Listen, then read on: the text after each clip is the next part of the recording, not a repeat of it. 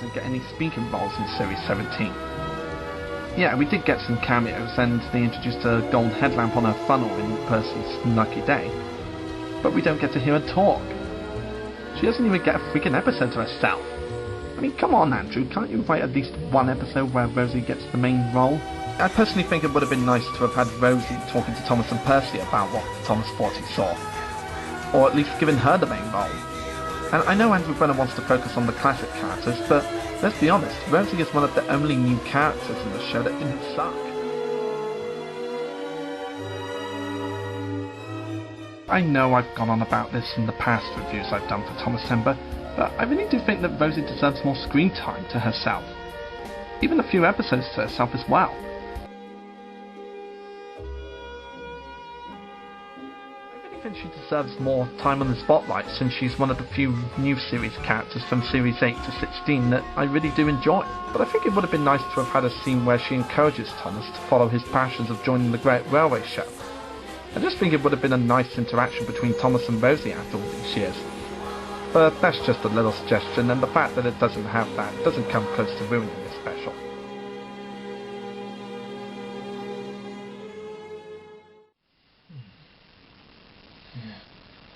Just need checking my Facebook account. Very interesting stuff.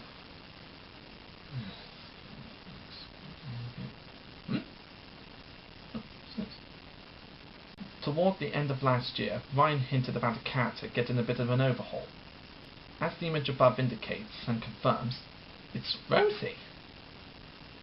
The team have listened to the fans and she's been given a new coat of paint along with a more prominent slot in Series 21.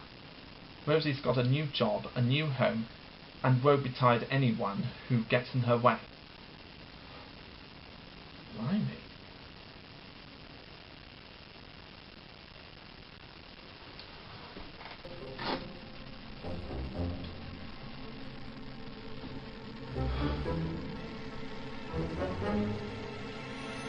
Yes!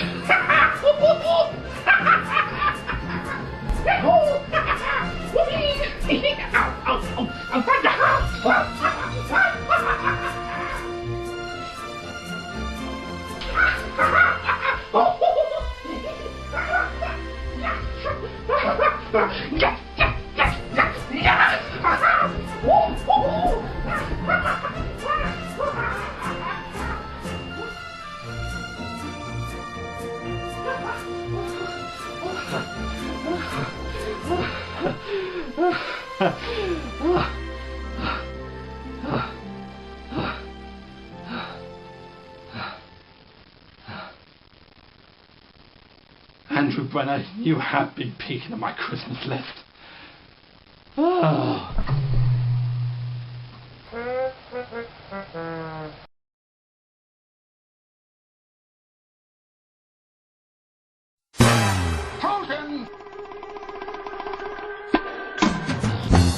Oh yeah. Bacchus?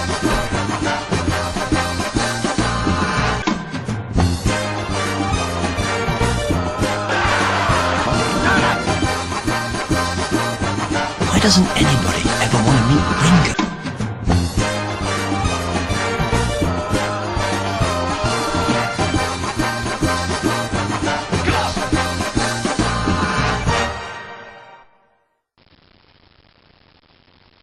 Hey guys, Dalek44 here. I need no introduction, but I've got one anyway. I'm sure all you Whovians and movie lovers out there have heard the sad news about John Hurt. Famous English actor and voice actor Sir John Hurt passed away on the 25th of January 2017 at the age of 77. He appeared in many films and TV shows and left a huge legacy behind him. So to commemorate this wonderful actor who's been around for 77 years, I've decided to review something that he's been in that I love a lot. Doctor Who, The Day of the Doctor.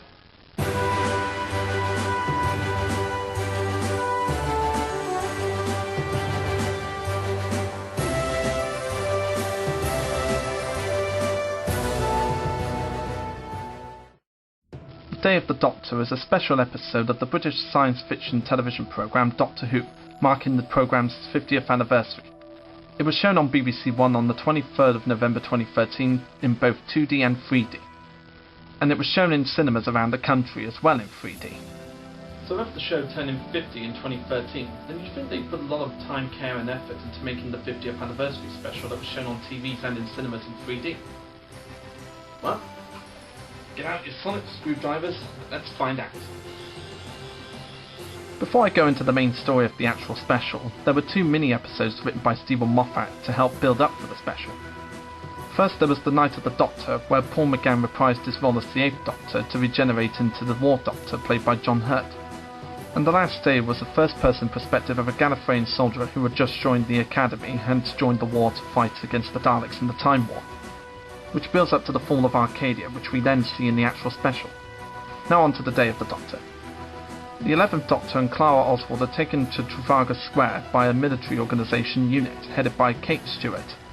Kate gives the Doctor instructions from Elizabeth I of England that name him curator of the Undergallery, a secret vault housed at the National Gallery in London. Upon entering the gallery, the Doctor is shown a 3-dimensional painting made with Time Lord stasis cubes depicting the fall of Gallifrey's second city, Arcadia. And then we cut to a flashback of the last day of the Time War between the Time Lords and the Daleks. The War Doctor, which is an unknown incarnation of the Doctor that came before Doctor No. 8 and Doctor No. 9, decides to trigger an ancient weapon called the Moment in order to destroy both sides completely to end the war. The Moment is sentient and manifests itself as Rose Tyler, played by Billie Piper. Willing to help the Doctor decide what the best way to save Gallifrey and defeat the Daleks is, the Moment offers to show him what he'll turn into if he destroys Gallifrey, linking him to the 10th and 11th Doctors. The 3 Doctors converge in the year 1562, where the 10th Doctor is proposed to get married to Elizabeth I and is tracking down a Zygon. They discover that the Zygon is disguised as Queen Elizabeth, who capture and imprison them in the Tower of London. Meanwhile, back in present-day London, within UNIT's Black Archive, Clara learns that the Zygons from Elizabethan England had entered the 3-dimensional paintings in the Undergallery and have emerged in 2013, taking the forms of UNIT members so that they could utilise UNIT's weapons and technology and, you guessed it, take over the world. Clara manages to outwit the Zygons by using the time vortex manipulator to travel back to 1562 and help the Doctors. The 3 Doctors and Clara discover that the Zygons' plans were to take over the world as soon as it was modern enough for them after their world was destroyed in the first days of the Time War. Ready to return to the future and save London from the Zygons, the 10th Doctor gets married to Elizabeth I, and the 3 Doctors rush off in their TARDISes to help save the world from the Zygons. The Doctors manage to return to 2013 London and manage to persuade the Zygons and UNIT to stop the countdown that would destroy Earth, by erasing their memories, making them negotiate a peace treaty, which we will see the details of later on in the series. The Doctor, now convinced that detonating the Moment will save many more lives in the longer term, is returned to his time by the Moment. The other 2 Doctors follow him in their TARDISes with the intention of helping him so as to share his burden. After Clara reminds them their choice of the title Doctor and what it stands for, the Doctors devise an alternative solution. So being a Whovian myself, what are my thoughts of the 50th anniversary special? It's one of the best Doctor Who stories I've ever seen. As this is the show's 50th anniversary special, the episode contains multiple references to previous episodes. The opening title sequence uses the same title sequence from the 1963 series when the show first aired. There's also a policeman walking past the sign for I Am Foreman, which was the scrapyard where the TARDIS was parked in the first ever episode. Clara Oswald also has a job at Coal Hill School, which is where the Doctor's granddaughter Susan attended on Earth in 1963. And the school was also featured in the 1988 episode Remembrance of the Daleks. And Kate Stewart's sister Osgood wears the 4th Doctor's really long scarf. And the 10th Doctor's era is heavily revisited. His marriage to Elizabeth I, mentioned in the Shakespeare Code and the End of Time, is finally depicted. There was even mentions of the word Bad Wolf from the Rose Tyler era. The Black Archive contains alien artefacts collected by units, and it also has photographs of the Doctor's many companions. It also contains many other artefacts, including Riverson's high heels, a Cyberman's head, and much more. This episode also gives us a brief appearance of the 12th Doctor, played by Peter Capaldi, only seen by eyes and forehead. This episode has so many references to the show's 50-year history that you have to be a die-hard Doctor Who fan to even notice the first time round. The 11th Doctor, played by Matt Smith, is the fun, eccentric Doctor that loves fezzes and bow ties. As always, Matt Smith does a brilliant job as the Doctor. He captures the cleverness and the silliness and the energeticness of the character. Like in every episode he was in, he gives a superb performance. And it's my guess that Matt Smith must have been having a hell of a lot of fun working on this special. Especially when working off of David Tennant and Sir John Hurt. Hello, ladies. Don't start. Listen, what you get up to in the privacy of your own generation is your business. One of them is a zygon. I'm not judging you. The 10th Doctor, played by David Tennant, is my personal favourite Doctor, as he's the Doctor that got me into the show properly. As soon as I heard that David Tennant was coming back for the special, I was absolutely excited, because David Tennant's my Doctor. And as a lot of you probably know already, he was the one that got me into the show properly. And when I first heard that David Tennant and Billy Piper were going to come back, I honestly thought that this was going to be from some time before the events of Doomsday, mainly because Rose Tyler was in it. But then when I discovered that Billy Piper was actually playing the Moment in Rose Tyler's form, it was revealed that this was set before the Doctor's adventure in the End of Time Part 1 and Part 2. And David Tennant is just superb as the character. In fact, watching this special along with the other David Tennant specials, I don't think he looks a day older than when his last appearance was in the show. Trends and all. We need a new destination. I don't want to go. He always says that. And the War Doctor, played by the late John Hurt, is the Doctor's warrior-like forgotten incarnation. The War Doctor came between the 8th and 9th Doctors and renounced the title of the Doctor since he was fighting in the Time War. As I've mentioned in my Thomas Sember review of Sodor Sundred of the Lost Treasure, Sir John Hurt is a great actor and has played so many great characters over the years. And the War Doctor is definitely one of his best in my opinion. Yes, as I mentioned in Sodor Sundred of the Lost Treasure, John Hurt's performances are always superb, and this performance is no exception. He may have ended the Time War with a pretty bad result, but you really do feel sorry for him and you know what he's going through. He doesn't want to do it, but he feels that he has no choice. And the End of Time Part 2 reveals why the Doctor had to end the war the way he thought he did. To stop Vassalon from destroying all of time. So I will remember that I tried to save Gallifrey rather than burn it. I have to live with that. But for now, for this moment, I am the Doctor again. And even though we don't get to see Christopher Eccleston as the 9th Doctor in this special outside of stock footage, it is quite nice to see John Hurt's regeneration into Christopher Eccleston, even if it is just a picture of Eccleston. It's just really nice to finally see the regeneration in between the 9th and the 8th Doctors. As for the rest of the cast, there's Clara Oswald, played by Jenna Louise Coleman, who's the Doctor's companion at the time. This was the first time in the show, in my opinion, that she stopped being a plot device for the show, since when she was first introduced she was known as the Impossible Girl who kept appearing in the Doctor's lives. And then it was revealed why she appeared that many times. So from this point on she stops being a plot device and starts being more of a character and a companion to the Doctor. And Jenna gives a great performance in this special. And like all the other companions before her, Jenna Coleman just gives a great performance as Clara. And like in the series, she's always able to help the Doctor out of some tight scrapes.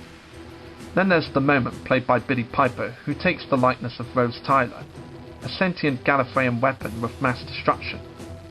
She's the one who helps the War Doctor discover how to end the Time War without any disastrous results. At first you would think that it is Rose Tyler, but when she mentions that she's actually the Moment's sentient, then you actually discover that it's not Rose Tyler at all, just someone who looks like Rose. And I think that was a pretty clever twist in this special. There's Brigadier Ledwidge Stewart's daughter, Kate, played by Gemma Redgrave, who had previously appeared in The Power of Three. I see Kate Stewart as being very much like her father, an employee of UNIT, but sometimes trying to find a more peaceful resolution to the Doctor's confrontations with alien lifeforms.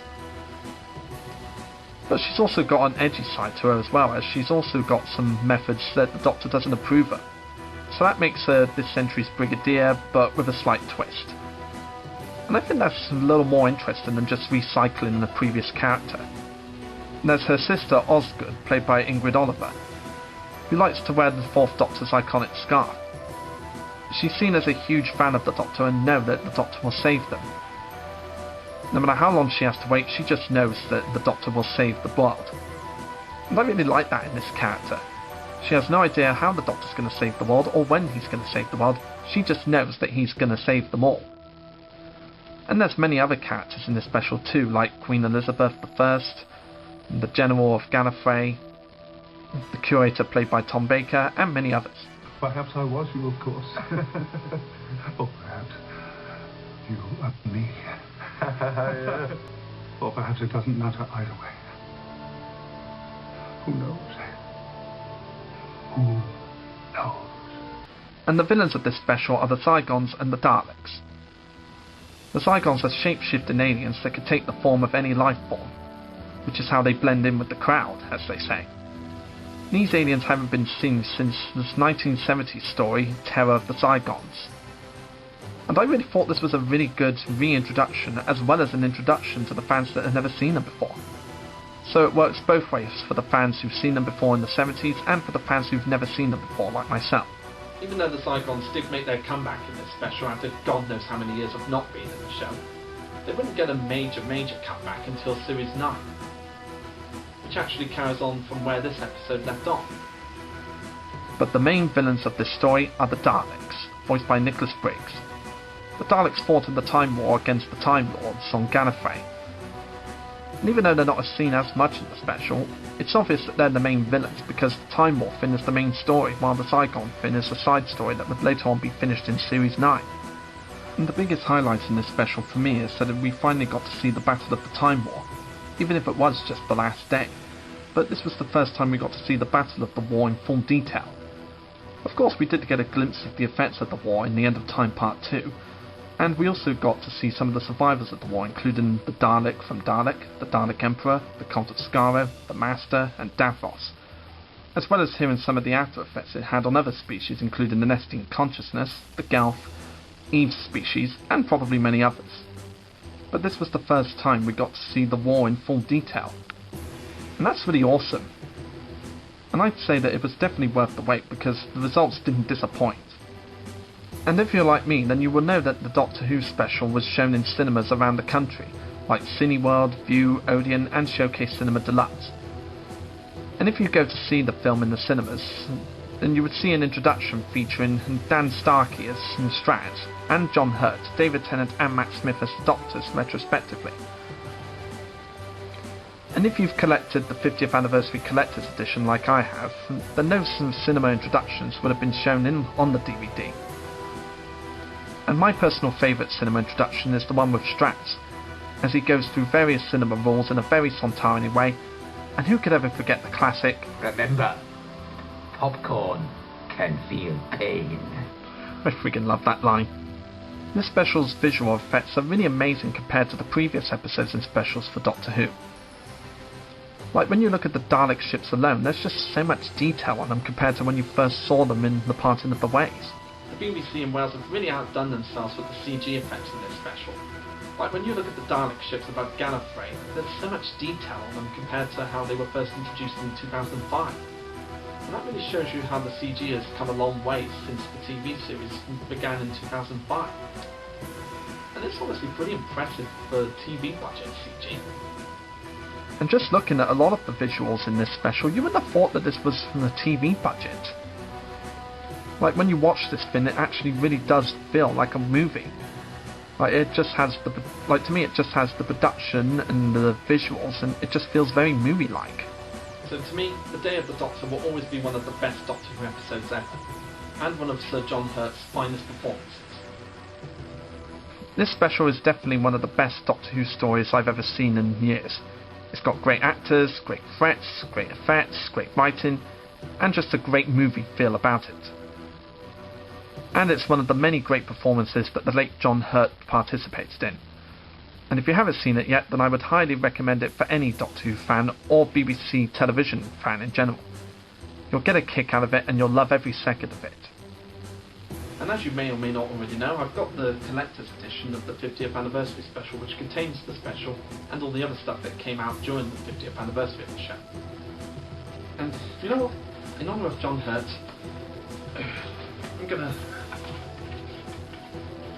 going to put the John Hurt cup on the front to commemorate his memory. Here we are. For you, John Hurt. Everybody raise up your sonic screwdrivers to Sir John Hurt, one of the greatest actors of all time.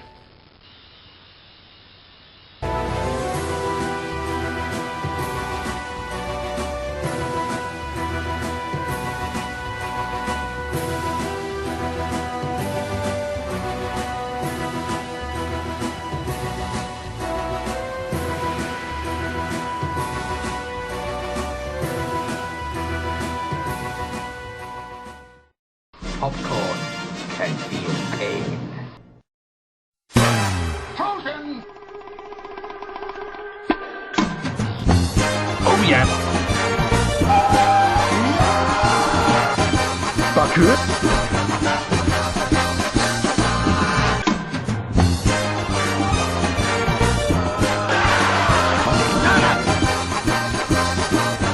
Why doesn't anybody ever want to meet Ringo?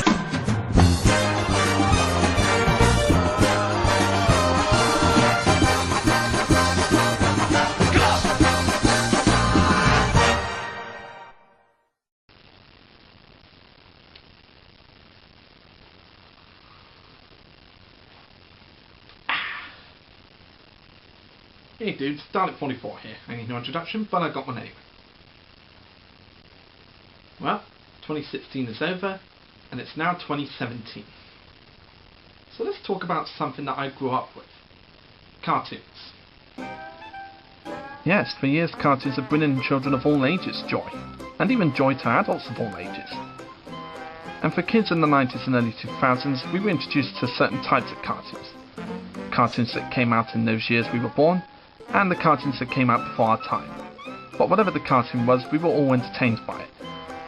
Whether it be cartoons on Cartoon Network, or other channels such as CITV, Nickelodeon, the Disney Channel, and many others.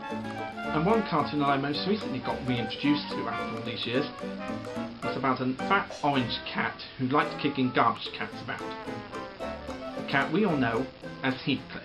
Heathcliff, Heathcliff, no one should terrify their neighborhood, but Heathcliff just won't be undone, playing pranks on everyone. Before I talk about the Heathcliff cartoon I grew up with, I feel I should go through its history really quick. In 1973, an American comic strip called Heathcliff was created by George Gately. It featured the title character, a wisecracking cat. The comic strip is now being written and drawn by Gately's nephew, Peter Gallagher. This cartoon strip was so popular that Ruby Spear Productions decided to create a Saturday morning animated series based on the strip called Heathcliff and Dingbat, and then the second season was called Heathcliff and Marmaduke. And now we come to the cartoon show that I grew up with, Heathcliff in 1984.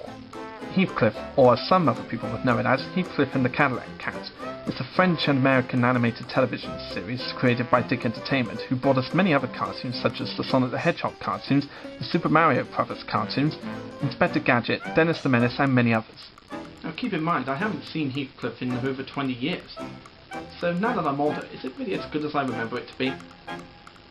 Well, let's dig right into the bottom of the garbage can and find out.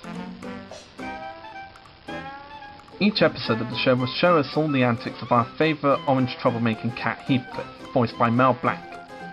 Yep, the Mel Blanc, the man of 1,000 voices, and gave us the voices of the Looney Tunes for generations until his dearly departing. What a pretty sight. Heathcliff is a street cat who loves to fight anyone but will not fight girls. He would also lie, cheat, and steal to get himself some food. But beneath it all, he is a good guy. He's always quick thinking and a trickster. So he's basically the kind of cartoon character who seems bad on the outside but does have a good heart on the inside.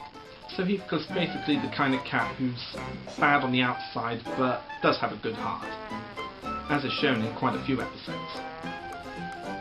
He's a bad pussycat, but not that bad. He does his antics in such a way that you can't help but love him, which makes him a likeable character. I come from a long line of bad pussycats. He lives with his owner, Iggy Nutmeg, who lives with his grandparents since his real parents refused to take any responsibility for him. And that's a really good point for this show.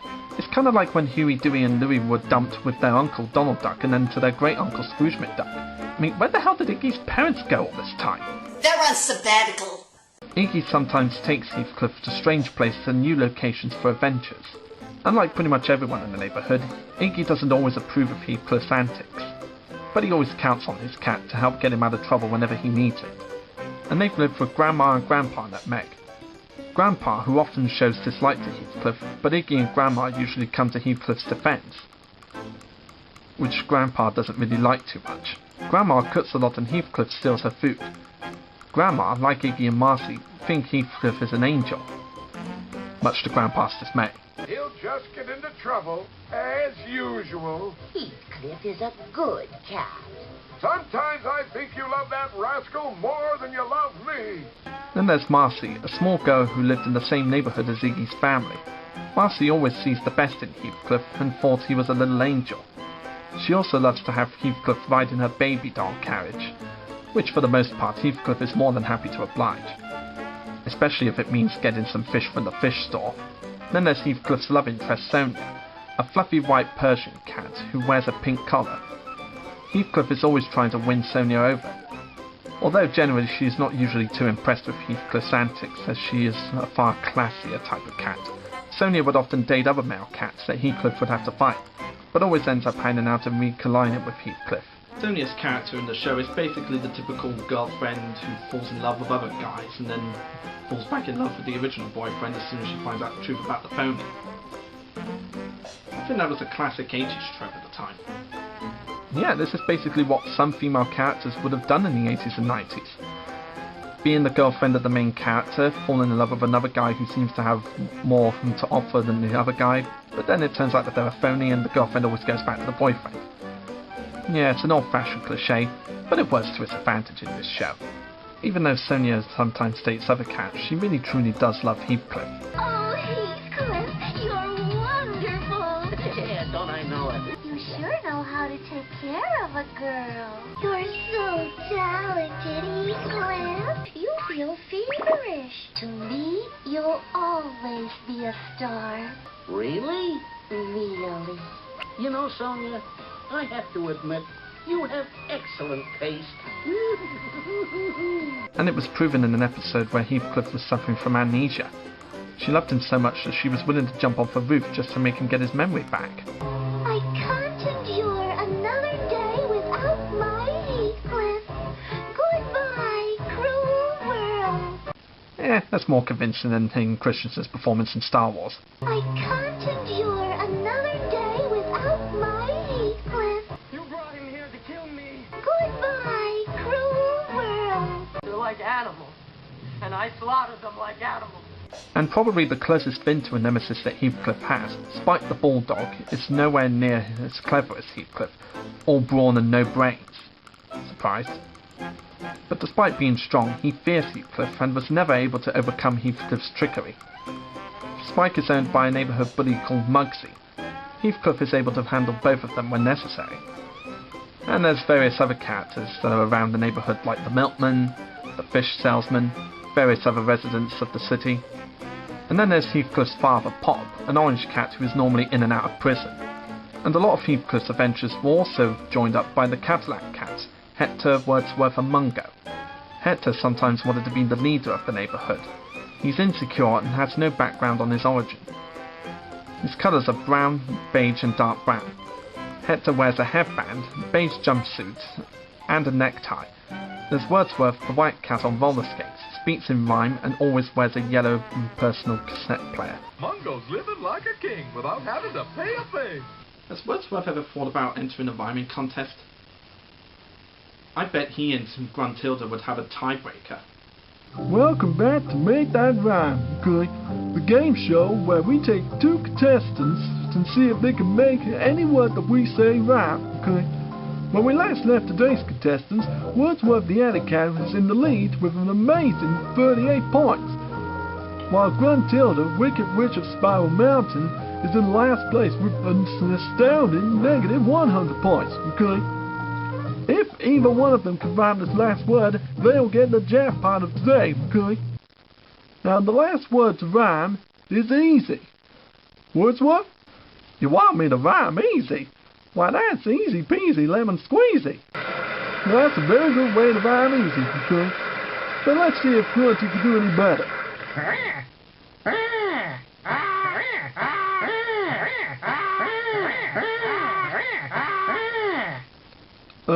I'm sorry, Miss Gruntilda. I didn't understand a word you just said there, okay?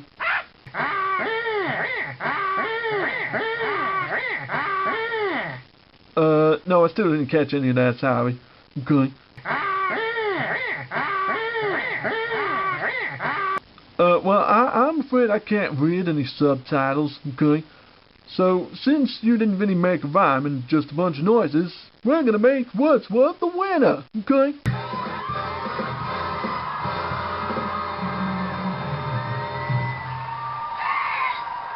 And then there's Mungo. Big, clumsy, and not the sharpest tool in the box, as they say. He has a large cat with a unique purple-brown-grey fur that wears a red tank top and matching red beanie. The show ran on for 2 seasons, airing in 1984 and ended in 1988. It was said in an interview by Donna Christie, the voice of Biggie, that the series didn't continue because of Mel Blanc's failing health. So if the show did continue, they would have had the difficult challenge of finding someone as good as Mel Blanc. And I think it's a good thing that the show ended when it did. Because, let's be honest, Mel Blanc's the man of 1,000 voices, and nobody's as good as him. So if anybody else tried to imitate Mel Blanc's voice in the show, then it really would have shown. Though one of the actors who currently voices the Looney Tunes since Mel Blanc's death may not have been a bad choice, then it would have been noticeable really quick. The music for the show was written by Shuki Levy and Chaim Saban. What? Yep, the Chaim Saban. The man who created Power Rangers. Even when I found out, I was amazed to find out that Chaim Saban worked on music before he worked on Power Rangers. That's a very interesting background for the creator of one of the greatest shows of all time. The animation for this show was outsourced to many Japanese, Taiwanese and Korean studios including TMS, Studio Koromi, Wang Film, Cuckoo's Nest, Mushi, Araki and others for the first season before Dick utilised their own private Japanese studio to avoid paying other companies, which would explain the difference in animation in various episodes. Like you see one episode of the show, it'd have one style of animation, you'd see another episode that would have another style, and so on and so forth. So it's kind of like when other shows after this, like Tiny Toon Adventures and Animaniacs were made, animated by different companies and then sent back to the major studio. Yeah, this cartoon is cliched, yeah, it's got loads of 80s spins that were around at the time, but it's still quite enjoyable years later now that I'm older. And the show was so popular that in 1986 they made a movie called Heathcliff the Movie. In the film, Heathcliff's nephews sit down on a rainy day feeling bored until they realise that they have to sit through Heathcliff going through his memory book to tell them memories of all the things he did when he was younger. And it's basically just stock footage of previous cartoons. Though to its credit, it is some of the funny and more popular cartoons from the show. As a kid, it's entertaining enough, but when you look back at it years later as an adult, it is just an hour-and-a-half clip show. Kind of like what the original Looney Tunes movies did, like the Bugs Bunny Roadrunner movie to Daffy Duck's Quackbusters. Not really that bad, hell I'd even say it's really entertaining. But it's not exactly what I would call a big movie. Like these days when you make a movie based off of a TV show or anything, then you normally expect it to have a really big story. But this must have been made around the time when combination movies were really popular, like back when the Looney Tunes movies were created. So it must have been popular for the time, but these days it would just be seen as a really big clip show. But as really big clip shows go, it's really entertaining. It's got some of the best cartoons in the show, and it's really entertaining for kids, and I guess some adults would get some entertainment from it too. Though there are some problems with the movie besides it being a really big clip show. Like one is the music and the sound effects. Now to its credit, it's still music and sound effects from the show, but it's not always the same music and sound effects from the original episodes. It was obvious that they kept the original recordings for the episodes, but for a lot of the scenes, they actually changed some of the music and the sound effects in these episodes that they showed. And I don't get why they did that. I mean, the music and the sound effects was fine the way it was, but now we gotta hear new music and sound effects in this movie? Why? There's also the fact that none of the other characters appear in this movie outside of the stock footage. Well, except for Spike in one scene. Spike shows up to try and steal the spotlight from Heathcliff, but of course gets beaten up. But there could have been opportunities for the other characters to show up. Like, I've always wondered where the hell the nutmegs were all this time in the movie. My guess is they must have gone out somewhere where animals weren't allowed in. And why the hell didn't Sonia appear in one or two scenes? I mean, wouldn't it have been nice if she'd have come in to see Heathcliff and then she joined in on him telling his nephews about all the adventures he had? I mean, come on guys, if you put Spike in one scene, couldn't you have had one or two of the other characters in another scene? But all that aside, it is entertaining for kids, and I suppose some adults might get some entertainment from it too. And that was Heathcliff. Not exactly the masterpiece I remember it to be, but still a very entertaining show if you want to have some coffee. Don't leave me.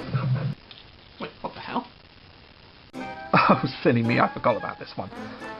Every episode would start off with a Heathcliff cartoon and then wrap up with a Cadillac Cats cartoon, aka Cats and Company. This was the sort of thing that they used to do with certain cartoons like Dastardly and Muttley, where they had Magnificent Muttley, just to give the show a bit more variety. It was about the three cats Hector, Wordsworth and Mungo that played alongside Heathcliff when their leader Riff Raff wasn't around. In this portion of the show, the three cats would live in a junkyard and drive a very cool Cadillac which could transform into an RV and boat. In this part of the show, Hector, Wordsworth and Mungo would be led by their boss Riff Raff, who lives in a trashed airplane on top of a jump pile while using a trapdoor for an exit. He is a small brown cat with a large white cap. And these four cats would be joined by the other characters, including Cleo, Riff Raff's love interest.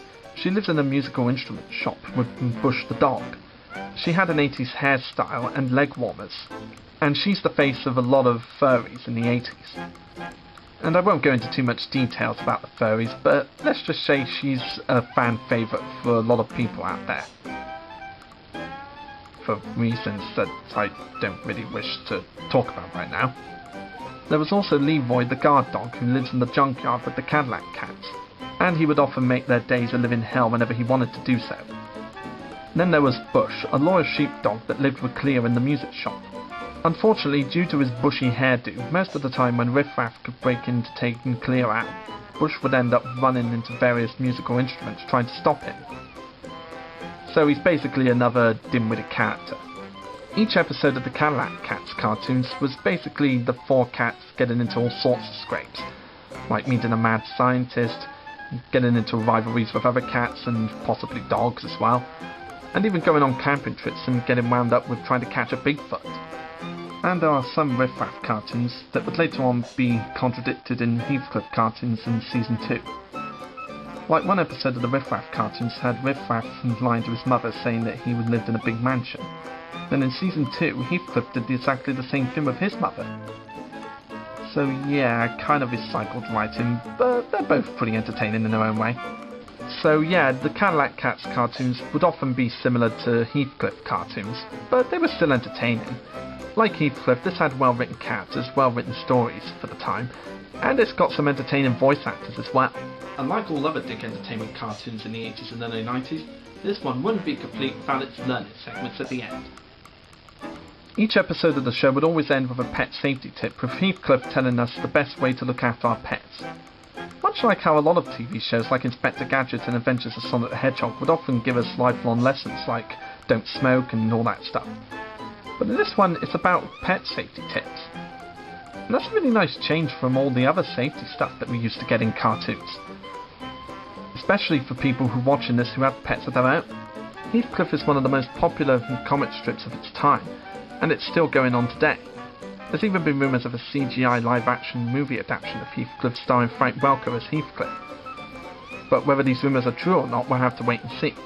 And that was Heathcliff and the Cadillac Cats, which is his other name. And 20 years later, it's not exactly the masterpiece I remember it to be, but it's still entertaining and worth a good laugh if you want some comedy every once in a while. Heathcliff was a very entertaining cartoon in the 80s.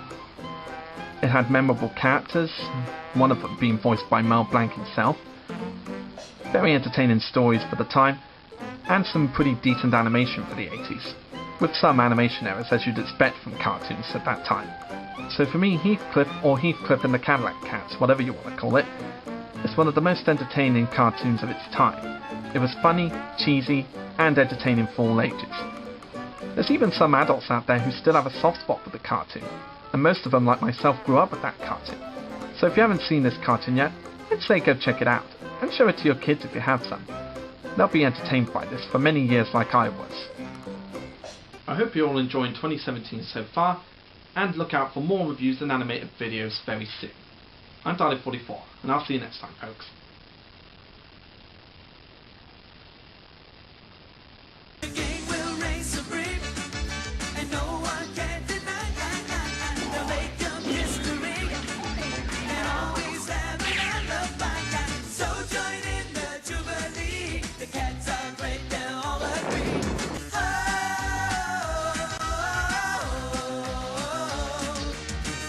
Heathcliff, no one should terrify their neighborhood, but Heathcliff just won't be undone. You should realize he can win it with you. I come from a long line of bad pussycats. Frozen! Oh yeah! Baku?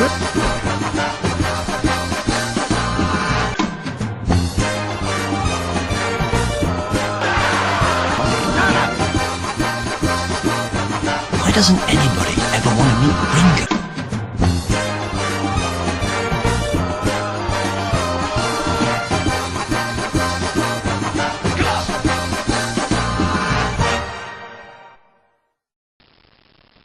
Hey guys, Dalek44 here. I need no introduction, but I got one anyway. Who here doesn't love the Lego Movie?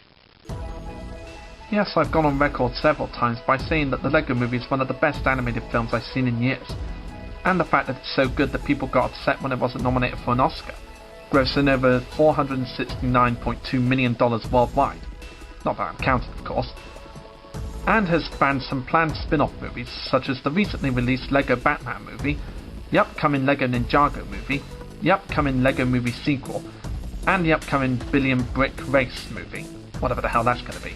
And with quite a few Lego movies in the pipeline for the upcoming years, it raises the question, can other franchises be made into movies?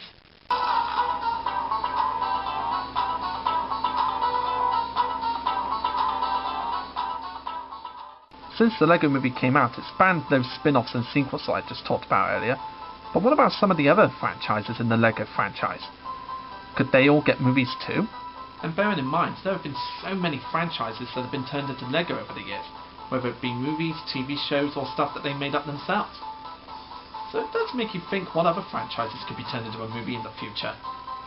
Because there's a ton of Lego franchises to go through, I'm not really going to go through all of them because I don't really have that much time to talk about them all. So I'll just go through the ones that I think should get a movie. Like, remember how the Lego Batman movie was such a huge hit in the box office this year? Well, why not make a Lego Batman movie sequel? Or better yet, why not make it the Lego Justice League movie? As much as we love to see the Justice League in the Lego Batman movie, they didn't have as much screen time as some people hoped they would. So this could lead to the possibility of Warner Brothers making a Lego Justice League movie. And maybe show some more of the other DC villains, like the villains that we've seen in the Lego Batman movie, as well as the other DC villains like Lex Luthor, Brainiac, Giganta, the list goes on. And there's also a possibility of perhaps making a Lego Marvel movie. Like, wouldn't you love to see Lego Iron Man, Lego Spider-Man, Lego Hulk on the big screen? And if they wanted to go even crazier, why not make a crossover between Lego Justice League and Lego Marvel? Like, wouldn't you love to see Batman interacting with Iron Man? Another Lego franchise that I'd love to see on the big screen are the Star Wars movies. And because there's been so many Star Wars movies in recent years, then this is how I think that the movies could work out. One movie could be centered around the prequel trilogy, showing all the characters from the prequels and possibly bringing back some of the actors that were in the prequels as well as the Clone Wars, like Ewan McGregor as Obi-Wan Kenobi, Ian McDiarmid as Palpatine, the actor they got to voice Anakin Skywalker in the Clone Wars since he had more emotion and more effort than Hayden Christensen had, the list goes on. Then another Star Wars film could be centered around the original trilogy, The New Hope, Empire Strikes Back and Return of the Jedi. And possibly even throw Rogue One in there, since that was pretty much a prequel to The New Hope and happened just before The New Hope. And maybe bring back some of the original actors, or some of the actors that have voiced them in Robot Chicken, or even the Lego Star Wars specials that they showed on TV and DVD.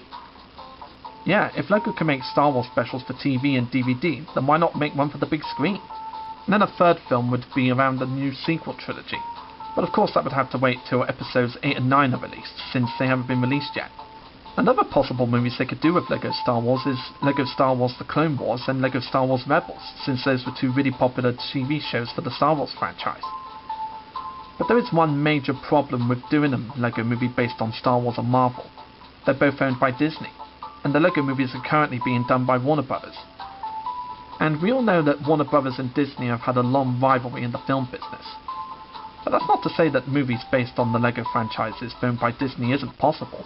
The possibility of a LEGO Star Wars movie on the big screen isn't impossible, and it could happen. But either Warner Brothers would have to get permission from Disney to do it, or Disney themselves would have to do it. And they could even do movies based on LEGO franchises that came out during the LEGO Dimensions era, like Doctor Who, Back to the Future, Ghostbusters, the list goes on.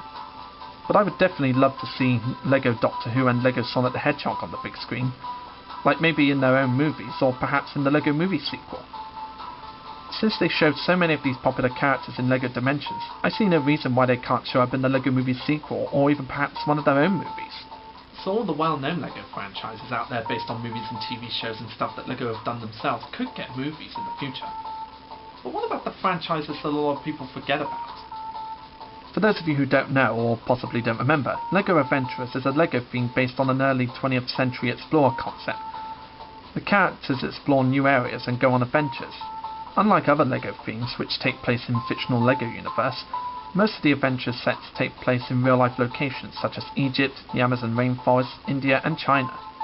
All these sets would be following the adventures of the famous Johnny Thunder, an Australian Indiana Jones type character who goes on many adventures to find lost treasures and ancient artifacts. And he would always be chased on his adventures by his arch-enemy, Sam Sinister. And I think it's possible to do a movie based on LEGO Adventurers, since Johnny Thunder made a short cameo in the LEGO movie. Plus, if they do make a movie based on LEGO Adventurers, it wouldn't only just reconnect the fans from the early days with it, but it would also introduce it to a new generation of fans that never grew up with it. And why stop there? Why not make LEGO big screen movies based on video games, like LEGO Island and LEGO Racers? LEGO Island is one of my favourite LEGO video game franchises, since I've played LEGO Island 2 The Brickster's Revenge and LEGO Island Extreme Stunts. And during the Extreme Stunts days, the LEGO Island minifigures actually did get some own LEGO sets of their own. Like, wouldn't it be cool to see Pepper and the Brickster on the big screen? Like perhaps in their own movie, or perhaps in the LEGO movie sequel. Plus, having LEGO movies based on LEGO Island and LEGO Adventurers wouldn't just be pleasing to the fans who grew up with it, but it would introduce that franchise of LEGO to a new generation of audiences. Even the LEGO Racers video games I feel should get a big screen movie. Like, wouldn't you love to see Rocket Racer as a master builder building some new cars to help him win a race or something like that? And if they did LEGO movie sets based on the LEGO movie sequel with Rocket Racer, it'd be the first time you've had Rocket Racer as an official LEGO minifigure set. So yeah, there's so many possibilities for future LEGO movies based on various franchises, old and new, as well as the forgotten ones. And if there's any LEGO movie franchises that you want to see on the big screen, then share your opinions out there and see what everyone thinks. And we just gotta hope that Warner Brothers listens to our ideas and takes them into consideration. I'm Dalek44, and I'll see you next time, folks.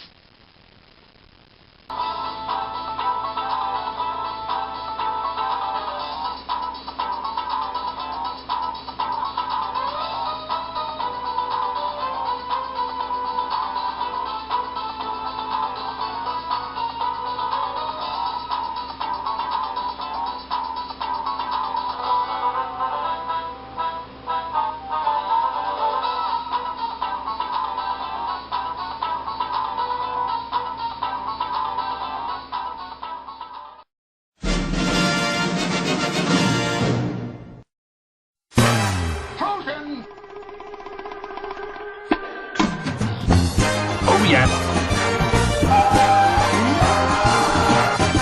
Baku?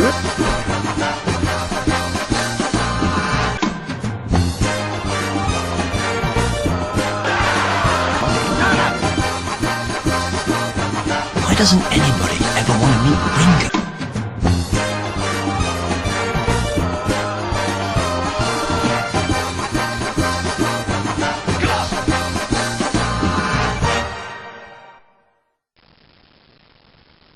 Hey guys, Dalek44 here. I need no introduction, but I got one anyway. You know, I was most was recently watching Dastardly and Muttley and their flying machines, and then a sudden thought came to my head while I was watching it. We don't get that many movies or TV shows where the villains are the main characters these days. Yeah, in the past there were quite a few TV shows and even some movies that were centered around the main villains.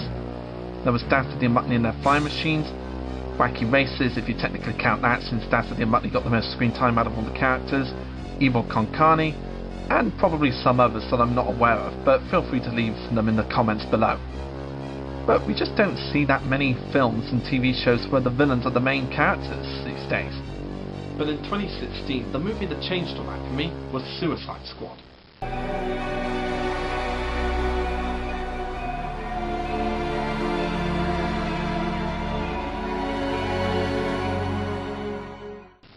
Suicide Squad is a 2016 American superhero film based on the DC Comics anti-hero team of the same name. It's also the third installment in the DC Extended Universe series, the follow-up to Man of Steel and Batman vs Superman Dawn of Justice.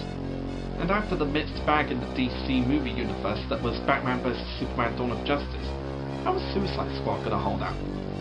Well, let's take a look. In the aftermath of Superman's death, intelligence officer Amanda Waller assembles Task Force X, a team of dangerous criminals imprisoned at Bell Revenue Prison consisting of hitman Deadshot, former psychiatrist Harley Quinn, psychotic ex-gangster El Diablo, optimistic thief Captain Boomerang, genetic mutation Killer Croc, and specialist assistant Slipknot. They are placed under the command of Colony Rec Flag to be used as a disposal assist in high-risk missions for the United States government.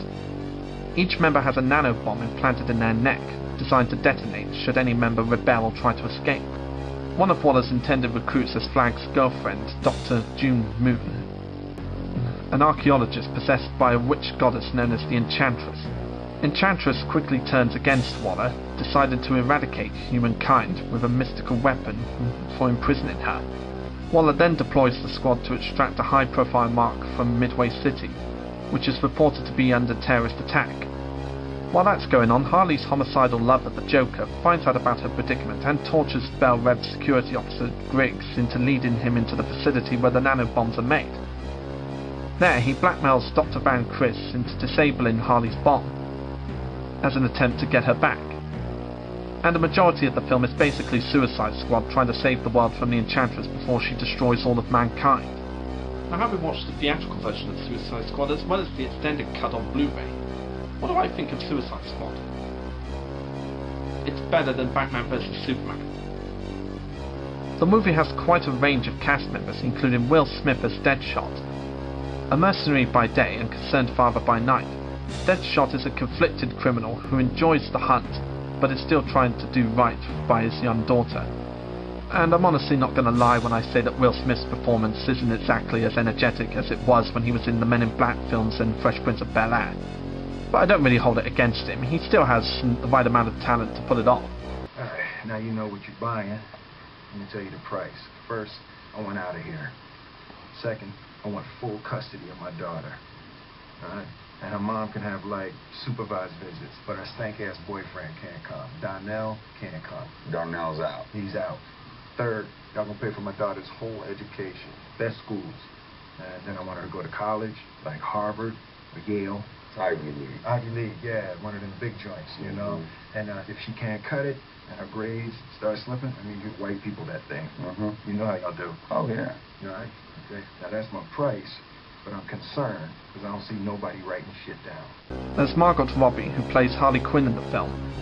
She was originally created by Paul Dini for Batman the Animated Series, but since then hasn't really been spun off into big screen movies until this film.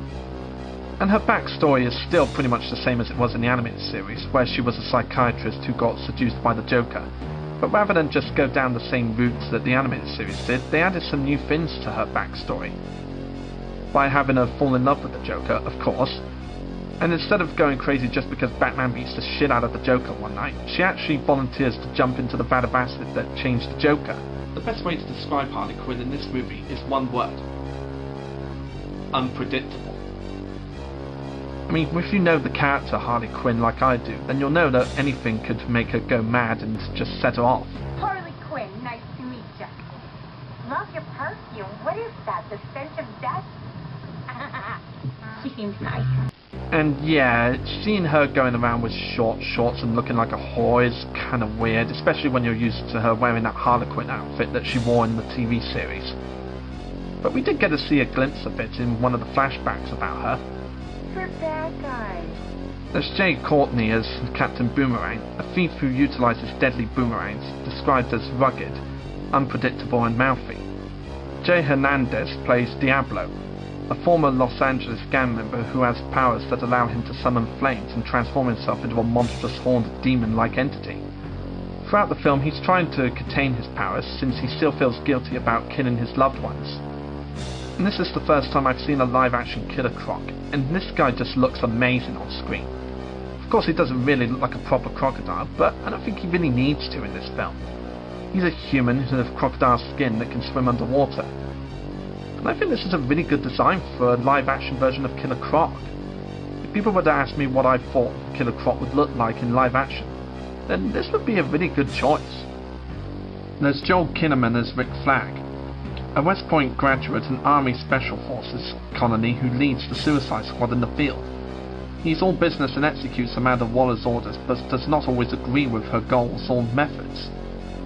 And he has quite a bit of conflict too, since he's in love with June Moon, which makes it really hard for him because he has to decide whether or not to kill the Enchantress, even if it means killing the love of his life. There's Karen Fukuhara as Katana, an expert martial artist and swordswoman who mourns her husband's death. She serves as Rick Flag's bodyguard and wields a mystical soul-taker blade, capable of trapping the souls of its victims. As she is a volunteer and not a criminal, she doesn't have a microbomb implanted inside her. And what I find really interesting about this character is that she flip-flops from her original language to English. Because normally some characters who are from another country would normally speak in another language with subtitles from time to time. But I think it's a nice change when she flip-flops from her native language to an English language. That just gives characters like her more of a variety.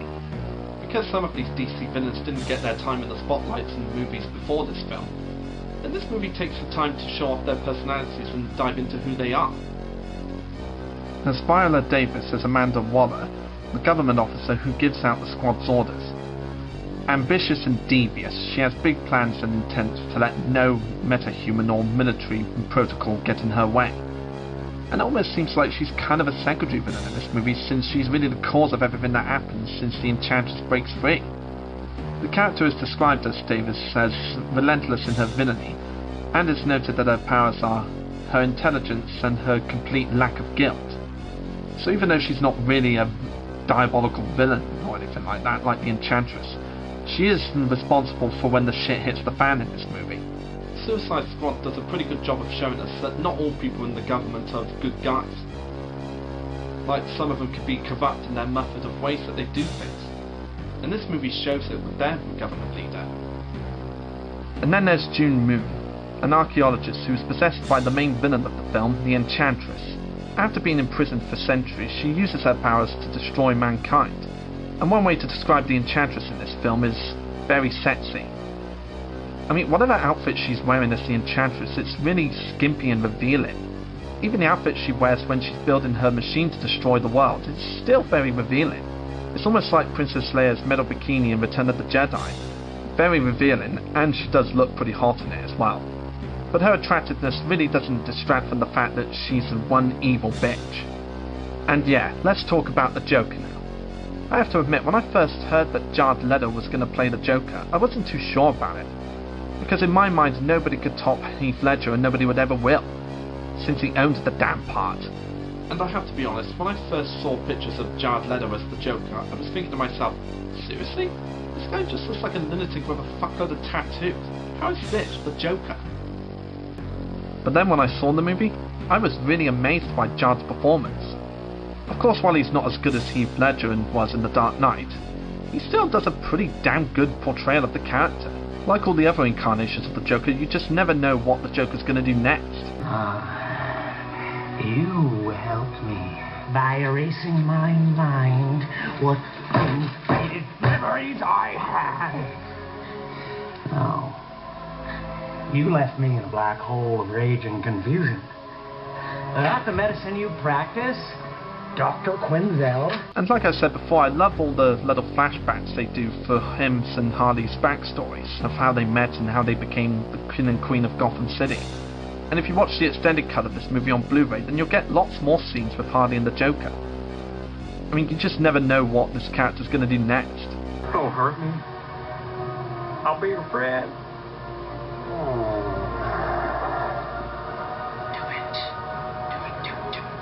My heart scares you and a gun doesn't? Do it!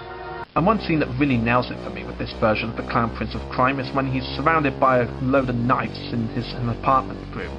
I mean, that to me reminds me of Heath Ledger's Joker, where he liked to use knives instead of guns. And those knives were placed out really impressively around the guy. You could tell immediately that Jared Leto was having a friggin' ball while playing the Joker. And it was even said in interviews that he got so into the part that he started acting like the Joker off camera. That just shows you how dedicated a guy is to his performance. Of course, Jared Leto didn't really top Heath Ledger from The Dark Knight. But then again, I don't expect anyone to top Heath Ledger's Joker. But I really am looking forward to seeing this new version of the Joker in future DC movies. Desire becomes surrender, surrender becomes power. And we also get cameos from Batman and Flash, played by Ben Affleck and Ezra Miller. And while they do show up in the film, they're not the main focus of the movie. They're really there just to show some of the villains' backgrounds. And I especially love the car chase scene between Batman, the Joker and Harley, because it's a well-directed scene. And I'm honestly looking forward to seeing more conflict between Batman, Joker and Harley in future DC movies. Following a strong debate that set new box office records, Suicide Squad grossed over $745 million worldwide, making it the 10th highest grossing film of 2016. And even though it received general negative reviews from critics, who criticised its plot, directing and characters, they gave a lot of praise for Robbie and Leder's performances as Harley and the Joker. And I've heard that many critics are eager to see more of the characters in future DC films, and I don't blame them. These two are honestly the best part of Suicide Squad. And the film was nominated for and won multiple awards across various categories, including hair and makeup, acting and music. So even though Suicide Squad doesn't exactly top The Dark Knight, and I honestly don't expect it to top The Dark Knight, it's still a better movie than Batman vs Superman story-wise, because it focuses on one story and lets us get invested in the story and the characters. Something that Zack Snyder should really take a lesson from. Because compared to Batman vs Superman, where it was trying to be several DC stories in one movie, Suicide Squad focused on one story and allowed us to get invested with the characters, and especially Harley. So if you haven't seen it yet, I'd recommend checking it out if you're a DC fan. And if you're going to see it, I'd highly recommend getting the extended version on Blu-ray, so you can watch both the theatrical release and the extended cut and compare them and see which one you think are better. But I personally enjoy the extended cut more, because it adds more of Harley and the Joker, and it has more scenes in it. So if you haven't seen it yet, definitely go check it out and get ready for some DC supervillain action. Plus, it shows us that you can do a movie where villains are the main characters. Maybe other studios should take a lesson from it from their popular franchises. I'm Dalek44, and I'll see you next time, folks. I really feel like watching The Dark Knight for some reason.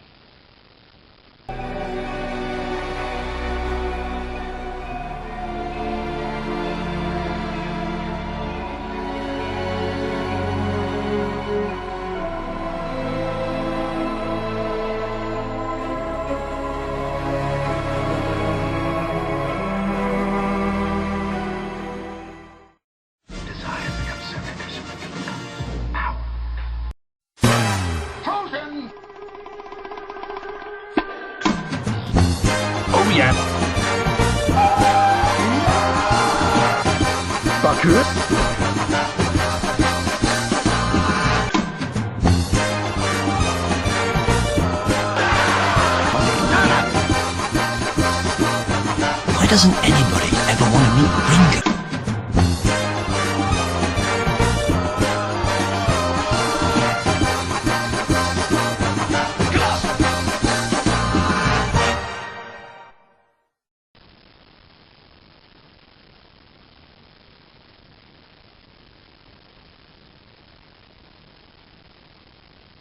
You already know what I'm going to talk about. You've seen the title of the video down there.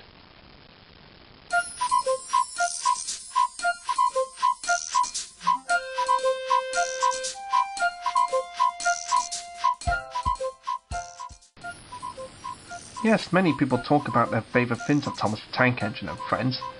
Their favourite episodes, favourite characters, favourite bits of music by Michael Donner and Junior Campbell. But they also like to talk about their favourite narrators of the show. Now, we've had many narrators in this show, such as Ringo Starr, Michael Angelis and Mark Morgan for the UK, and Ringo Starr, George Carlin, Alec Baldwin, Michael Brandon and Mark Morgan for the US, as well as Pierce Brosnan from James Bond as the narrator for US and UK versions of The Great Discovery. And out of all the narrators that have been in the show, the ones that most people remember are Ringo Starr in the UK and George Carlin in America.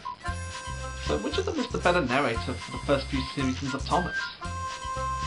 It would be fair to say that Ringo Starr has become as familiar with Thomas the Tank Engine as he is with the Beatles, but when Ringo was first approached about taking the role back in the early 1980s, he wasn't sure whether or not he'd be willing to participate, thinking that children of the 1980s would not connect with the steam railway setting of the 40s and 50s. But after having heard his voice on Michael Parkinson's television programme after hearing an array of professional actors, Whittlescroft was admitted that he was the right person to bring Thomas and his friends to life, and after a while Ringo agreed to take part. Ringo became the storyteller of the first two series of Thomas the Tank Engine and Friends, also lending his voice to tie-in audiobooks by Ladybird, which had become highly sought after. Ringo's association with the series led him overseas to America, where he continued his storytelling role as Mr. Conductor in Shining Time Station, Whittlescroft's vehicle to launch Thomas in the USA. Ringo left the series in 1989 to pursue his music career and tour with his all-star band. Ringo has said in interviews following his departure that Thomas will always have a special place in his heart and that he is proud to be a part of Thomas's world. And no, I'm not going to say Ringo Starr's the best one immediately before you ask. Because unlike some people, I'm not going to be blinded by nostalgia just because I didn't grow up with George Carlin's narration. I'm going to treat this fair. George Carlin, on the other hand, joined the show because he saw Thomas, and even Shining Time Station, as the perfect opportunity to separate himself from always being an adult comedian, i.e. the guy with the 7 dirty words you can't say. Shit, piss, fuck, cunt, cocksucker, motherfucker, tits, fart, turd, and twat. That lots of people knew him for, and to show a whole new side, the good side of himself. Yeah, when you do stuff like that, people don't usually associate you with being suitable for a kid show. But George did prove everyone wrong when he became the narrator for Thomas in America. He even developed a strong friendship with Whittlescroft because they both had very difficult childhoods, and both of them agreed that Thomas and Shining Time Station were a way of filling some kind of void, dealing with the hardships of childhood.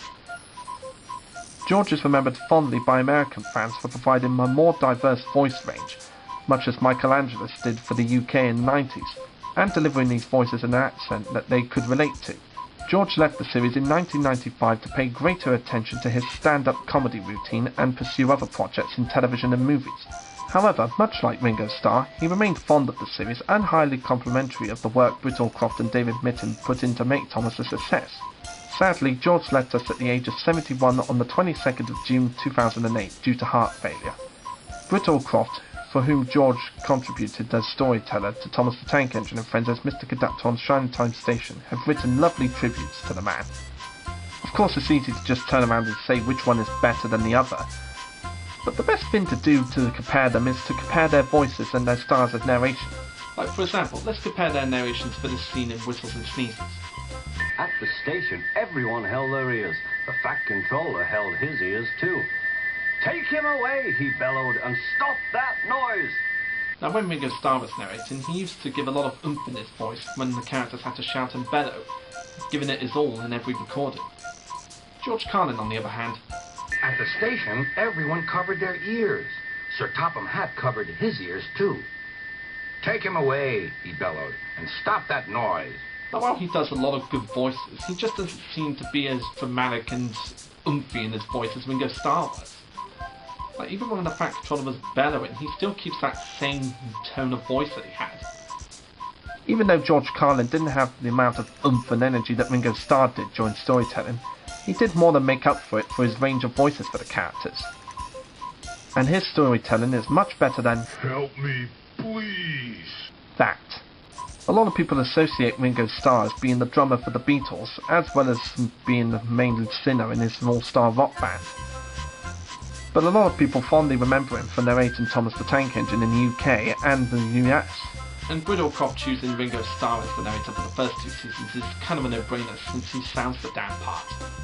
And George Carlin was mostly remembered in his time for doing stand-up comedy with dirty words such as Shit, piss, fuck, cunt, cocksucker, motherfucker, tits, fart, turd, and twat. And you wouldn't think that a guy that says Shit, piss, fuck, cunt, cocksucker, motherfucker, tits, fart, turd, and twat would be suitable to narrate a children's TV show.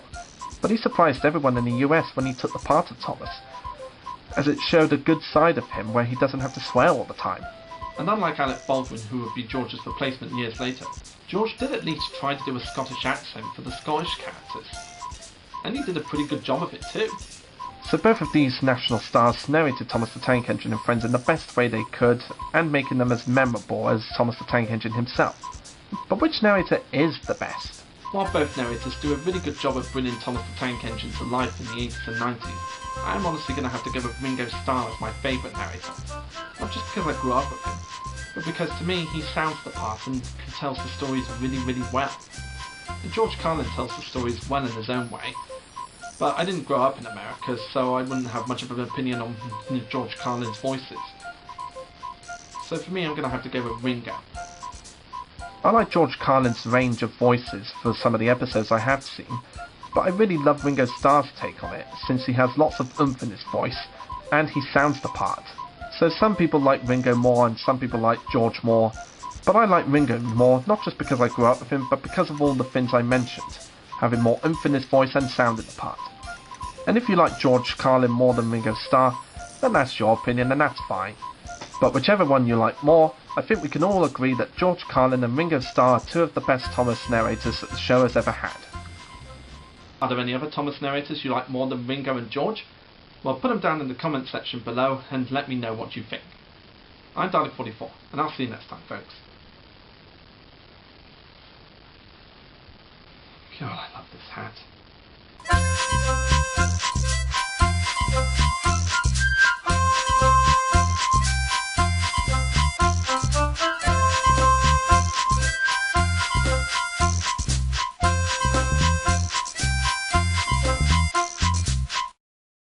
Even though both narrators did a really great job of narrating Thomas the Tank Engine, I really am going to have to go with Ringo Starr as my favourite one.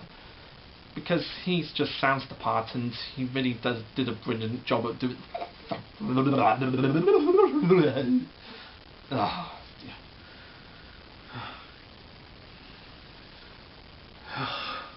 Alright, I'm going to get it right this time.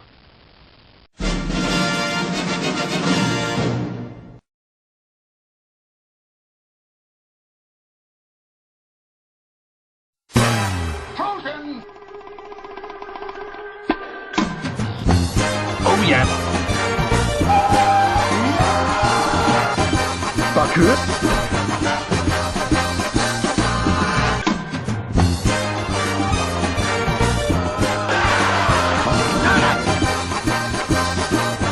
Why doesn't anybody ever want to meet Ringo?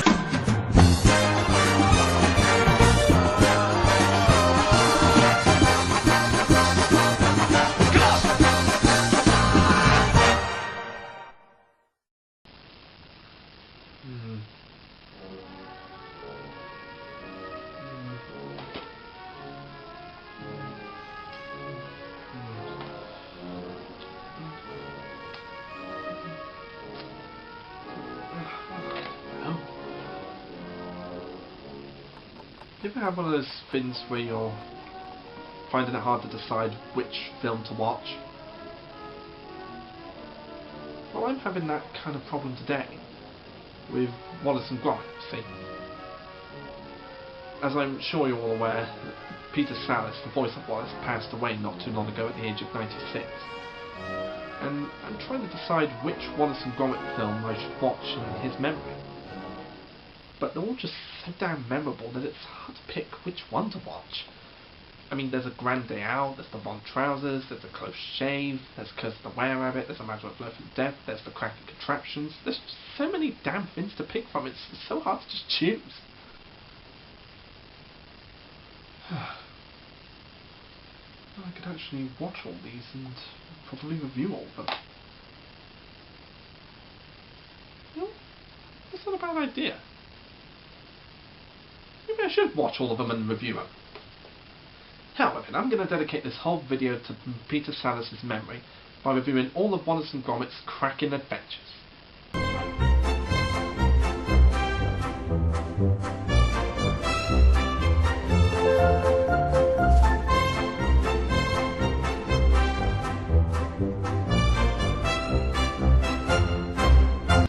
For those of you who don't know already, Wallace and Gromit is a British clay animation comedy series created by Nick Park of Aardman Animations. The series consists of 4 short films and a feature-length film. The series centres around Wallace, a good-natured, eccentric, cheese-loving inventor, along with his companion Gromit, a silent yet loyal and intelligent dog. Wallace was originally voiced by the late Peter Sallis, but as of 2011, his role was passed on to Ben Whitehead. Gromit remains silent, communicating only through means of facial expressions and body language. So let's all sit back, relax, enjoy Bag of Powerbow, and dive into the short film that started it all, A Grand Day Out.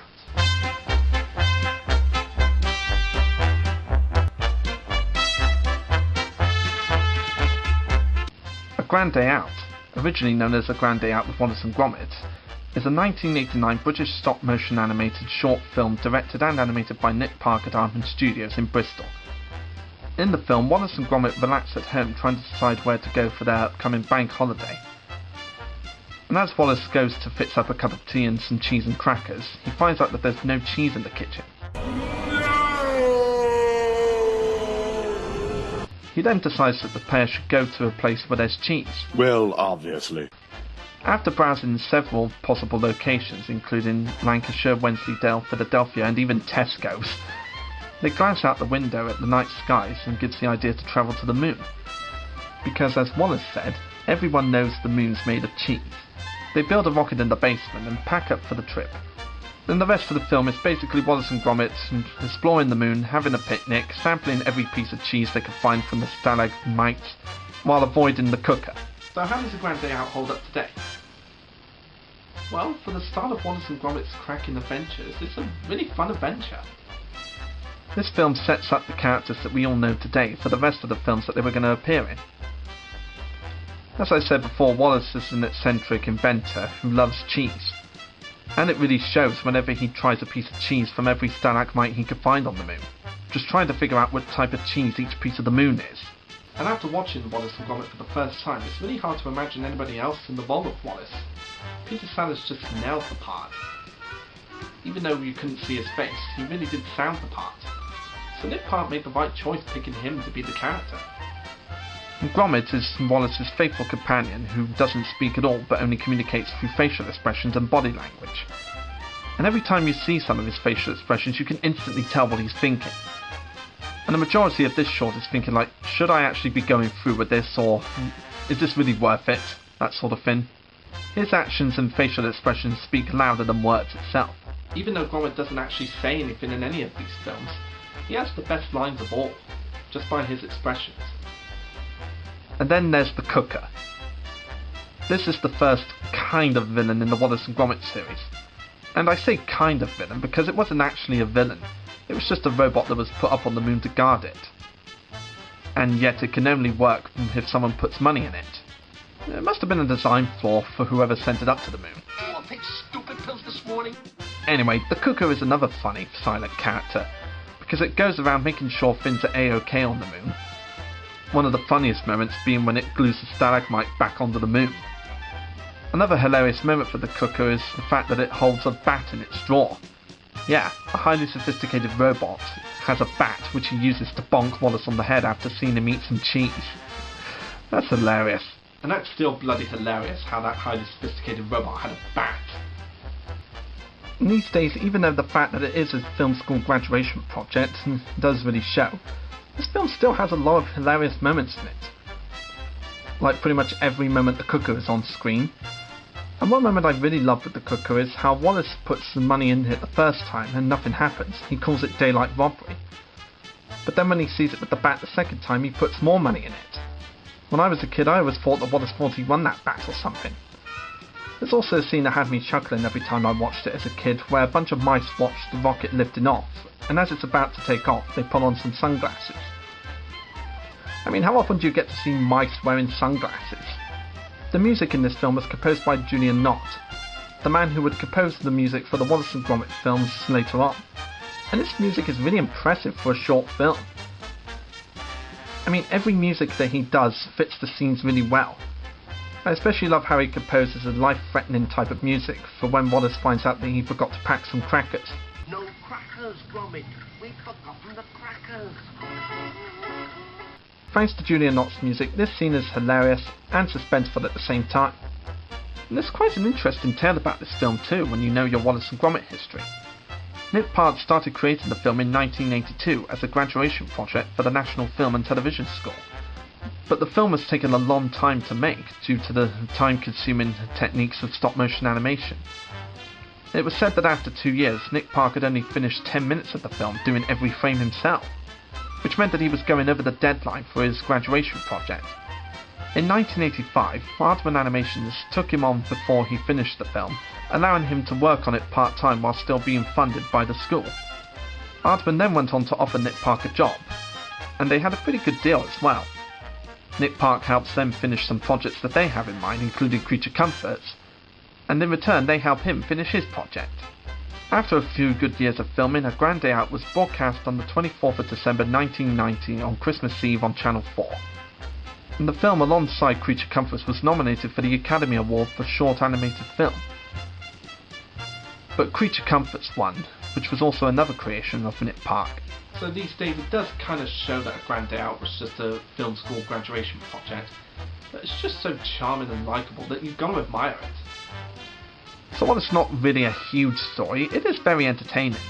I still get a lot of laughs out of it, and I'm sure you'll get some laughs out of it too. But whichever Wallace and Gromit film you like the most, A Grand Day Out is the one that started it all. But it wouldn't take Wallace and Gromit too long to win an award of their own, with their next film, The Von Trousers.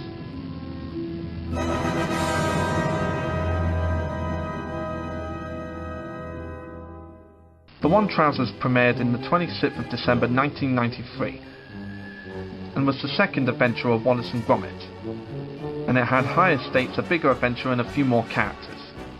The film begins at 62 West Wallaby Street on Gromit's birthday at breakfast. After being tipped out of bed and dressed using several mechanical contraptions, which is a very clever and hilarious way to get out of bed, Wallace is greeted with a pile of overdue bills. Wallace remembers Gromit's birthday and presents him with a pair of ex-NASA robotic techno trousers, acquired by Wallace to eliminate the burden of taking Gromit for walks. Yeah, that's kind of a selfish present to give someone on their birthday, isn't it? Anyway, while the trousers are taking Gromit for a walk, Wallace decides that the only way to pay their bills is to let the spare bedroom out. He is answered by a suspicious-looking penguin named Feathers McGraw. The penguin comes to stay at the house, pushing Gromit out of his comfortable bed into the spare room and keeping him awake at night with loud organ music. Feathers also takes an interest in the techno trousers after seeing Gromit use their suction feet to walk on the ceiling to decorate the spare bedroom. Distressed that Feathers has barged in on his relationship with his master, Gromit packs up his belongings and leaves home. After watching Gromit leave, Feathers secretly modifies the techno trousers for his own use. He removes the controls on the trousers and adapts them into a remote control. The next morning, Wallace's normal morning routine is interrupted when his expected trousers are replaced with the modified techno trousers. It's the wrong trousers, Gromit. He said it! Which Feathers uses to make him run around the streets uncontrollably. And when Gromit sees all the commotion, as well as Feathers controlling the trousers from the remote control, he gets very suspicious and starts to follow Feathers around, only to discover that he is a diamond thief that plans to steal a large diamond from the museum. And then the rest of the short is Gromit trying to solve this mystery and Feathers trying to steal the diamond from the museum, which leads up to one hell of a great train chase scene. And what's the Von Trousers like compared to A Grand Day Out? To me, it's the best Wallace and Gromit adventure of all.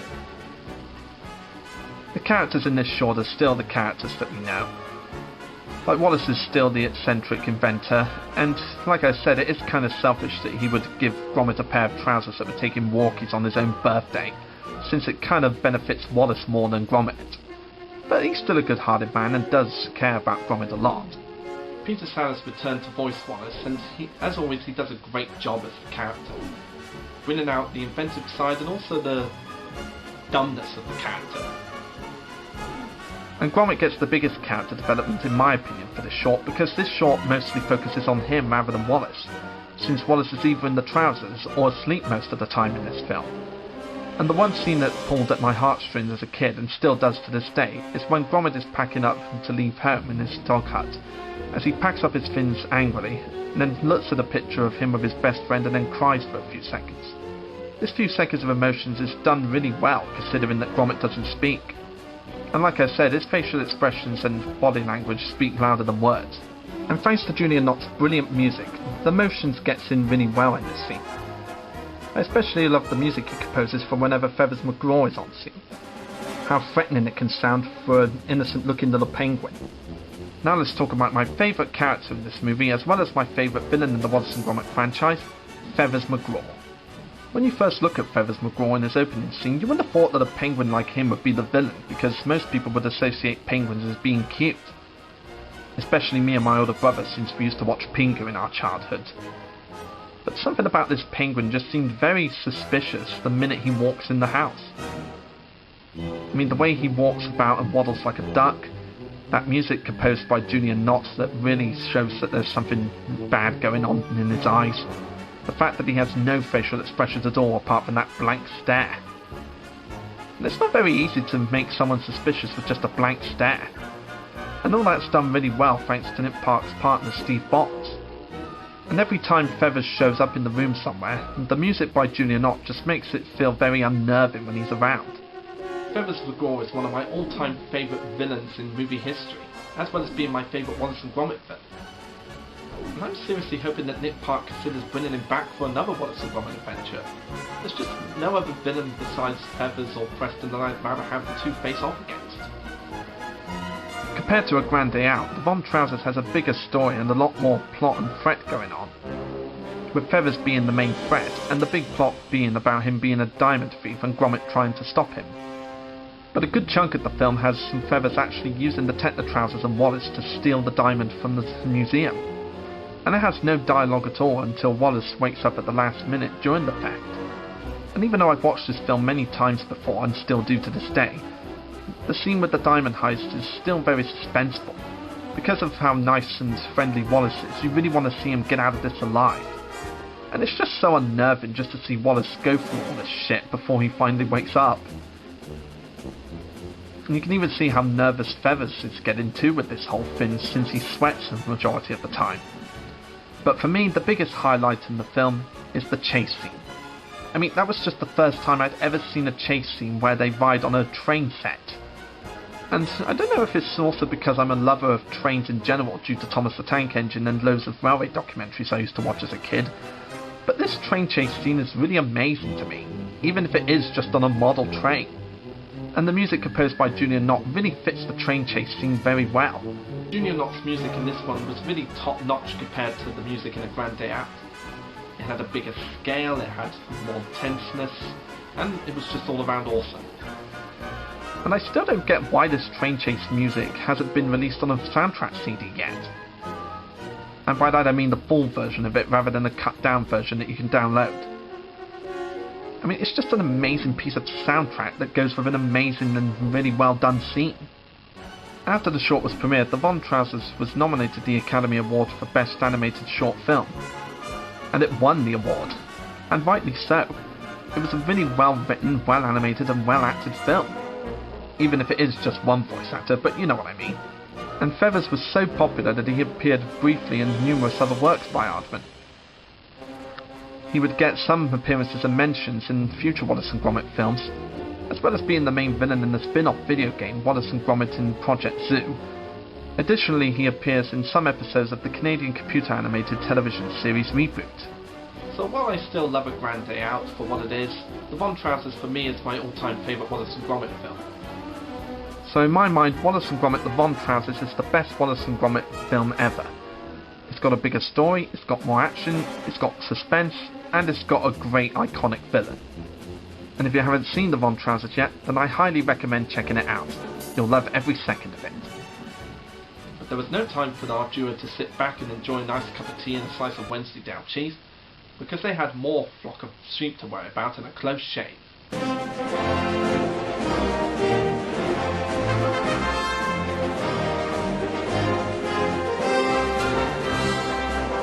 Wallace and Gromit's third adventure, A Close Shave, premiered in 24th of December 1995. And it had a much bigger story than A Grand Day Out and The Ron Trousers, and it had more characters as well. In the middle of the night, a small sheep escapes from a mysterious lorry and enters the house of Wallace and Gromit, who are currently running a window cleaning business. The next morning, Wallace and Gromit fail to notice the sheep chewing at their food and furniture, as well as a new porridge gun which Wallace invented before they leave for work. While they clean the windows of a wool shop, Wallace meets and falls in love with Wendelin Ramsbottom, the shopkeeper. Wendelin mentions that she inherited the shop from her father, who was also an inventor and owns a sinister dog named Preston, who runs a sheep rustling scheme to supply the shop during a wool shortage. After returning from work, they finally discover the little lost sheep who has wrecked all the furniture and decorations in the house. Wallace puts the sheep into one of his inventions, the Knittermatic, a machine for washing and shearing sheep and knitting wool into jumpers. Gromit programs the machine to just give the sheep a wash, but the fault causes the sheep to be sucked into the rest of the machine and sheared. When the sheep emerges, Wallace names him Sean and dresses him in the jumper it knitted. Preston spies on the scene while hiding in the floor drain, and after they leave, he sneaks in and steals the design blueprints for the Knittermatic. The next day, Wallace pays Wendelin another visit. Gromit attempts to investigate and find out what Preston is doing, but ends up getting captured by Preston and framed for the sheep rustling. Gromit is arrested and sentenced to life in prison, while Wallace finds his house overrun with sheep. Wallace, Sean and the other sheep rescue Gromit from prison and hide out in the fields, where they discover Wendelin and Preston have arrived in their lorry to round up the sheep. Wendelin turns against Preston and demands that they should stop the sheep rustling, revealing that Preston intends to use the sheep to make dog meat. Preston locks Wendelin in the lorry with the captured sheep and drives away. So it's up to our heroic duo to save the day and stop Preston's evil plan. And compared to the Ron Trousers, A Close Shave is in its own way bigger and grander than the Ron Trousers. Like the Ron Trousers, this film had a bigger plot, and it had even more characters in it. Wallace and Gromit are still the same lovable characters that we knew them from the first two films. So let's go to the new characters, starting with Wendelin, voiced by Anne Reid. Now keep in mind, the first two Wallace and Gromit films had only one speaking character in Wallace by Peter Sallis. So this was the first time we had another speaking character in Wendelin, Wallace's first love interest.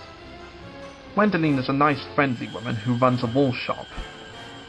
And she looks almost exactly like Wallace, despite only having 2 front teeth rather than 4 front teeth.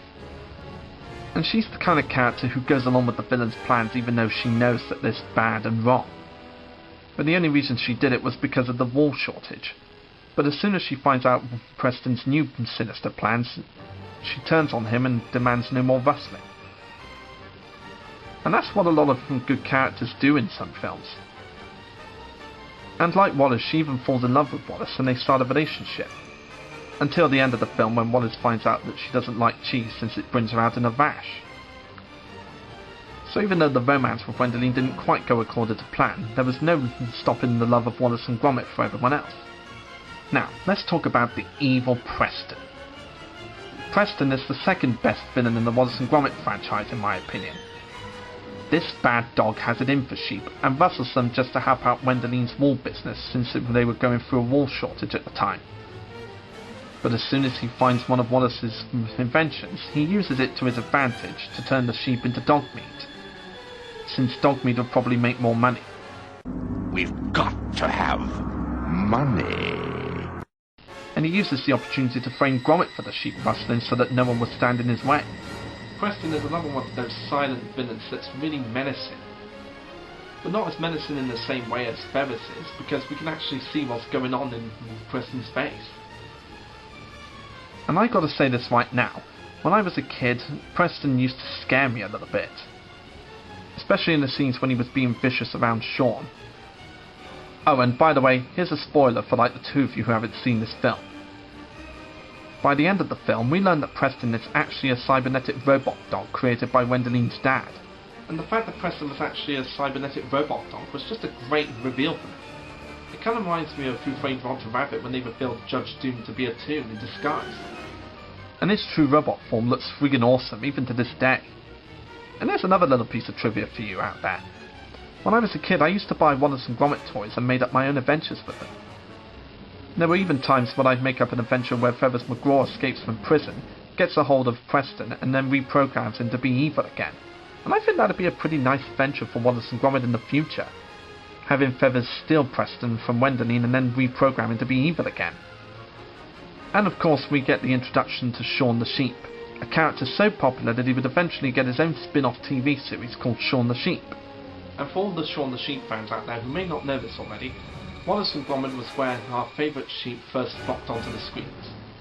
In this film we don't really get much time to develop Shaun's character, as in a close shave he's basically a hungry little sheep that likes to eat stuff, no matter what it is.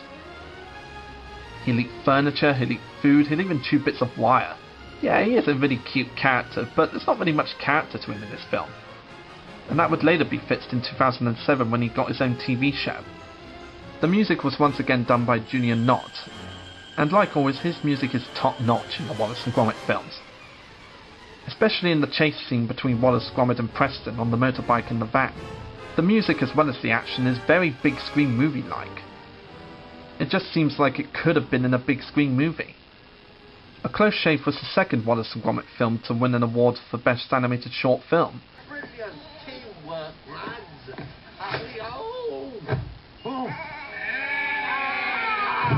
And every second of this film deserved that award. It had a bigger story than A Grand Day Out in the Von Trousers, more suspense, more characters, and a diabolical villain as well. So while A Close Shave has a bigger dramatic story and more talking characters than the Von Trousers, it's a second favourite of mine, with Wallace and Gromit the Von Trousers being my first favourite. So in my mind, the Von Trousers is the second best Wallace and Gromit film ever made. And if you haven't seen it yet, definitely check it out. You won't be disappointed with it. So after a nice sit down with a slice of Wensleydale cheese and a cup of tea before going back on the shelf, Wallace and Gromit had a new adventure in 2005 as they tried to solve the curse of the were-rabbit.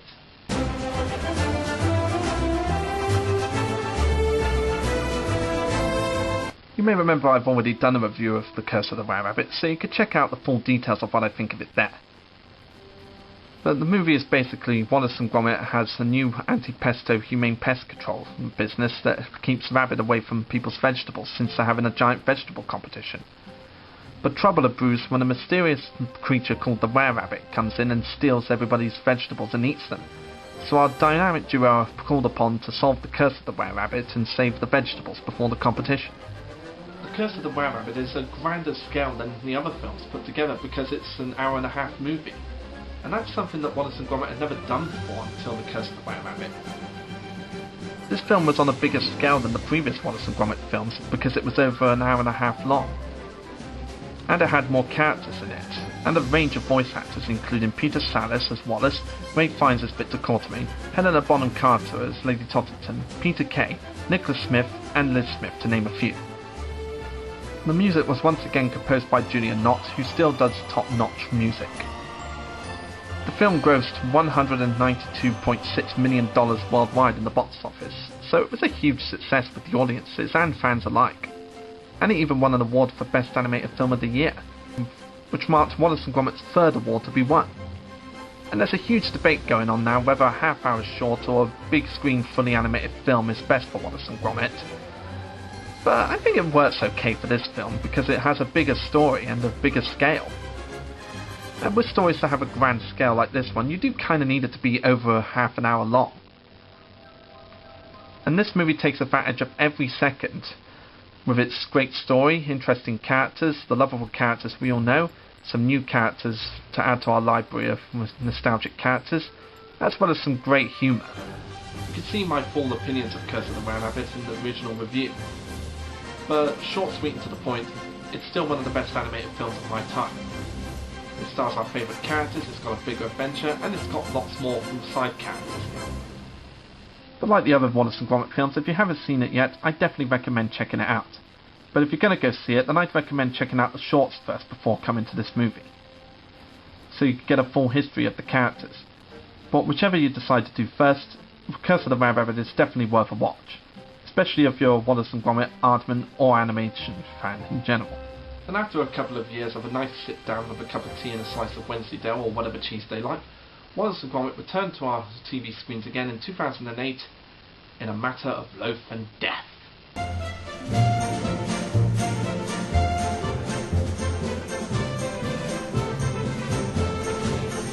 A Matter of Loaf aired on Christmas Day in 2008 and was the fifth adventure to feature Wallace and Gromit. 12 local bakers have been killed by an unknown assailant. Meanwhile, Wallace and Gromit are running a door-to-door delivery service with their bakery, Top Bun. While out delivering, the duo encounter Pilot Bakewell, voiced by Sally Lindsay, a former pin-up girl mascot for the Baker-like bread company, and her poodle Fluffles. The brakes on her bicycle appear to have failed as she careers down a hill into a local zoo. They narrowly save her from crashing into the crocodile enclosure. Gromit becomes suspicious after testing the brakes and noticing that they work perfectly fine, but Wallace is smitten with Paella. A whirlwind of romance ensues, again. But Gromit quickly comes to resent Paella for her demanding and controlling relationship with Wallace and insistence on decorating the house, including Gromit's room. He does, however, befriend Fluffles, realizing that she has been poorly treated by Paella. When Paella leaves her purse at the house, Wallace asks Gromit to return it. Another selfish move from Wallace since the Von trousers. Upon arriving at Paella's mansion, Gromit discovers photographs of Paella with the 12 murdered bakers. To his horror, Gromit deduces that Paella is the serial killer, as he discovers a picture with Wallace as her apparent intended 13th victim, thus completing a baker's dozen. Gromit escapes the house after narrowly avoiding Paella. As Wallace remains oblivious to the danger he's in, Gromit attempts to thwart Paella by installing an airport-style metal detector in their home, locking all the knives in their garden shed and checking the soup she had bought with her for poison. And the rest of the film is basically Gromit trying to save Wallace from Paella before he becomes her 13th baker. Since Christmas 2008, A Matter of Loaf and Death still holds up really well to this day. A Matter of Loaf and Death took more chances than the previous films, as it focuses on something that Wallace and Gromit films have never done before. A serial killer. Now keep in mind, a lot of TV shows for kids these days don't really have that kind of thing in them. Like, you wouldn't expect to see a serial killer story in a kids film. But this film took that chat, and boy did it pay off. And this film shows that Wallace still has bad luck with love interests. With Wendeline it was a dislike for cheese due to her allergies, the second being Lady Totterton, who I'm assuming they still became good friends, but it wouldn't have worked out between them, I'm guessing. And the third one being Paella, who turned out to be a bread-hating, baker-murdering serial killer. Paella was the former pin-up girl for the Baker-like bread company. But after she ate too much, she became too heavy to ride the balloon, so they dropped her. And instead of admitting that she could have just cut down on the confections when she had the chance, she takes it out on bakers and sets out on a mission to kill 13 to make a baker's dozen. Me, a curse on bakers and their loathsome confections! First time I watched this special, I had no idea that Paella was going to be revealed to be the serial killer. I just assumed it was going to be another character that we wouldn't see till later on. But having her be the main character and showing her backstory really does pay off in the end. And by the end of the film we learn just how psychotic Paella really is, with her eyes twitching and her sinister smiles and all that. And my favourite character in this film is Fluffles the poodle. Fluffles is Gromit's first love interest, and I'm hoping that she'll stay on for the rest of the films. Fluffles is a cute, nervous little poodle who's had bad treatment from Paella for years. And even though she's frightened of her owner, she does do what she can to try and prevent her from killing Wallace. And I think it's really sweet that she and Gromit fall in love with each other and get together in the end of the film, as well as work together to save Wallace from Paella. And I think she has great character development as well, being a character who thinks she isn't that much threat to her owner, only to man up to her owner and take action. And I'm not sure if I'm the only person who thinks this, but I honestly think that Fluffles should come back as the main character in future Wallace and Gromit films. She's a really entertaining and cute character, and she deserves another main role. I think that she and Gromit really should stay together. She's just a sweet, adorable character.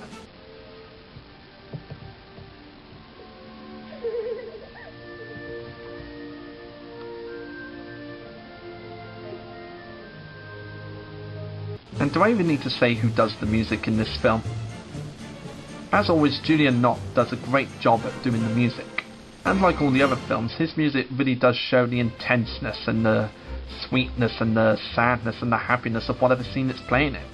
And there are so many hilarious moments in A Matter of Life and Death, including Gromit trying to get rid of a bomb, which I swear is a reference to the Adam West Batman movie. Some days you just can't get rid of a bomb. So after all these years, A Matter of Life and Death still holds up to this day. It took more chances than the previous films, and the chances really did pay off. And on my list of favourite Wallace and Gromit films, I'd have to put this one behind The Curse of the Were-Rabbit. Because the story isn't as big as The Curse of the Were-Rabbit, but it is exciting as all the other shorts combined. So if you haven't seen this one yet, then I'd highly recommend checking it out. It takes a lot of chances, it's got a big story, and it's got two love stories for the price of one. What's not to like? But the short films and the big feature film weren't all that Wallace and Gromit have been doing. They've also appeared in adverts, TV shorts, and even a TV show of their own. Outside of their films, Wallace and Gromit have appeared in other films, including the TV series Cracking Contraptions, which had Wallace show 10 different contraptions in 10 episodes. And I think that's really the best TV series of Wallace and Gromit we've ever had, since it's really fun to see all these contraptions that Wallace invented, and it's funny to see how they all go wrong eventually. And if you haven't seen the Cracking Contraptions yet, you can find it on the Wallace and Gromit The Curse of the Were-Rabbit 2-disc Special Edition DVD. Or you can find them online in the official Aardman channel on YouTube. Wallace and Gromit also appeared in World of Invention in 2010. But it wasn't really much about Wallace and Gromit, it was more about them hosting a show with live action people showing them their different inventions they've made. And while it's not bad, I just don't think it's as entertaining as Cracking Contraptions was. The two have even appeared in various adverts, including PG Tips, N-Power, as well as various holiday adverts for the UK. Wallace and Gromit have even become famous for saving their favourite cheese, Wensleydale. Years ago, the Wensleydale Creamery was in deep financial trouble, but after the cheese was mentioned in Wallace and Gromit, sales shot up.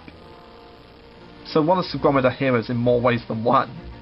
They even spearhead the fundraising for two children's charities, Wallace and Gromit's Children's Foundation, which supports children's hospitals and hospitals in the United Kingdom, and Wallace and Gromit's Grand Appeal, the Bristol Children's Hospital charity. So with all these popular films, TV shows and TV adverts that have been on, what's next for the future of Wallace and Gromit? It's kind of hard to say at this point, but I bet you that Nick Park will never let our favourite British duo die. So whether they be in animated films, TV shows, shorts, adverts and charities, there's no denying that Wallace and Gromit are icons of Britain. They have great adventures, great characters, great music, great animation, and they're just all around great. And if there's any of you out there who haven't seen Wallace and Gromit yet, be it the films or the TV shows or the adverts, then I'd highly recommend checking them out. They're films full of fun, adventure, and great British humour that only Aardman and Nick Park know how. And there's no doubt in my mind that whatever comes in the future of Wallace and Gromit, they'll always be two of the most iconic characters in the UK history. And their legacy will live on for generations to come. I'm Dalek44, and if you'll excuse me, there's something I've got to do.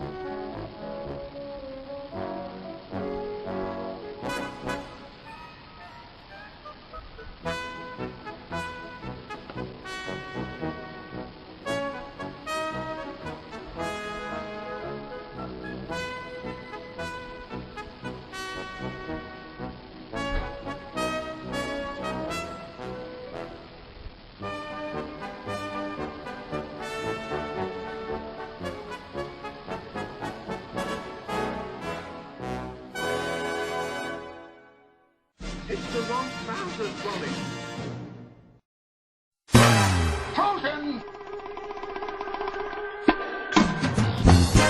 yes! Baku?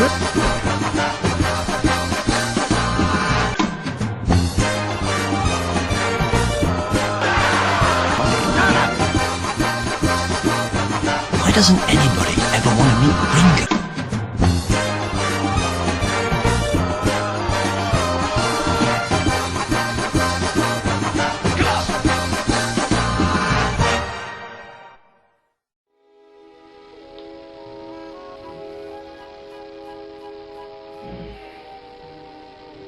Hey everybody, I'm Dalek44 and Jesus Christ, it's fucking hot. Yeah, it's summer and it's like 30 odd degrees over here in England. And I've tried a few things to try and keep myself cool. I went out into the garden and had a glass of water.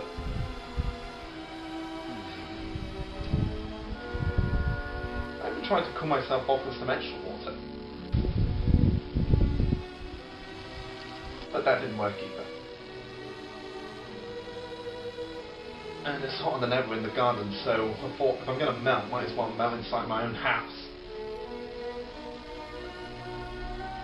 Makes me think of going on holiday or something, like the Tiny Toons did.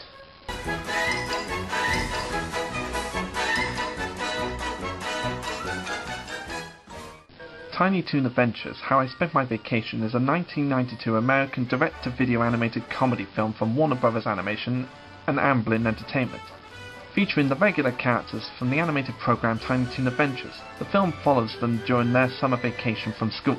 So, were the Tiny Toons' vacation a great success, or was it a huge bomb? Well, let's take a look. The film opens at Acme University as the Tiny Toon Adventures characters wait for the clock to strike 3 so their summer vacation can start. As the clock finally strikes 3, they leave for their summer vacations.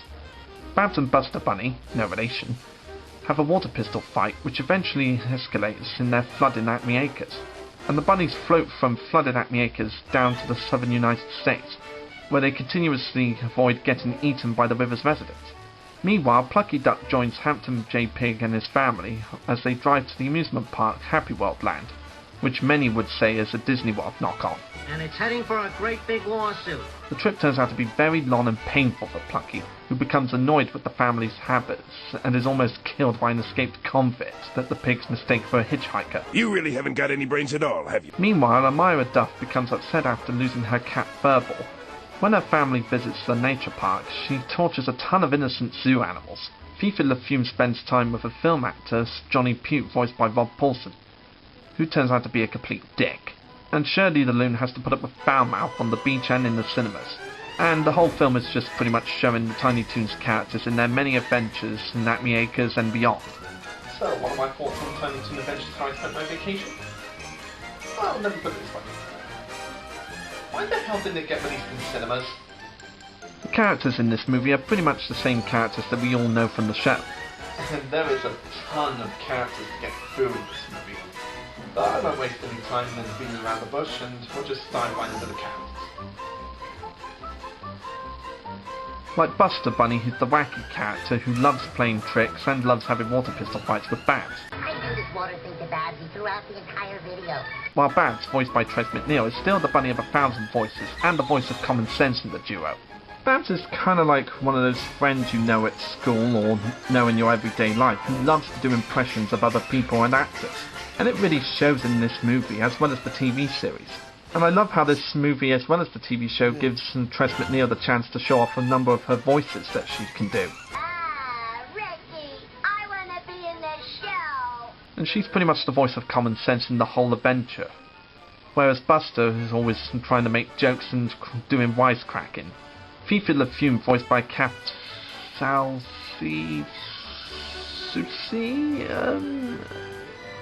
Cafes, goes on a summer journey to find her favourite movie star, Johnny Pugh, voiced by Rob Paulson, and it shows how she'll pretty much do anything to get an autograph from him. But as the film goes on, we learn that Johnny Pugh is a complete dick. I will die for you. I know, but that won't be necessary. You can just carry my stuff. In most cases, this kind of storyline would get pretty boring pretty fast. But because of Fifi's character and the stuff she goes through while trying to get an autograph from her favourite movie star, it makes it all the more entertaining. And as it goes on, we see how her heart breaks more and more as she learns how much of a living piece of garbage Johnny really is. And yeah, go ahead and say what you like about Fifi the Fume, how she's just a copy of Peppy the Pew, only shorter, purple, bigger tail, a girl, and voiced by Kathy, however the hell you pronounce her last name. But she's definitely become one of the most iconic Tiny Toons characters. Which makes fans wonder why the hell she didn't get more appearances to herself or major roles in the show. She's one of those characters that's gained a huge cult following as years went on, especially on DeviantArt, with fan pictures of her in certain types of images that I don't really want to go into at this point in time, but you'll have to look it on DeviantArt to see what I mean. Elmira Duff's storyline isn't very interesting, it's just her torturing a ton of innocent animals, which we've seen dozens of times in the show, so there's not really much to talk about that. Even though there's nothing really new to talk about considering Elmira in this film, we can talk about the actress who plays her, Cree Summer, who does a fantastic job as usual. Whatever character she voices, whether it be in Tiny Toon Adventures, Codename Kids Next Door, or Inspector Gadget, her voice just suits the characters really well. And it shows in this film as well as the other projects that Cree Summer has been in. And it makes me wonder why Cree Summer doesn't appear in that many other successful projects anymore. Yeah, I'm sure she's appeared in other projects since then, but I just don't seem to hear her voice as much around these days. Shirley Loon is a duck who often tampers with fortune-telling and psychic powers in order to do her daily duties. And this whole film has her having to put up with Foulmouth, who most people consider to be a very annoying character, but also voiced by Rob Paulsen. Man, Rob Paulsen voices a shit ton of characters these days, doesn't he? Honey, what do you want? He called me honey. But in my opinion, the best storyline in this movie involves Plucky as he travels with Hampton's family to the Disney World knockoff Happy World land, which results in him going on a road trip from hell. I think pretty much everyone we know, or even ourselves, have been on this kind of car ride. And what makes this storyline really entertaining is how Hampton's family are really bad people and Hampton doesn't even know it. And many entertaining things happen during this storyline, like how they play Spot the Car. Any car, by the way. There's a car, there's a car, there's a car, there's a car, there's a car, there's a car. Fun game. Eat classic meals like cream cheese and mayo on white with the crust cut off. But to me, one of the funniest parts of this storyline is how they pick up a hitchhiker who happens to be a wanted psychotic killer, also voiced by Rob Paulsen. Where's the duck? Here, ducky, ducky, ducky. What makes this part really funny is how oblivious Hampton's family is to the psychotic killer that they just picked up, even though they described what he looks like on the bloody radio. I'll take stupid pills this morning. And I won't give away what happens when they finally do get to Happy World Land, but trust me when I say it's hilarious and worth watching all the way through. I miss school. Plucky Duck, voiced by the late Joe Alasky, has always been one of my favourite characters from Tiny Toon Adventures. Mostly due to the fact that he's basically a copy of Daffy Duck, only shorter, and has green fur, and has less of a lisp. But this guy's always been one of my favourite characters because I've always loved Daffy Duck and how selfish and greedy he could be. And Plucky is quite selfish and greedy in his cartoons as well. But in this one he's just more desperate to go to what is said to be the happiest place on Earth. The happiest place on Earth is a registered Disneyland copyright. Shut up! And there's just so many movie references in this film that have Steven Spielberg's name written all over it that it would take me a decade to go through them all. And that really does make sense since Steven Spielberg worked on Tiny Toons. My favourite one being the reference to the THX sound effects in the cinema.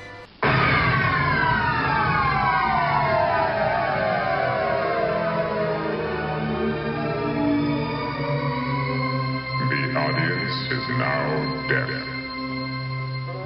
And it's quite funny what they've done to poor E.T. The animation in How I Spent My Vacation is some of the best animation in Tiny Toon Adventures by far. It was the same company that did some of the animation sequences in Tiny Toon Adventures episodes, as well as Animaniacs, Pinky and the Brain, and Freakazoid. And it's definitely some of the best animation in the show. Out of all the different animation companies that Warner Brothers owned at the time, the one they picked for How I Spent My Vacation was really the best one, as it's some top-notch animation for a TV and direct-to-video film.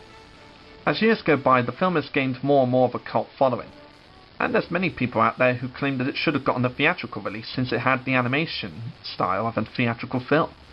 And this was the same kind of thing that happened with Animaniacs' movie Wacko's Wish that was a direct-to-video film when it should have gotten a theatrical release in my opinion. But after all these years, how was Tiny Toons How I Spent My Vacation? still one of the best animated films of the 90s in my opinion, and it definitely should have gotten a theatrical release. Tiny Toon Adventures How I Spent My Vacation is definitely one of the funniest animated films from Warner Brothers from the early 90s. And as I said, it continues to gain a cult following even to this day with Tiny Toon fans and Warner Brothers animation fans alike. Not to mention the fact that Steven Spielberg was the executive producer and many writers like Paul Dini, Tom Ruegger and Sherry Stoner worked on this film as well as the show. This is one of those films where there's no huge storyline or big obstacles to overcome or main villain who's trying to take over the world and the characters have to save the world from him and whatever. It's just a simple film about the characters and how they spend their summer holidays in Acme Acres and beyond. And it's really nice to have simple films like that. Before the Peanuts movie came out a few years ago, I don't think we'd had a movie like that ever since Tiny Toon Adventures How I Spent My Vacation. So it's quite nice to take a break from all those big 3-act stories that we get in movies these days and just watch something simple. So in my opinion, Tiny Toon Adventures How I Spent My Vacation is one film that definitely should have gotten a theatrical release, like Wacko's Wiz should have gotten a theatrical release. But for now we can all enjoy it on VHS and DVD. So if you haven't watched it yet, definitely put it on and get some Warner Brothers animation adventure with the tiny, toony, all the little loony characters we all know and love. So if you're feeling a little hot under the collar, then definitely put this movie on and enjoy some Tiny Toon cartoon adventure. I'm Dalek44, and I'll see you next time, folks. And hopefully it won't be 30 fucking degrees. Ah well.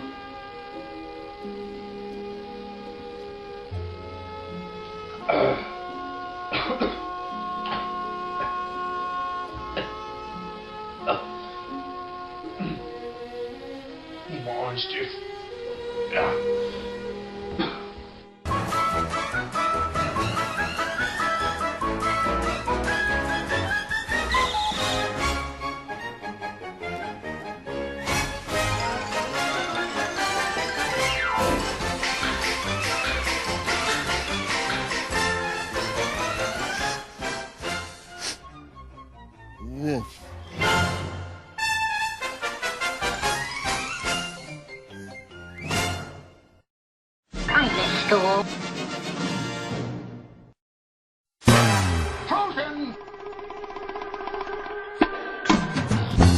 Oh yeah.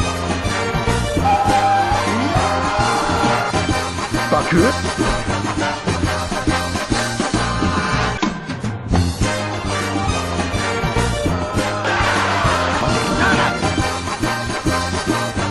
Why doesn't anybody ever want to meet Ringo?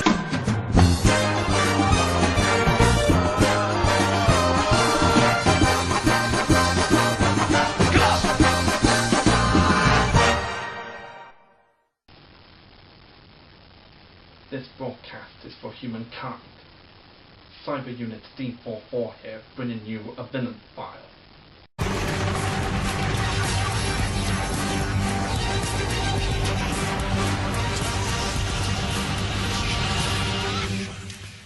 Evolution has brought humanity to the peak of resilience and intelligence. It's hard to imagine how you could evolve further, except maybe through artificial means. You could upgrade your bodies, make them stronger, resistant to illnesses and even death. You could become a human point 2. You could become Cybermen.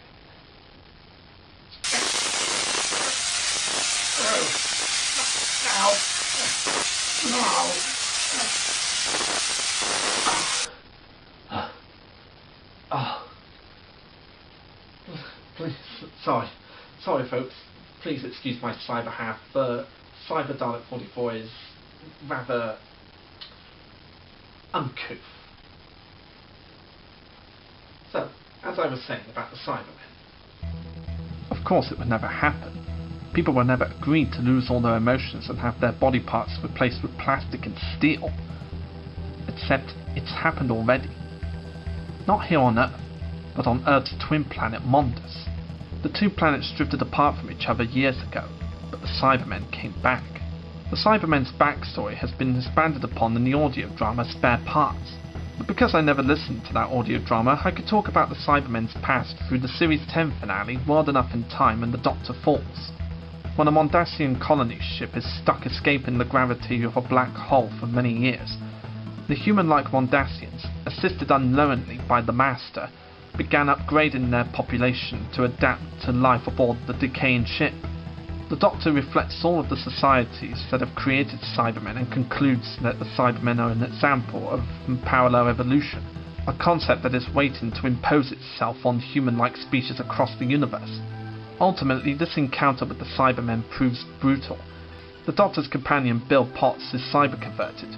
Two incarnations of the Master, played by John Sim and Michelle Gomez, kill one another in a disagreement over standing alongside the Doctor, and the Doctor's companion Nardole, played by Matt Lucas, is left behind on the ship to look after the human colonists, for whom inevitably cyber-conversion has been delayed, but not averted. The Doctor, exhausted to a point of nearing death, awakens in the TARDIS and begins to regenerate. Eventually the ship did escape from the black hole's polarity, and the Cybermen attempted to invade Earth in 1986, where they attacked a snowcat base in Antarctica.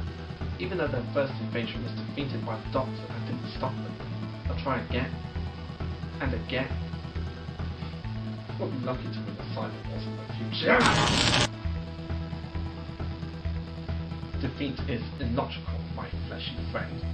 The cyber race will always survive, even if they have to seal themselves in their ice tubes on Talos. Yes, the cyber tubes of Talos. One of their many means of survival. And if there's one thing I know, the Cybermen would do anything to survive, even freeze themselves in the ice tubes on the cyber planet Talos. Just don't turn on the heating, or there'll be trouble. The Cybermen had attempted to conquer Earth countless times. On the Moon, on Volga, on Planet 14, and they even got involved in an incident in Windsor. But every time they crossed paths with the Doctor, they were defeated. Many of their attempts to conquer the Earth were aided by their Cybermans, little mouse-like creatures that they used to drain energy from electrical resources, and they were always led by the Cyber Leader and or the Cyber Controller. After the Cybermen had been defeated countless times by the Doctor, a new cyber race was born during the 10th Doctor's era. And not the Cybermen from Wonders. No. These ones came from a parallel Earth. In the 2006 two-part story, Rise of the Cybermen and the Age of Steel, the Cybermen were reintroduced in a new origin story set in a parallel universe. The 10th Doctor, played by David Tennant, and his companions, Rosie Tyler and Mickey Smith, crash land in a parallel London where the Cybermen are being created on modern-day Earth. The Cybermen are created by owner of Cybus Industries, the dying mad scientist John Lumick, played by Roger Lloyd Pack. Lumick's Cybermen successfully convert much of the world's population by placing their human brains in robotic shells. The Doctor and his friends free London from their control. A human resistance group known as the Preachers then sets about to clean up the remainder of Lumick's factories around the world. But when the walls between our realities got weak and cracked open, the Cybermen escaped from their universe and made it through to ours with the help of Torchwood in London. The Cybermen made plans to escape from their world and come to ours through the ghost ships that were being made by the Torchwood Institute at Canary Wharf. They were successful in coming to our universe, bringing 5 million Cybermen around the world, in every street, in every homes, attacking our families and children, forcing the human race to fight back. This breach is caused by a transport device belonging to the Daleks, the cult of Skara actually, who reveal themselves and trigger an all-out war between the two species. The Doctor ultimately reopens the breach, causing the Cybermen and all but a few Daleks to become trapped inside the void before it is resealed, at the cost of losing Rose Tyler too. After the Daleks and Davros damaged the walls of the reality in the Battle of the Medusa Cascade, a group of Cybermen escaped from the void and emerged in 1851 London. They attempted to raise a new army of Cybermen using periodic technology, creating new cyberdrones known as Cybershades with the help of Miss Hartigan, who became the Cyberkin, but are again foiled by the Doctor, and the remainders of the Cyberkin sent to the Time Vortex to decay in time. Another group of Cybus Industries Cybermen appear in the 2010 story The Pandorica Opens, alongside many of the Doctor's reoccurring enemies as part of an alliance to stop the Earth from being destroyed by the cracks in time, which they believed was to be caused by the Doctor and his TARDIS. At this time, the Cybermen created cyberships and left one of them to guard the Pandorica underneath Stonehenge. This Cyberman had been left down there for so long that it was decaying, one arm removed and a head missing. But their plan to save the universe by trapping the Doctor in the Pandorica failed when the TARDIS exploded, causing many cracks to appear and silence to fall. Thankfully, the Doctor reversed everything that happened by causing Big Bang 2, so that the Alliance and everything and the cracks in time never happened. And with the Cybers industry Cybermen defeated, it would only be a matter of time before the Doctor would see Mondasian Cybermen again. A new group of Cybermen that appeared to have come from Mondas, as part of the Cyber Legions, appear in A Good Man Goes to War, when the 11th Doctor's companion, Rory, demands the location of a secret asteroid base in a quadrant of space which they monitor in the 52nd century. The Doctor destroys a large fleet of their spaceships to indicate their seriousness.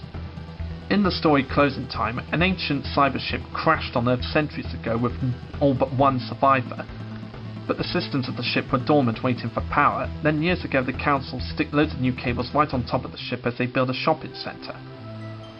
One of their Cybermats wakes up and channels the power to the ship, and the surviving Cyberman starts recruiting from the shop as best as he can, with not enough power and not enough parts. And the Doctor and his friend Craig, played by James Corden, work together to repel a cyber invasion of just 6 Cybermen. They almost succeeded in converting Craig into the new cyber controller until he heard the sound of his crying child Alfie, which caused his emotions to be put back into his body and triggered a feed into their emotional inhibitors, which caused them to blow up and their ship to blow up. During this time, the Cybermen's weakness was not gold, but their emotional inhibitors, which stopped them feeling anything. Any emotion that would go straight back into the inhibitor would cause the Cybermen to feel it, which would cause them great pain, and probably kill themselves. Neil Gaiman's episode Nightmare in Silver depicts the re-emergence of the Cybermen in the distant future, following what is believed to be their complete eradication by humankind. These redesigned Cybermen have discarded many of their eliminations, exhibiting increased speed, rapid upgrading to overcome weaknesses, and the ability to cyber-convert any biological orgasm in their ranks, including the 11th Doctor, who undergoes particle cyber-conversion, and mentally duels with a cyber-planner for control of his body. The Emperor of the Galaxy orders the planet's destruction to wipe out the Cybermen, but one intact Cybermite, new minuscule Cybermat variants, is later seen floating through space, which indicates that it would rebuild the Cyber Army. When a message from the planet Trenzlor beams out across the universe, many of the Doctor's enemies go to investigate it, including the Cybermen. The Doctor finds a Cyberman head, devoid of any remaining organic parts, named Handles, who serves as the Doctor's personal assistant and confidant for several centuries until his eventual death brings the Doctor to tears. Many enemies, including the Daleks, the Cybermen, the Sontarans, the Weeping Angels and the Slitheen, go to Trenzlor in an attempt to stop the Time Lords from returning to our universe. But with the aid of the Church, the Doctor was able to stop these enemies' many attempts. The Cybermen managed to create a Cyberman made of wood to avoid being detected by the Church's detectors, only to be defeated by the Doctor. After many failed attempts to take control of Trenzlor, the Cybermen and many of the other villains had fled the planet, but the Daleks remained. There was even a time where the Cybermen were controlled by Missy. Yes, the female Time Lord. The nerve of it. The cyber race controlled by a mere Time Lord. Do you wish you'd stop interrupting, Cyberboy? In the finale of the 2014 series, Dark Water and Death in Heaven, the 12th Doctor learns too late that the Cybermen have formed an alliance with Missy, the current female incarnation of the Master, who is converting the stolen bodies of the dead into an army. A cyber conversion process begins on all of Earth's dead. Missy offers the Doctor control of the Cybermen army so they can rule the universe together, but her plan is foiled when Danny, the cyber-converted boyfriend of the Doctor's companion, Clara, resists his program and destroys himself along with all the other Cybermen to destroy the clouds. One Cyberman appears in Face the Raven along the various alien refugees hiding in London, and in the series finale Hellbent, in which a rusted Cyberman is imprisoned in the cloisters of Gallifrey. Much like how real-life technology is always upgrading and improving, the Cybermen follow that pattern. upgrading their technology and becoming better and stronger each time they encounter the Doctor. The species have also appeared in the Doctor Who TV spin-off Torchwood, appearing in the 4th episode Cyberwoman, where Yanto Jones's girlfriend Lisa Hallard has been partly converted into a Cyberman, and Yanto has been working to try and make her human again, only for her mind to be fully converted and attempt to upgrade all of humanity, including the members of Torchwood. But she was eventually killed. The Cybermen have appeared in many audio dramas, including Spare Parts to name one. They've also made an appearance in LEGO Dimensions in the Doctor Who Level Pack, as well as having a Doctor Who Fun Pack with a Cyberman and a Dalek. The Cybermen had also appeared among many of the Doctor's enemies in the 2010 stage show Doctor Who Live, and in the 2015 Doctor Who Symphonic Spectacular in Cardiff. In the new series, the audio dramas and LEGO Dimensions, the Cybermen are voiced by Nicholas Briggs, who is also famous for voicing the Daleks. Even though the Cybermen aren't exactly as iconic as the Daleks are, I'd say they're about halfway as iconic as the Daleks, arguably as iconic. The Cybermen have become a huge part of Doctor Who ever since their first appearance in 1966. First appearing in 1966, the Cybermen were created by Dr. Kit Pedler and story editor Jerry Davis, as back then there was a fear of human transplants possibly going too far and resulting in this kind of thing. Survival tips on the Cybermen: don't try to fight unless you have to, just run. Don't try and talk your way out of trouble, a Cyberman won't argue, he'll just delete you. But if you have to, use any weapon you can. You can't reason with a Cyberman, and you can't hide from a Cyberman. If they get you, you're dead. Or worse than dead, upgraded. But never lose hope. It's the one strength that you have. The Cybermen don't understand that. They never will. They've been around for a long time. But wherever they show up, Mondas, Talos, Forca, Planet 14, the Moon, Canary Wharf, Victorian London, Hedrick's World, modern-day London, and even a Mondasian ship, they always lose against the Doctor. But just like the Daleks, no matter how many times the Cybermen lose, they will always survive. And that's everything you need to know about the Cybermen. And until next time, this is Dalek44 saying, cheerio! Every citizen on Earth will receive a free upgrade at the hands of the Cyber Legion. You will become like us. I gotta get this piece of cyber technology off my face. Let me find a chisel.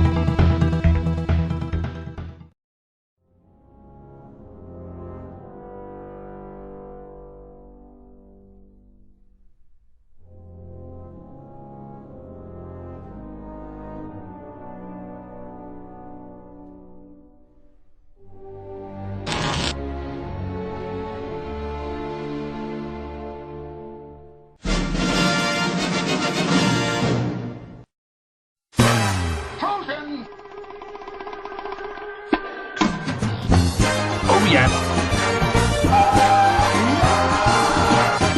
Baku?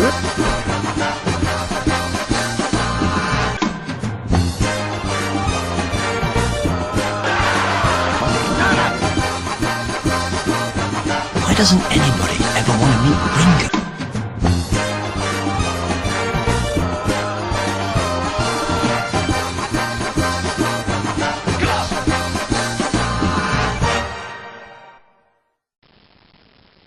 Hey guys, Dalek44 here. I need no introduction, but I got one anyway.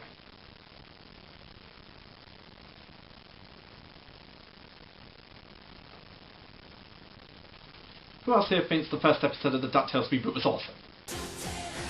Yeah, the very first episode of the DuckTales reboot, now released on YouTube, has already made me an immediate fan of the reboot.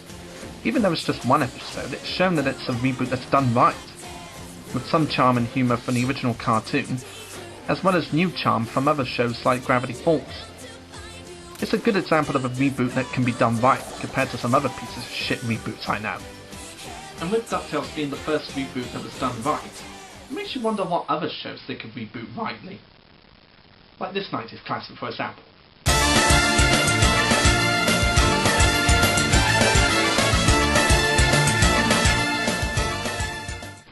Yeah, strangely enough, having thought about all these reboots that have been coming out and reboots that are coming out in the years to come, it's made me wonder if they could make a reboot of Sonic Underground. By now, most of you Sonic fans are probably saying, "Oh, Dalek44, why Sonic Underground? Why not suggest rebooting Sonic Sat AM?" Well, let me explain. Sonic Sat AM was already a really good show back when it was first released, and it ended on a cliffhanger, so everybody really wants to see the show continue. And many fans have tried to do so with various attempts, like fan videos and even fan comics, as far as I know. So really, Sat AM is just too good to be rebooted. The best solution would really be for someone to find some of the ideas that Ben Hurst talked about in his original interview on the DVD set, put those into perspective in the new show, as well as find writers that have been on the show before that are still around, and find some writers that understand the show and can write good episodes for a new third season. Sonic Sat AM was honestly just too good to get a reboot. Sonic Underground, on the other hand, wasn't as popular as Sat AM or even Adventures of Sonic the Hedgehog. In fact, it was considered by some fans to be the worst cartoon based on Sonic the Hedgehog, when I still think that title belongs to Sonic X. We've got to have money. So I personally think that a reboot of Sonic Underground might be an improvement from the original show, capturing some of the charm from the original show, but adding some new elements to it as well. Basically writing some stuff that'll be tolerable for the fans of the original show, as well as tolerable and entertaining for new fans. Did somebody say Sonic Underground? You again, Dalek Sick. Why is it that every time I talk about Sonic Underground that you're always here to see sexy Sonia? Well, can I help it if Sonia has a hot body? And anyway, I really wanted to come here to make a suggestion for the new Sonic Underground reboot that might come out. Maybe, and call me crazy here, but maybe we could redo Sonia Hedgehog's backstory, so instead of being raised by an upper-class family, she could be raised in an Arabian village, become a royal family member in the village, and maybe have a sexy Arabian outfit? Yeah? Do you think that would work? No. Maybe. I'll get back to you on that after the editorial. Oh, brilliant! I'll be waiting for your response. Oh, my dream will finally be realised. I won't be getting back to him on that, guys. The characters in Sonic Underground that were there before could still be the same, but we could add some new characters to it as well as other characters that have been in previous shows and shows after this. And if any big television company out there is listening to what I have to say, then here's my suggestions for a reboot of Sonic Underground. My idea of a reboot for Sonic Underground would be to have more episodes dedicated to the three hedgehogs meeting each other, and possibly episodes dedicated more to their childhoods and teenhoods before they met up, since the first episode of the original show kind of rushed it a bit and went straight into when they met, after showing a little bit of their childhoods. So I think a reboot should do possibly a 4 or 5 part story like they did with the Teenage Mutant Ninja Turtles cartoons in the 80s. So that we can focus more on the Hedgehog's childhoods and growing up before they actually met each other. And if they can, I would definitely suggest they bring back Jalea White to voice all 3 characters, since there's no other actor I'd rather have voicing Sonic. Even though the actor they got now does a really great job, I just honestly prefer Jalea White because he's the one I'm used to. Another change I would make is to definitely bring some other characters from the other shows back into this. Like Tails, for example, because he wasn't in the original Sonic Underground cartoon at all. Since he's Sonic's right-hand man in other forms of media, I see no reason why they can't make him Sonic's right-hand man in Sonic Underground Reboot. Rewatching Sonic Underground after all these years still makes me wonder why the hell Tails wasn't in the show. I mean, he was in the other 2 shows and he's practically Sonic's sidekick, so why just leave him out of this show? And I'd personally keep Robotnik in this the same way he was in the original show. Dark and threatening like the Sat AM Robotnik, but also have a bit of a wacky side, like what the Adventures of Sonic the Hedgehog's Robotnik was like. So it would kind of make him like Lord Zed after he married Rita Repulsa, being an emperor of all evil with a bit of a wacky side. I'd also keep Sleet and Dingo as part of the reboot since they were part of the original cartoon, and I'd definitely get some of the original actors back in, like Maurice LaMarche and whatnot, and I'd of course bring in Knuckles into the show since he was in the first show, and I'd focus more on the relationship between him and Sonia since that was one of the elements of the original show I really loved. and it's really just something I'd like to see expanded upon in a reboot. As I've mentioned before, the romance between Sonia and Knuckles was really entertaining to me in the original show, and if they ever did a reboot, then I'd definitely focus on more time with them. And if it were possible, I'd like to focus more on Uncle Chuck in this series, since we saw a lot of him in Sat AM. But in Sonic Underground, we see him in one episode and gets roboticized and is never seen or mentioned again. So I would definitely devote more time to Uncle Chuck in this series like they did in Sat AM. As well as hopefully bringing the original actor back from Sat AM to voice him. Although if he's not around or unavailable, then I'd find someone who could be as good as the original. Because though while Maurice LaMarche is really good with all of his voices, and he did voice Uncle Chuck in Sonic Underground, the original, I just find it really hard to see Uncle Chuck with a voice that's unlike the one from Sonic Sat AM. As for the SWAT bots in a Sonic Underground reboot, I'd honestly prefer to have the SWAT bots from Sat AM, because they look better than the ones from Underground. Or if they wanted to, they could possibly make the regular SWAT bots from Sat AM in the show, and have a combination of the Sat AM SWAT bots and the original Underground SWAT bots as like a super SWAT bots for a reboot. Probably a stupid idea, but it's just an idea. And as for additional characters, I'd like to introduce in Amy Rose. No, not that one. I'm talking about the Amy Rose from the Sonic Boom TV series, because that's the version of Amy Rose I like the most, and have her be a love interest of Sonic the Hedgehog throughout the cartoon. And then later on in the series, they finally admit their love for each other and start dating, as well as going on missions together. And for the sake of the fact that she's friggin' hilarious in Sonic Boom, I'd probably put Styx in there as well. Because as I said, she cracks me the hell up every time I watch her in Sonic Boom. And I think that because of that, she'd make a great addition to the Sonic Underground team. As for the animation of the reboot, I'd personally prefer a 2D animation style, like what they did in the original show, or perhaps something similar to what they did in Gravity Falls. And don't get me wrong, the CG animation in Sonic Boom TV series is decent, but I would just honestly prefer to see Sonic X on TV as the 2D animated cartoon. And no offense to the anime lovers, but I would love to see American animation over animes. It just seems more fitting to me. And while the songs were entertaining in the original show, I'd definitely narrow it down a little bit with the songs in the reboot. Like, I wouldn't force the writers to have songs in every single episode, every other episode or something like that, just to mix things up a bit. And I would definitely bring in some of the original songs from the other show, like Someday, Cosmic Dance, and many others. Because a lot of the songs in Sonic Underground were really entertaining in my opinion, and it would be nice to hear them again revamped in the reboot, as well as that kick-ass theme song in the original. And I'd have probably 3 or 4 seasons of a reboot. I have the first season focusing on the Hedgehogs meeting each other and defeating Robotnik's many plans to conquer the rest of Mobius, and then start the second season with Robotnik creating Metal Sonic, since I really think he deserves more screen time in Sonic media besides the video games. Have him battle against the Hedgehogs for a while, then have Metal betray Robotnik in a 3-part finale, only to have Robotnik team up with the Hedgehogs temporarily to stop him.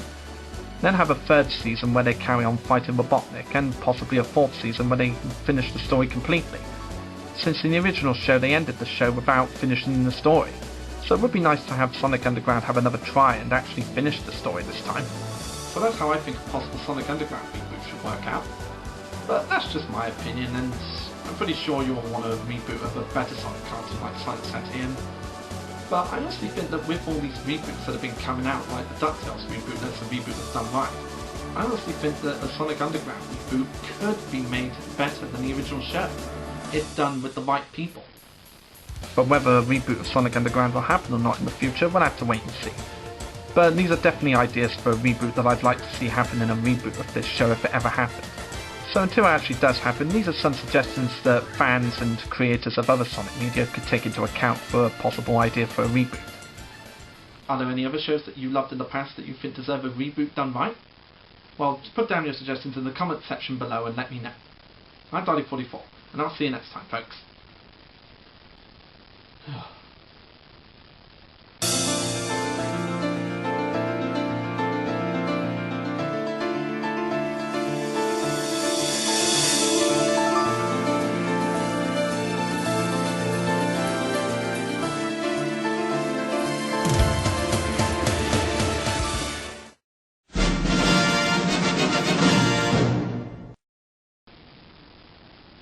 Black.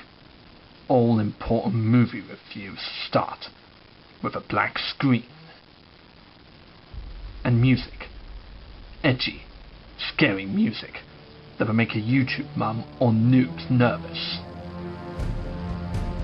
And logos. Really long and dramatic logos. Simon's Cartoons. Huh, heard it's owned by a really great guy. YouTube. The house that Dalek44 built. Yeah, whatever, YouTubers. Come at me, bros. I am your kryptonite.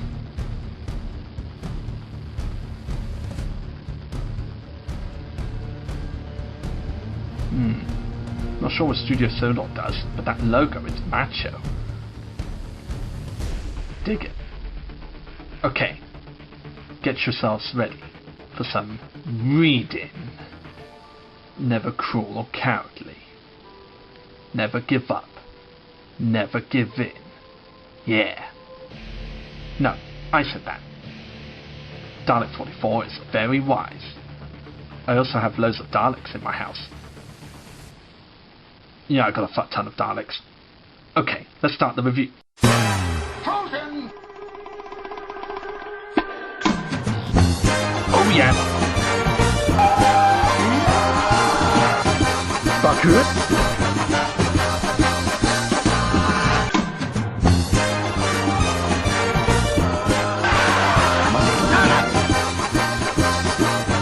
Why doesn't anybody ever want to meet Ringo?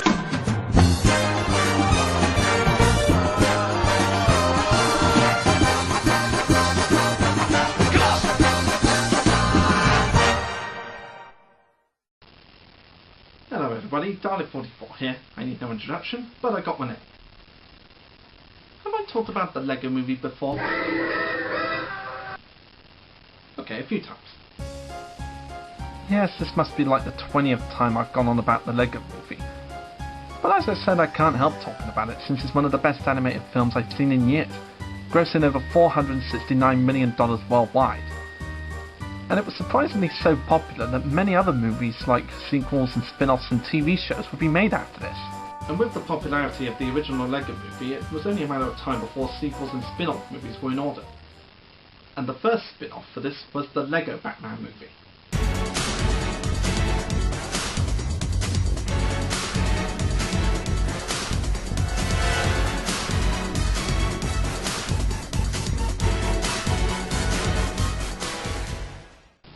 The Lego Batman movie is a 2017 3D computer-animated superhero comedy film directed by Chris McKay. The film centered around the Lego movie's version of Batman, voiced by Will Arnett, a character who was so popular that the studio decided to make a spin-off movie with him. Is the first spin-off to the original Lego movie really the best Batman movie since The Dark Knight? Well, let's have a look and find out. Within the Lego universe, Batman continues to protect Gotham City and fight crime. During his latest mission to stop the Joker from destroying the city, he hurts his arch-rival's feelings by telling him he is not as important in his life as he thinks he is, leading Joker to seek the ultimate revenge on him. The following day, Batman's alter ego, Bruce Wayne, attends the city's Winter Gala, which is celebrating both the retirement of Commissioner Gordon and the ascension of his daughter Barbara as the city's new police commissioner, only to be infuriated by Barbara's plans to re-instruct the police to function without the need of Batman. Without warning, the Joker crashes the party with the city's other villains, all of whom surrender, with the exception of Harley Quinn, who disappears during the confusion. Suspecting his arch-rival is up to something, Batman plots to steal Superman's Phantom Zone projector, a device that can banish anyone to the Phantom Zone, which houses some of the most dangerous villains in the Lego multiverse. Just as he plans his heist for the device, Alfred intervenes and advises him to take charge of Dick Grayson, whom Bruce unwillingly adopted at the gala. Reluctantly agreeing to do so, Batman fosters Dick as Robin, whereupon the pair successfully recovered the projector from the Fortress of Solitude and break into Arkham Asylum to send the Joker to the Phantom Zone. Suspecting his arch-rival wanted to be sent there, Barbara locks up Batman and Robin for their reckless actions. While the projector is being seized as evidence, Harley steals it back as part of the Joker's plan and frees him, allowing him to return to Gotham with all the villains he had recruited in the Phantom Zone. Realising that the city needs him, Barbara releases Batman and Robin and teams up with them and Alfred to stop the Joker. And with the help of Barbara, Robin and Alfred, Batman must learn the meaning of family and teamwork and friendship to stop the Joker's hostile takeover. So how does the Lego Batman movie compare to other Batman films that have come out recently? The critics are right, it is the best Batman movie since The Dark Knight. This movie has a ton of references to all the Batmans that existed in the past, from the comic books to the movies and even the TV series with Adam West. As Alfred states, "Sir, if you don't mind my saying, I am a little concerned. I've seen you go through similar phases in 2016 and 2012 and 2008 and 2005 and 1997 and 1995 and 1992 and 1989 and that weird one in 1966. There's even little nods to Batman vs Superman Dawn of Justice and the Suicide Squad film, as Batman points out that the Suicide Squad team-up of supervillains is a stupid idea. And there are so many references in this movie that I could go on all day just talking about them. But most of them you'd have to be a true DC comic follower to even get first time round. Will Arnett returns in this movie as Batman, the superhero of Gotham City, and the man who works alone. As I said before, this is a really funny version of Batman, sort of being like the Adam West version of the series where he takes things seriously, but adding his own edge to it where he's egotistical and self-centered. And they added some new stuff to him, like the fact that he likes to sing songs about how he's beaten the crap out of all his villains, and how he loves to eat lobster for dinner when he gets back from fighting crime, and how he broods over his family's loss and his greatest fear being part of a family again and letting new people into their life just to lose them again.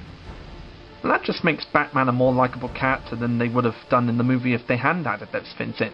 They could have easily just made this version of Batman an unlikable dick.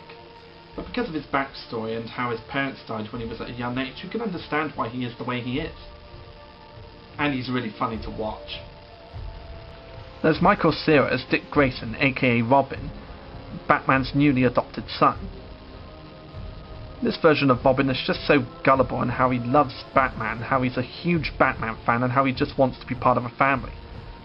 Even if he's being disciplined, he's just happy to be parented, which I find hilarious. When I first saw Robin in the Lego Batman movie trailers, I was assuming that he was going to be an adorable version of Robin.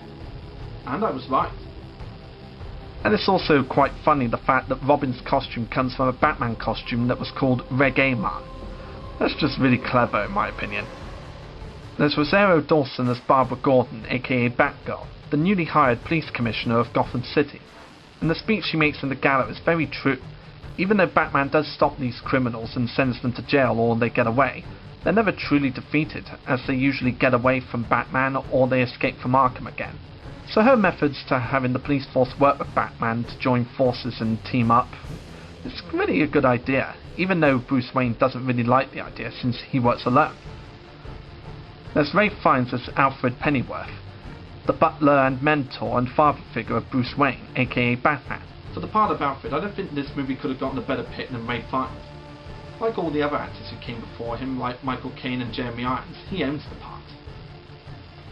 Ralph Fiennes just adds the charm, sophistication, and all-around Alfredness of Alfred. And one of my mates has told me that he sounds like the Alfred from Batman the Animated Series in the 90s. And rewatching this film a few times, I can see his point, and I can hear similarities to the original Alfred voice. And I love how Alfred goes out of his way to take care of Bruce Wayne, as well as teach him about being part of the family again and letting more people into his life, even if it's not easy to take care of the guy. Then there's the Joker, Batman's greatest enemy, the clown prince of crime, and the main villain of this movie, voiced by Zach Galifianakis, who you may remember from the Hangover films. This version of the Joker isn't exactly the psychopathic killing maniac that we know from the comics and the movies. He's more like a super obsessive supervillain who just wants Batman to admit that he's his greatest enemy. And as he points out during the climax, that the Joker and the Batman have been fighting each other in the comic world of Batman for 75 years. And that Batman has never once said, "I hate you, Joker," to the Joker. And I've heard from my friends that that's true. In any free version of Batman, Batman has never literally told the Joker that he hates him. So this was really the first time that Batman has ever literally told the Joker that he hates him. The best way to describe the Joker in this movie is not the Joker that we all know and love, but more of a kid-friendly Joker. like more kid-friendly than the Mark Hamill version. And I love the idea that he wants to be Batman's greatest enemy and will do whatever it takes to make Batman admit it. There's only one problem. Who's gonna defuse the bomb? It's gotta be one or the other, Batman. Save the city or catch your greatest enemy. And the Joker's design is a really great design. It's almost like a version of the Joker from the Batman from the early 2000s cartoon, where he has wild hair and very cartoonish teeth, except here they gave him fangs, which gives him a very cartoonish feel. And I love during the airplane heist in the beginning of the film, which sort of pays homage to The Dark Knight Rises when Bane attacks an airplane, where the Joker announces it himself to the pilot, but the pilot just looks at him like, yeah, this is just another day at the park for me, because he knows that Batman's going to stop him. As if he's been through this kind of thing all his life. You should be terrified. Why? Because I will be taking over the city. What? Batman will stop you? He always stops you. No, he doesn't. What about that time with the 2 boats? This is better than the 2 boats. Well, tonight is going to be different. Trust me, Batman's never going to see it coming. Like the time with the parade and the Prince music? Hey, quiet! There's his girlfriend Harley Quinn, voiced by Jenny Slate, and she's the Harley Quinn that we all know. And I love her design in this movie. And she's sort of like a cool girl with her roller skates, her jacket, her red and black hairdo, which is really cute, and the fact that she wears a Smilex shirt, which, if you may remember, was the laughing gas that Joker had in the '89 Tim Burton film. And there's plenty of Batman's other villains in this movie, including the Riddler, Scarecrow, Bane, Two-Face, Catwoman, Clayface, Poison Ivy, Mr. Freeze, Penguin, Man-Bat, Captain Boomerang, Egghead, the Red Hood, Dr. Hugo Strange, Killer Croc, Magpie, Mutant Leader, Crazy Quilt, Eraser, Polka Dot Man, The Mime, Tarantula, Kintut, Orca, Killer Moth, March Harriet, Zodiac Master, Gentleman Ghost, Clock King, Calendar Man, Kite Man, Catman, Zebra Man, and the Condiment King from the Batman the Animated Series. Okay, are you making some of those up? Nope, they're all real. Probably worth the Google. And for those of you who haven't seen this movie yet, beware, because there's a huge spoiler in it. When we go to the Phantom Zone, we learn that there are many different villains from the LEGO universe as well as other franchises. The villains from the Phantom Zone include Medusa, the creature from the Black Lagoon, Dracula, King Kong voiced by Seth Green, the Daleks from Doctor who everyone describes as British robot. Ask your nerd friend. the Wicked Witch of the West and her flying monkeys from The Wizard of Oz, the Kraken from Clash of the Titans, Agent Smith and his clones from The Matrix, the Great White Shark from Jaws, Voldemort from Harry Potter, the Eye of Sauron from Lord of the Rings, a couple of dinosaurs from Jurassic Park, and the Gremlins. And when I saw this movie with a friend of mine, the LEGO Dimensions video game immediately popped into his head, since a lot of these characters appeared in the LEGO Dimensions game. So to him it was sort of like LEGO Batman meets LEGO Dimensions. Which is kind of funny, since these characters did appear in the LEGO Dimensions video game. And I love the design of the Daleks in this game. It sort of takes reference to the multicoloured Daleks from 2010. And if they bring out future LEGO Batman movies and sets in the future, then I'm honestly hoping that they do one with the Daleks, all 5 of them. And a lot of the character designs pay homage to various versions of the characters. Like, I love how Mr. Freeze's design is sort of a mix between the animated series Mr. Freeze from the 90s, as well as Arnold Schwarzenegger's Mr. Freeze from Batman and Robin. Mostly the mecha suit. And I love how Billy D. Williams' Two-Face is a mixture of the various Two-Faces that existed in the past. Like Billy D. Williams' Harvey Dent, Tommy Lee Jones' Two-Face, the Dark Knight Two-Face. It's just a great mix of 3 versions of Two-Face.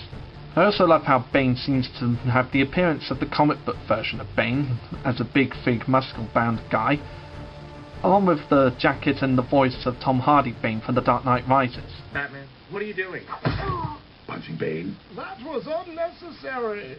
Like the LEGO movie, the animation in the LEGO Batman movie is top-notch. Every single scene you watch with this movie, it really does look like they are buildable characters that you can literally pick up and play with and rebuild. Like the original LEGO movie, the visual effects in this film are amazing and just look like they're really there to me. And yeah, the water and a lot of smoke in the background may be realistic, like not actually built a Lego, but I honestly don't mind that. The animators just went through a huge deal to make it seem as realistic as possible, as if it's something that you can actually buy and build and play with for a ridiculous price. I mean, seriously, have you seen how much a small set is going for nowadays? I recently bought a small Lego Star Wars set of Darth Vader's transformation from Revenge of the Sith, and it was like $19.99, which I personally think is a bit steep. But I digress. So I'm going to have to agree with the critics and the DC Batman fans. This movie definitely is the best Batman movie that's come out since The Dark Knight. This movie can be described as a parody of Batman, as well as a tribute to everything Batman, from the comic books, to the TV shows, to the movies, and just everything Batman. It's just a great movie. And if this movie is popular enough, then I think they should consider making a Lego Batman movie sequel. Like, wouldn't you love to see more of the Justice League, more of Batman's other villains, and probably even some villains that we never got to see in the films? Like perhaps Slade from Teen Titans, aka Deathstroke.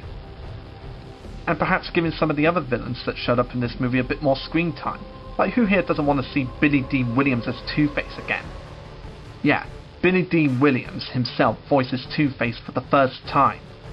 And those of you who've watched the Tim Burton Batman film from 1989 may remember that Billy D. Williams played Harvey Dent in that film, but we never actually got to see him as Two-Face. So this film makes our dream come true, and we finally get to see Billy D. Williams Harvey Dent as Two-Face, in Lego form. And that's friggin' awesome. If you want a movie that represents Batman from the comics, the TV shows and the movies in the right ways as a parody and a celebration, then this is definitely the movie to go to. Much like the original Lego movie, the Lego Batman movie is a great film to add to your collection if you're a DC fan, Batman fan, Lego fan, or animation fan, or movie fan in general. And if you haven't watched this film yet, then definitely go check it out. It's worth the watch, and it's got great bad action. I'm Dalek44, and I'll see you next time, folks.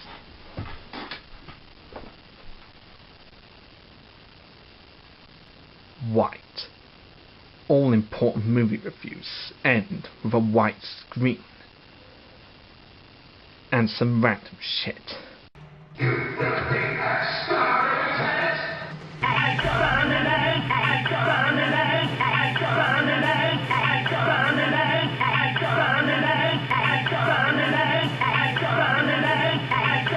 Yeah, I'm a Lego guy surrounded by character building Daleks. Big what? Wanna find about it?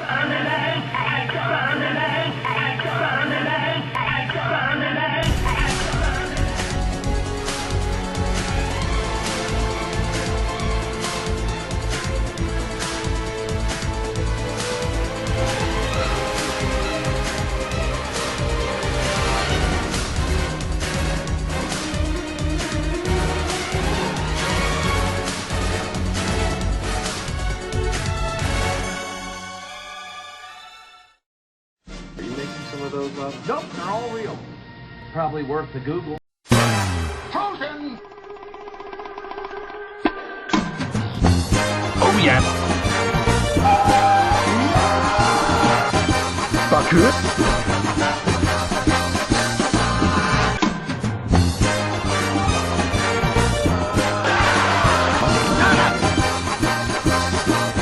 Why doesn't anybody ever want to meet Ringo?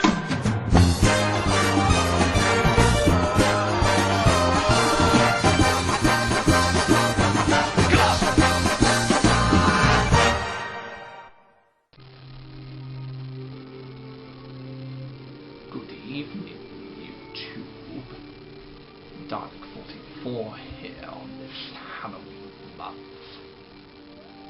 Would you like to hear a spooky story? Or would you like to see me do a review of something Halloween related?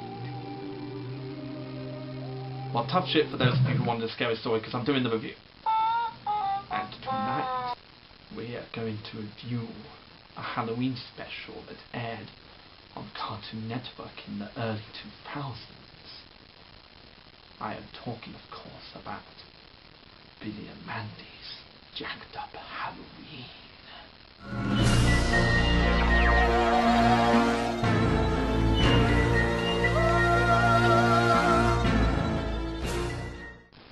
Billy and Mandy's Jacked Up Halloween is the first Halloween special based on the popular Cartoon Network series The Grim Adventures of Billy and Mandy. It aired on October 31st, 2003 and continues to be as popular as the show. So is Billy and Mandy's Jacked Up Halloween really as scary, exciting, and hilarious as everyone remembers it? Fuck this. I'm just doing it without the torchlight. I'm getting fed up of it. Anyway. Billy, Mandy and Grim go trick-or-treating for Halloween, and Owen is left behind because he needs a scarier costume. After pulling a trick on an old lady and getting some sweets, Grim tells a story of why people pull pranks on Halloween. He tells them the story of Jack, a prankster of the old Ennsville who just never knew when to stop pranking people. One day the citizens decide to punish him for his constant pranks, and they pulled a prank on the Queen, but signed it from Jack. In consequence, the angry Queen sent a knight to kill Jack. When Grim went for Jack's soul, Jack stole his scythe, and made a bargain for him to give him eternal life in exchange for the scythe. And because Grim had no choice, he granted Jack eternal life. But after closing the deal, Grim takes his scythe and cuts Jack's head off. You know, for kids! Showing that no one will ever see his face again. Afterwards, Jack decided to use a pumpkin for a head, becoming Jack-o'-lantern. You get it? And suffering from the loss of his real head and learning his lesson about pulling pranks too far and whom he does them to, every Halloween he goes out to pull pranks on the citizens of Ennsville, and waits 364 more days until next Halloween in solitary mode in his own house, untouched by time. After hearing the story, Billy splits from the group and finds Jack's house downtown. Jack realizes Billy is carrying the actual Reaper's scythe, so he takes it from him and uses it to open the gates of the underworld and bring forth ghosts, which take pumpkins for bodies, of course, and cause havoc in the city. Jack then plans to get revenge on Grim by cutting his head off. Don't be an idiot. Grim's head is removable. Observe. Ah, but any head cut off with the Grim Reaper's scythe stays off forever. That's a different story. And it's up to Mandy and of course Billy to stop Jack from cutting Grim's head off and taking over the city. And how does Jacked Up Halloween hold up today? Still one of the best Halloween specials from Cartoon Network, by far. This was the first Billy and Mandy project where Billy and Mandy would go solo before Grim and Evil split up into two shows, those being The Grim Adventures of Billy and Mandy and Evil Con Carne. And this really was a great way to start off the Billy and Mandy show when it separated from Grim and Evil. This special takes more chances than the previous episodes of Billy and Mandy have done before, like with the spooky visuals, some gory type stories without actually showing a gore, and a great character voiced by Wayne Knight. And the characters of Billy, Mandy and Grim are pretty much the same as they were in the show, with Billy being the idiotic one, Mandy being the smart and grim one, and Grim being of course the Grim Reaper. And the running gag of this special is Owen trying to find a scarier costume which aren't so scary, starting off with Snow White, a turtle, Little Bo Peep, a knight, the list goes on. Hi, Mandy. Ever kiss a banana? I said, did you ever kiss Go away, Erwin. But don't you find me appealing? And we also get a pretty questionable insight to his obsession with Mandy. What is wrong with you? Am I the only one who's kind of creeped out by this insane obsession? Because if you weren't before, then you will be now after watching this. The main villain of this special is Jack-o'-lantern, voiced by Wayne Knight, an evil pumpkin-headed prankster who shows up every Halloween night to play tricks on the people of Ennsville. Wayne Knight's normally known for playing comedic characters, like in Jurassic Park, Space Jam, and Rat Race to name a few. But here he's both menacing, threatening, and hilarious at the same time. 364 days a year, I can't even go to the ding-dong grocery store to buy pudding. And tonight, I'm going to return the favor. Out of the way, kid. As you can see, I have more important pranks to pull. So get lost and take that phony scythe with you. A phony! A big fat phony! Even though this guy was a one-off character, Jack did make some appearances in a video game of Billy and Mandy, which was basically a fighting game. And he got an honourable mention and a cameo by photograph in the Billy and Mandy movie, Big Boogie Adventure, proving that he's more than just a one-off character. He was an iconic one-off character, And compared to other Billy and Mandy episodes that came before this special has quite a creepy atmosphere to it. And there's Halloween all over the place. I mean, when you watch this special, there's just Halloween all over the place. There's spooky music, Halloween costumes, trick-or-treating, a pumpkin-headed freak with an army of pumpkins trying to take over the world. It happens. And this is one of those Halloween specials that I get hyped to seeing every year because it's just so Halloweeny and hilarious, as only Billy and Mandy know how. I mean, you wouldn't expect to see this kind of imagery in a Billy and Mandy episode before this special. I mean, you had a knight literally stabbing Jack in the back, even though it was done off screen. You have an off-screen shot of Grim cutting Jack's head off, and the music is quite eerie. I think that was the first for Billy and Mandy, aside from the Brains episode. So this special definitely took more chances than the previous episodes of Billy and Mandy, and other chances would be taken later on in the series. So to me, Billy and Mandy's Jacked Up Halloween is definitely one of the best Cartoon Network Halloween specials of my childhood, and I highly recommend it for those who love Billy and Mandy. So if you haven't seen this special yet, I highly recommend it, especially if you're a Billy and Mandy and Cartoon Network fan. You know, Golden Age Cartoon Network fan. It's got great laughs as only Billy and Mandy know how, it's very Halloweeny, and it'll have you entertained for hours on end. And it's good to get you into the Halloween spirit. And until next time, this is Dalek44 saying, Happy Halloween, y'all. What did I say y'all for? That sounded so American. I need to work on my outros.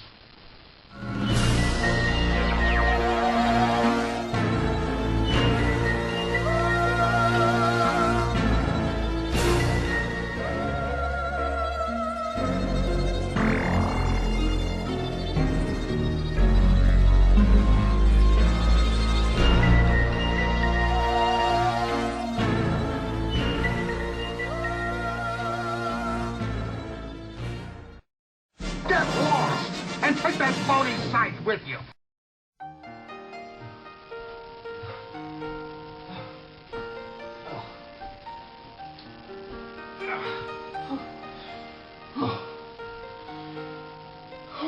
What a day.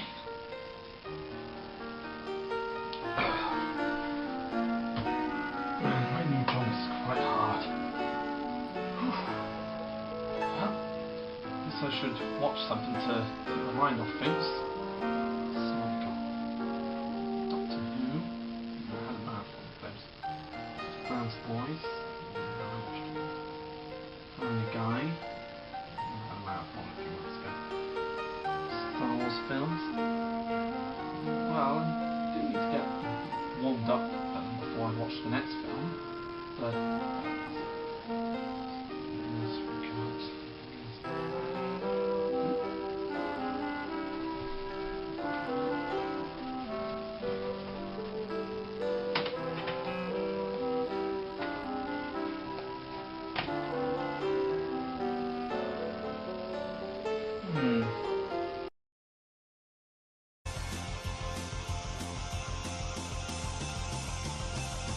totally worth it.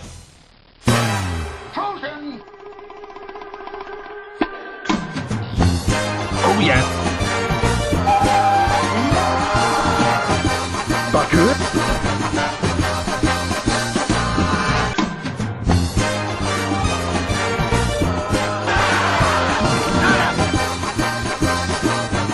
Why doesn't anybody ever want to meet Ringo?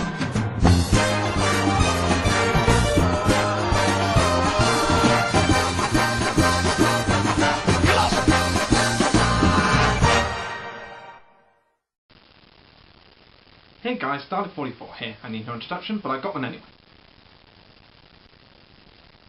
So,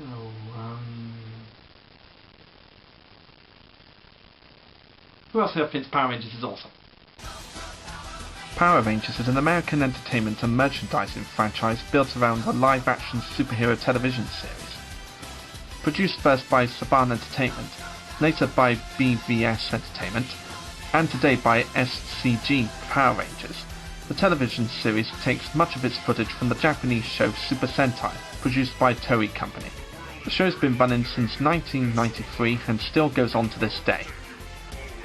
with over 24 television seasons, 20 different themed series and 3 theatrical releases from 1995, 1997 and 2017. And today we're going to be looking at the Power Rangers show that I was introduced to in my childhood, Mighty Morphin Power Rangers.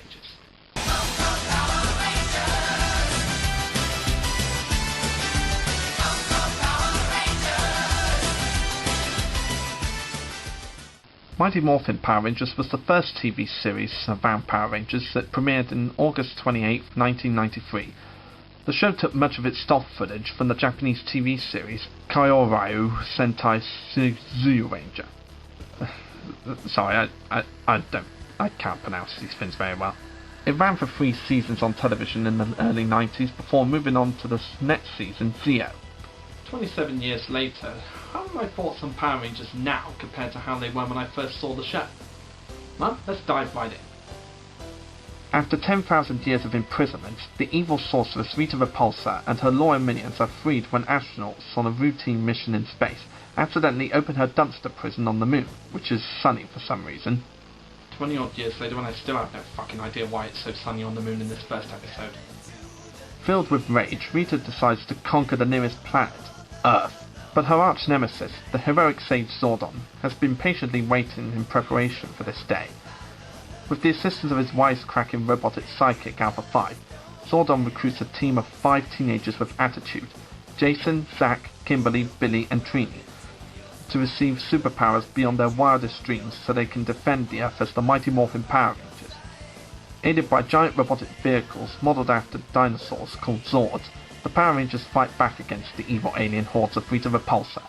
And pretty much each episode of the show is Rita using one monster at a time instead of building an army of them to fight the Rangers, and then the Rangers defeat her embarrassingly. So that's the story of Mighty Morphin Power Rangers in a nutshell. So what do I think of it now compared to when I first saw it as a kid? It's still an awesome show in my opinion. Not up there with Sonic Sat AM or some of the other shows that I've watched, like Batman the Animated Series, but it still kicks ass. As I said before, the show takes a lot of stock footage from the original Sentai series, while putting in some American footage as well. The American footage would usually have the Rangers going about their everyday lives in the city of Angel Grove, as well as the command center where Zordon and Alpha are, while most of the monster fight scenes would be taken from the Sentai series this was based on, and the majority of the Sentai footage would center around Rita and her minions. So if creating stories from a Japanese show was a real challenge, then how are the characters of this series? And there are quite a few characters in the first season of Power Rangers, so I'll go through them one by one. There's the original Red Ranger, Jason Lee Scott, played by Austin St. John. He's sort of the tough guy of the series, and a martial artist who takes up a lot of martial arts skills. He's a strong, fearless leader who leads his team into battle and victory. The original Yellow Ranger, Trini, played by the late Tai Trang, did I say that correctly? Is close friends with Jason, Zack, Billy and Kimberly. Generally soft-spoken and polite, Trini is a calm and wise person. She's an environmentalist, and is prepared to both push herself and put herself in danger for those she loves. The original Black Ranger, Zack, played by Walter Jones, is quick-witted and clever, and relies on a combination of skill, strength, and agility to win his battles. In his spare time, he likes to dance to hip-hop music, and there's even times where he takes part in the hip-hop competitions. The original Pink Ranger, Kimberly, played by Amy Jo Johnson, is the first Pink Ranger of the series, and many fanboys' favourite Pink Ranger. She is a capable gymnast and was often shown training and using her abilities in fights against Rita's forces, as she fought with a blend of gymnastic manoeuvres, elbows and kicks. She often uses the environment around her as a springboard for her attacks, and is often needed to defeat monsters with visible weaknesses. Kimberly has become a fan favourite Pink Ranger for many fanboys of Power Rangers, including myself. And as I said, she's become a fan favourite for a lot of Power Ranger fanboys. And even fangirls wanted to do cosplay of her. And who could blame us? She looks damn hot in that Pink Ranger suit. The original Blue Ranger, Billy, played by David Yost, is the brainiac of the bunch. He began the series as a stereotypical nerd. The other Rangers, especially Trini, defended him loyally, but Billy later evolved to become a stronger individual. He was one of the top members of Angel Grove's High Science Club and often helped its younger members with their experiments. He would often speak in a way that most of the other kids in Angel Grove couldn't understand except for Trini. So whenever he said something that was very intelligent to describe something, everyone would always count on Trini to translate what he was saying for them. And I'm just going to say this right now, when I was a kid I always used to love the Blue Ranger.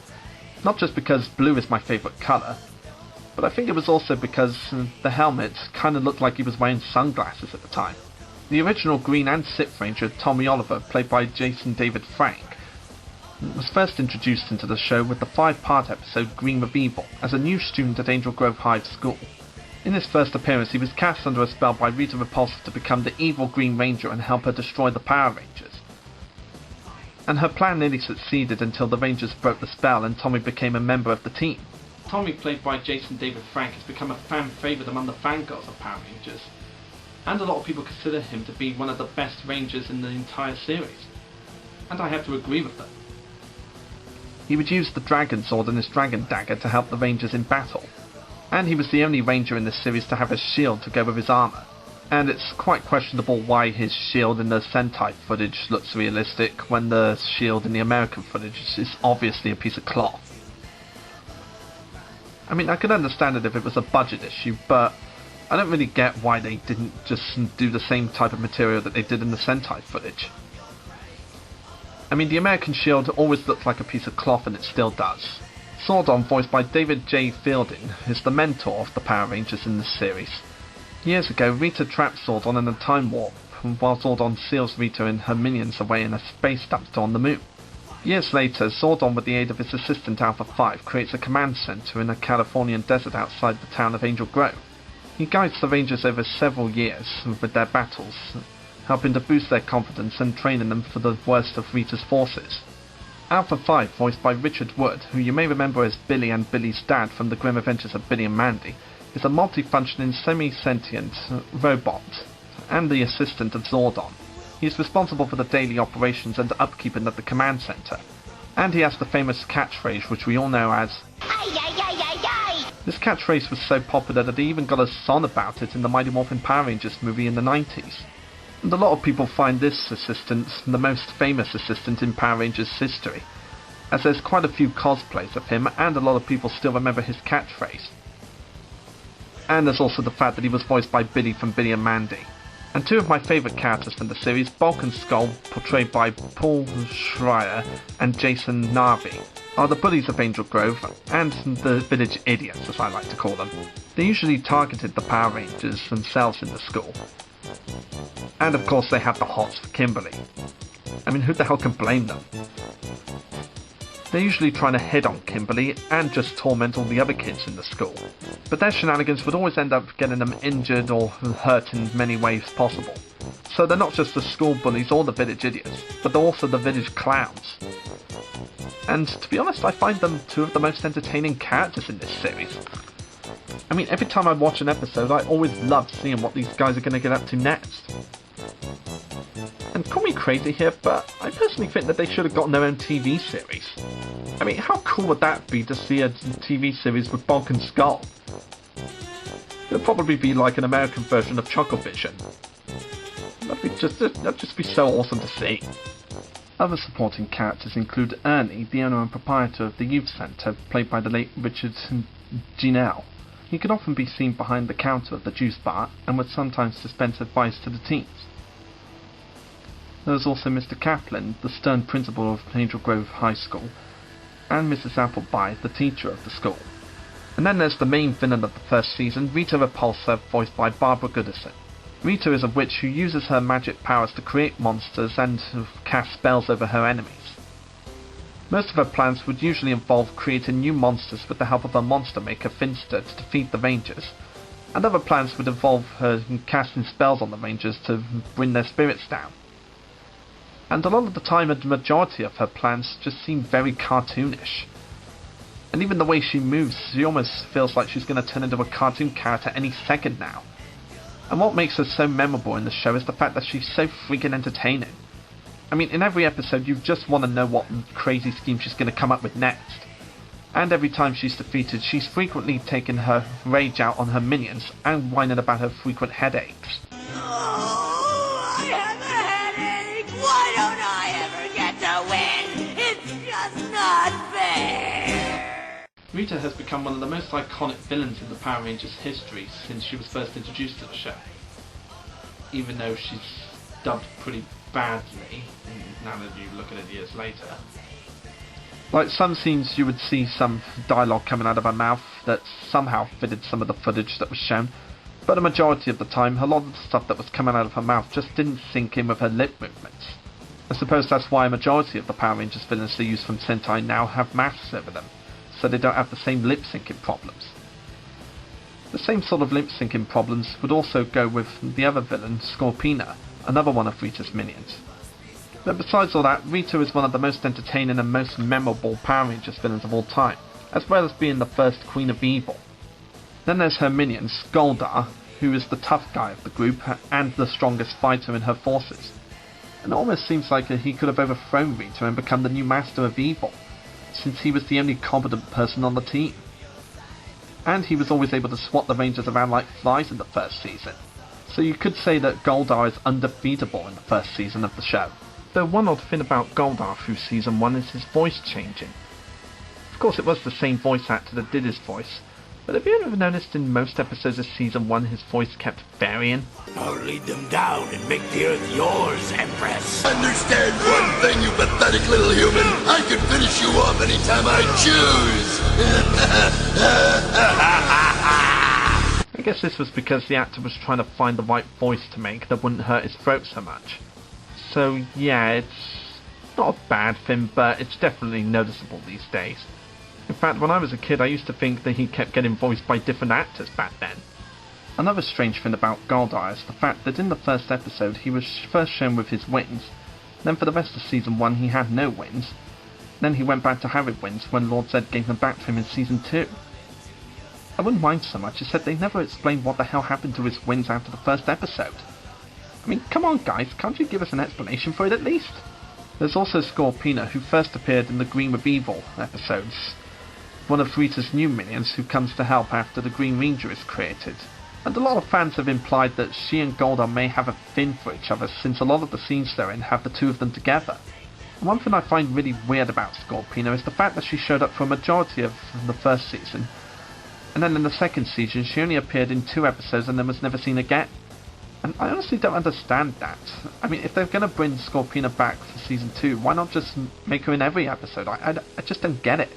The other minions include Finster, voiced by Robert Axelrod, Rita's chief monster maker in the first season, Squat, one of Rita's henchmen, a short, fat blue creature that resembles Bulk, usually blamed for Rita's failures, and there's Babu, a tall, bat-like creature who wears a monocle and resembles Skull. These two are seen a lot together, which gives some fans the impliement that they might have a thing for each other. In fact, has anyone ever imagined Squad and Babu together in that sort of way?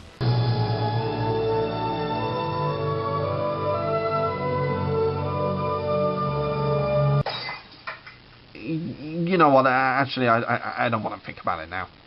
The majority of the Rita battles would often be assisted by Rita's putty patrollers, warriors made out of clay who act as Rita's foot soldiers. They're often seen sent to wear the Rangers down before the monster battle, and they were pretty easy to defeat since they were thick as a brick. Because this was made in the early 90s, no CG was used in the show, only practical effects. The only effects that were added in were just sort of light shows and lightning effects. Some would say that it looks pretty cheap and dated by today's standards. Sure, the monsters may now obviously just be some guys in costumes, but look at it this way. You know they're actually there. Most live action shows you see today, including future Power Rangers, have a lot of CG moments in it, but a majority of the effects were actually there in these seasons. And that's season 1 of Power Rangers, and as the first season for one of the best shows ever made goes, it's really entertaining.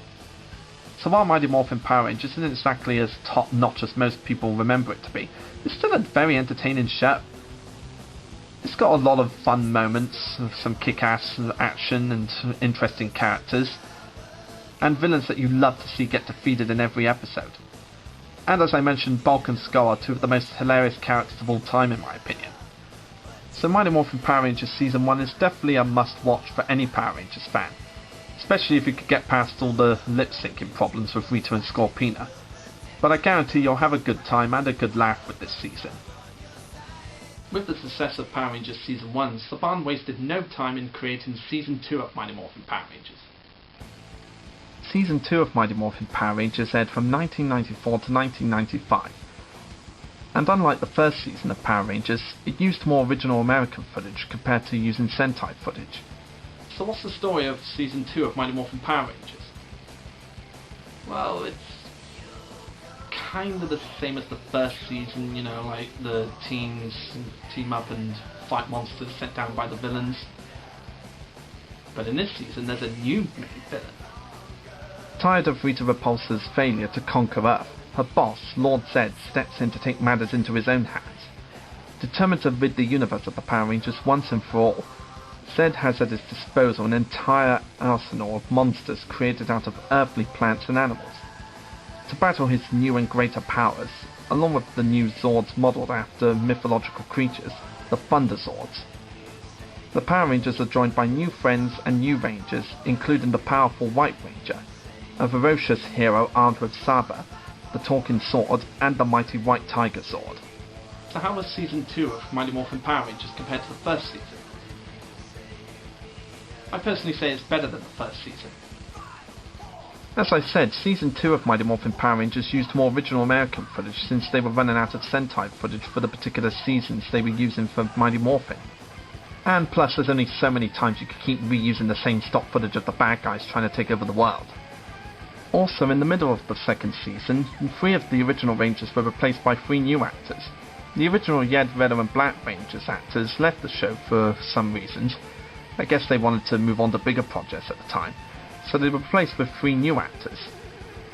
Karen Ashley as Aisha, the new Yellow Ranger, Steve Cardenas as Rocky, the new Red Ranger, and Johnny Yon Bosch as Adam, the new Black Ranger. Another thing to note about Power Rangers is that for Season 1 the black kid was put in a black suit and the Asian kid was put in a yellow suit, which back then and even today wouldn't be exactly politically correct. But I don't think that was the real reason the original actors left. I personally think it was more for them to be wanting to go on to bigger projects than this. Another huge change in this season is Tommy as the Green Ranger. And I wanted to save more talk on Tommy for this season because he's had the most character development in this show. Halfway through Season 1 of Power Rangers, Rita Repulsa used a green candle to extinguish Tommy's Green Ranger powers, which meant he was no longer a Ranger for a while. And then before the final episodes of Season 1, Tommy returned as the Green Ranger thanks to Zordon. And throughout the second season's first 3 episodes, Lord Zed has always targeted Tommy first, since his Green Ranger powers were created by Rita and he wanted to wipe out all memory of her failures. And eventually his Green Ranger powers were all gone, but then later on in the series he returned as the White Ranger and the new leader of the Power Rangers. And this White Ranger outfit just looks so damn awesome. And the shield looks more like a real shield this time compared to the American Green Ranger shield. So Tommy's definitely had the most character development out of all the other Rangers in the past. Another huge change for this season is Bulk and Skull going from regular bullies and idiots to being investigators of the Power Rangers as well as the idiots we know them for. Bulk and Skull have always been one of my favourite aspects of the show. And watching them again years later, it's still kinda hard not to laugh at these guys. Ever since the Rangers saved them from Zed's new army of putties, the two decided to find out the Power Rangers' secret identity. And all of their appearances in Season 2 is just the two going through harebrained schemes to find out their secret identities. With no success, of course. And it's quite nice to see these two move on from bullies to investigators. Unsuccessful ones as well. And of course, as you'd expect, they're still the hilarious duo we know them for. Having Bulk and Skull try and find out the secret identity of the Power Rangers for the second season is kind of a step up for them from them just being the everyday bullies that stupid stuff happens to them every time they want to be bullies. Of course the stupid stuff still happens to them, but it's still entertaining because they keep it fresh and new. Now let's talk about the main highlight of Season 2, Lord Zed himself. The first American created villain for Power Rangers. And this guy just looks awesome. As you may remember, I put him on a list for my top 10 scariest nostalgic characters list. And I've listed a number of the reasons why he's on the list, which I'm going to explain again for here for why he's so awesome. I mean, the second you look at this guy in the first episode, you can immediately tell that he's a bigger threat than Rita. I mean, just look at him. He's got a metal mask with a permanent grin on it, and a hole at the top exposing his brain, a muscular body, metal bones, and tubes carrying liquid all over his body. Obviously, this guy looks like a more serious threat than the Sorceress with the same wardrobe as Queen Amidala from Star Wars. And he's become an iconic villain in the Power Rangers franchise. Arguably the best villain in the show.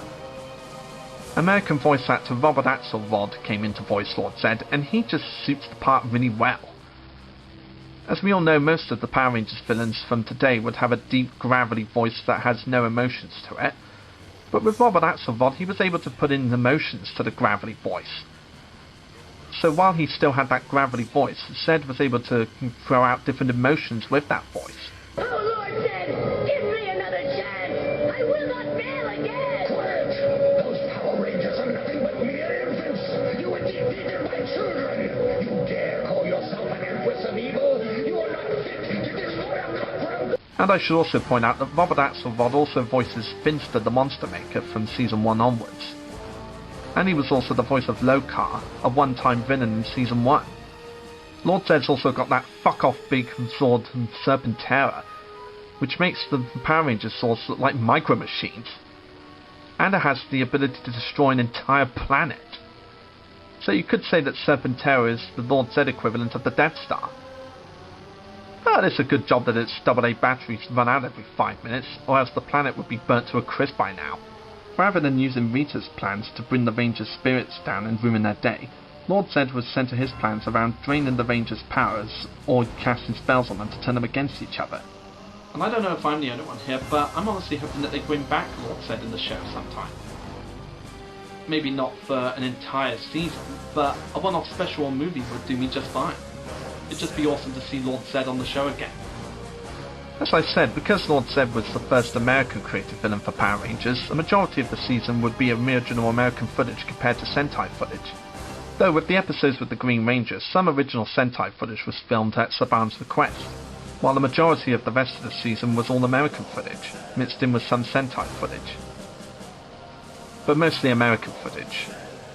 Lord Zed also brings in a new army of putties that are more dangerous than Rita's putties. And while these putties were tougher than the other putties, they were pretty easy to beat. I mean, all you had to do is punch or kick the Zed on their chest, and then they'd fall apart. Yeah, that's kind of a dumb weakness for these warriors, isn't it? But it's awesome to see them break into bits. When Lord Zed was first introduced, parents wrote in to complain that he was too scary for a kids' show. So came the episode The Wedding, where they brought back Rita Repulsa and had her marry Zed. And while Rita was gone for most of Season 2, she did return near the end of Season 2 when she slipped this love potion to Lord Zed, making him fall in love with her and marry her. And some say that this is when Lord Zed stops being awesome, because he starts to become more of a goof rather than the badass that he was in the first episodes of Season 2. Why did I marry her anyway? Good question. What? Some people may either hate or like the new Zed from The Wedding onwards, but I'm one of those few who kind of enjoys Zed after he turns to goofiness, because he's still a badass villain. It's really hilarious to see his banter with Rita. It's just so freaking hilarious. Plus, as Season 2 goes on after their wedding, and Season 3, the two become an even bigger threat together than either one of them did alone. But we'll get to that when we get to that. While Barbara Goodson carried on voicing Rita Repulsa in the second season of Power Rangers onwards, Carla Perez did her physical performance since they stopped using the Sentai footage. The visual effects from Season 2 is pretty much the same as the visual effects from Season 1, with some added additions like lasers and explosions, and the realistic effects like the monsters and the Zords. Of course, the monsters don't look that realistic these days, but they're really there. And some of the monsters that Zed's created are pretty creative and have their own quirky funniness about them. I especially love the Octophantom's weakness of being very vain and loves looking at himself in the mirror.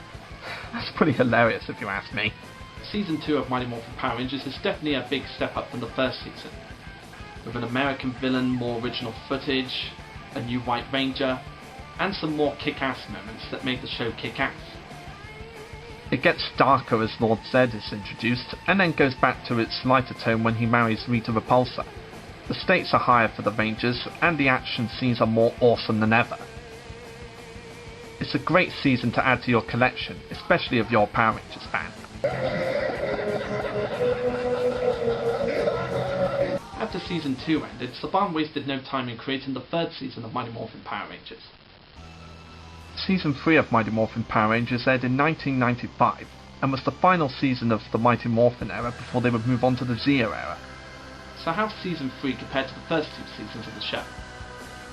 Well, let's dive right in. As the battle rages on, the Power Rangers are forced to go on a quest to seek out a Fable Master Ninja, Ninjor.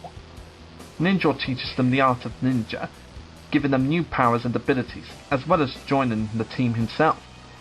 Assisted by their new ninja swords, the Rangers are ready to do battle with Lord Zed and Rita. But the forces of evil are also reinforced as Rita's brother, Rita Revolto, and her father, Master Bile, arrive on the moon. I swear that each season of Mighty Morphin Power Rangers just gets better and better with every episode. This season came out sometime after the Mighty Morphin Power Rangers movie, which did the ninja powers thing. But because the movie didn't do so well in the box office, they had to redo the backstory of the ninja powers for this season. Once again, Bulk and Skull go through a new character development in this season, as they move on from trying to find the secret identities of the Power Rangers to joining the police force in Angel Grove to impress the girls. And thanks to the efforts of their superior officer, Lieutenant Stone, the duo become good-natured goots. And it's hilarious to see them get into shape in the police academy training. Bulk and Skull have definitely improved in this season compared to the first 2 seasons where they joined the police academy. And it adds for more humour with the two, as they can go through everyday police life with their leader. This season has Rita Repulsa and Lord Zed joined together as the main villains since Season 2's episodes The Wedding. And as I said before, these two have come closer to defeating the Rangers together than either one of them did alone. With the help of Rita's idiot brother Rita Revolto, they managed to destroy the Thunder Swords. And compared to Season 2, I think this season has Lord Zed as one of his most evil moments, where he invades the command center. I mean, what other Power Rangers villain has ever done that before this? In a later episode, they captured Kimberly and found new Zords and tried to force the Rangers to pilot the Zords themselves. And rather than creating some new monsters to pilot the Zords for them, they captured Kimberly and drained the power out of her and used her as a bargain for the Rangers to force them to pilot the Zords to get her back. And just to rub more salt in their wounds, Lord Zed forces them to teleport him to their command center to give his commands. And let's be honest here, that is the most awesome moment that Lord Zed's ever had in this season. And even though he was goofy in this season, he was still a badass. With him entering the command center to give his commands to the Rangers, it's like he was saying, yeah, I'm just gonna walk into your crib and do as I please and ain't nothing you can do about it, bitches. They even managed to capture the Falcon Sword and the Great Ninja in the process. Man, these two are dangerous together, aren't they? Another new character for this season is Ninja, voiced by Kirk Strass, the creator of the original 5 Power Coins and dinosaurs that were used by the original 5 Power Rangers, even though it was Zordon who distributed them. And these days, Ninja's voice isn't exactly what you'd expect to hear from a, well, you know, all-powerful, all-wise warrior. It sounds more like a voice from a character that would just be there for comic relief, kind of like Robin Williams as the genie in Aladdin. Yeah, it's pretty funny, but not exactly wise and sagey and noble as you'd expect it to be.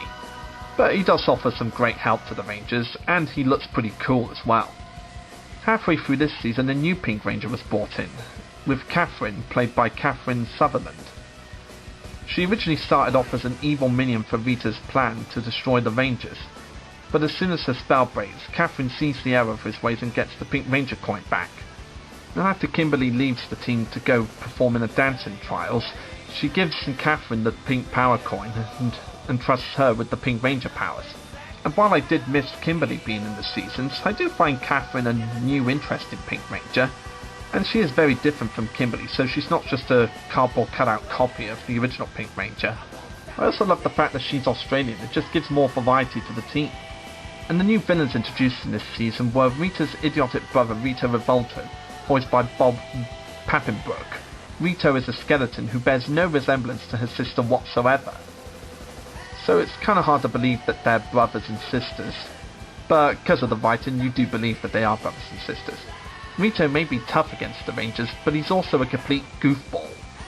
Sometimes coming out on top, but most of the time just messing up Rito and Zed's plans. Rito is definitely one of those entertainingly idiotic characters who's so stupid, but you've got to admire. And if I'm honest, there's not really much of a family resemblance between him and Rito besides similar names. But he's still really entertaining.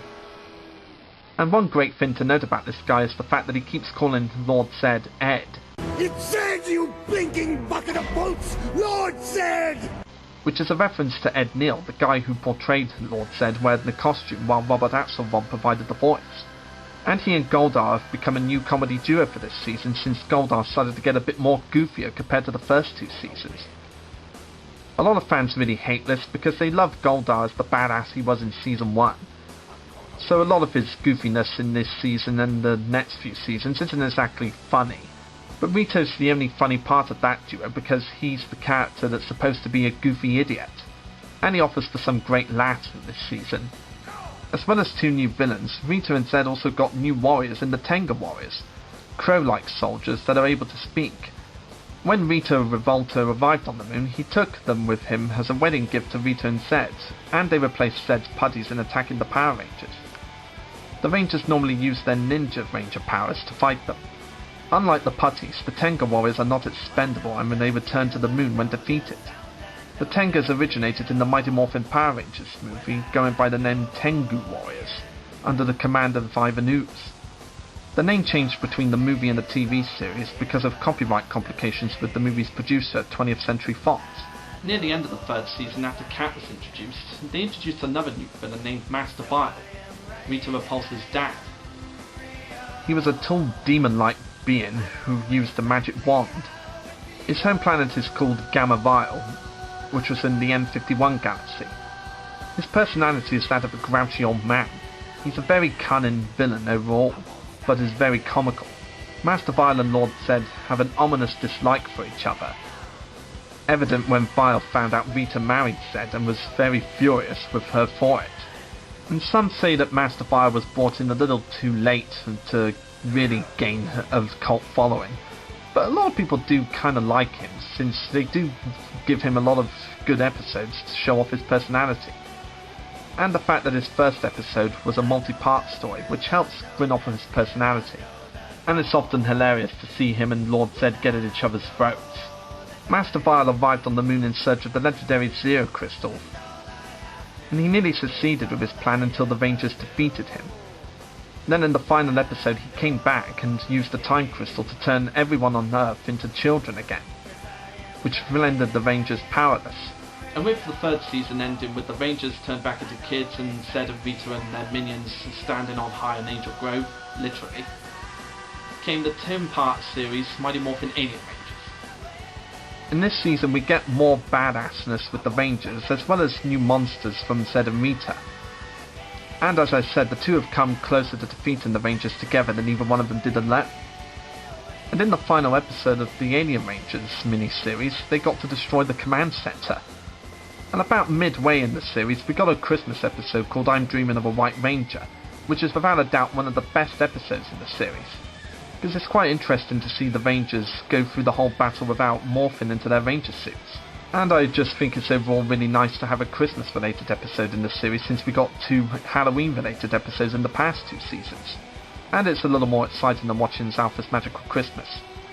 I mean, no offense to any of the fans of the Zalphus Magical Christmas VHS special, but I'm Dreaming of a White Ranger is just more action packed and more exciting. The visual effects in season 3 are pretty much the same as the first 2 seasons, with the practical effects as well as some additional effects like lasers and explosions and whatnot. And like season 2, this has mostly original American footage mixed in with some Sentai footage. And it's understandable why they used mostly American footage, because after the first Sentai, they didn't have any more of the Mighty Morphin, so they had to do the American footage with the Mighty Morphin Rangers. And this was also the first time a Power Rangers season ended on a cliffhanger, with the Rangers powerless and the command center destroyed, looking like Zed and Rito had won. Now, ending the series with the command center being destroyed was just edgy for Power Rangers, since most of the seasons had a happy ending. But this was really edgy back then for Power Rangers. Of course, this cliffhanger would be resolved in the next season, Power Rangers Zeo. But we'll get to that eventually. And the franchise didn't stop there, as we carried on with Zeo, Turbo, In Space, and many others that I don't really need to mention. But as starter seasons go, Mighty Morphin was really good to me, and for me it still holds up to this day. Despite getting past the obvious bad lip syncing for Rita in the first season and obvious costumes and effects that were so 90s, but you still got to admire it if you grew up with it. So in my opinion, Mighty Morphin Power Rangers was a great introduction to the Power Rangers franchise. It's got laughs, great characters, memorable villains, and a lot of slapstick and great comedy to boot. If you're a fan of the original Power Rangers or have kids who are fans of the new Power Rangers, then I'd highly recommend getting these 3 seasons of Power Rangers to show your kids where it all began. You'll get some great action, great entertainment, and a few laughs or two out of it. And I guarantee that if you're a Power Rangers fan, old or new, then it's definitely worth the watch. And if you're a Power Rangers fan, then I'd highly recommend this first season for your generation and the new generation that loves Power Rangers from today. It'll be a nice way to get them started on how Power Rangers came to be. I'm Dalek44, and I'll see you next time, folks. I love Lord Zed so much. I wonder if they ever will bring him back in the show. Guess we'll have to wait and see.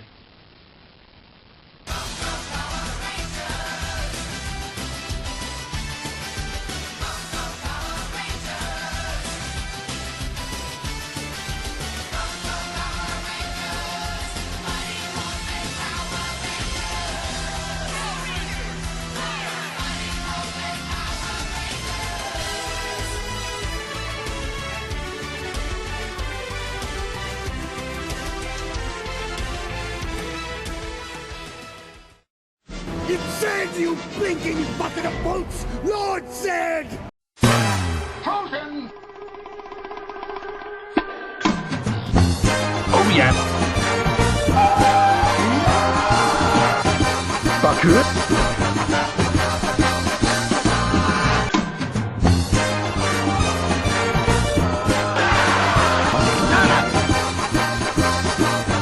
Why doesn't anybody ever want to meet Ringo?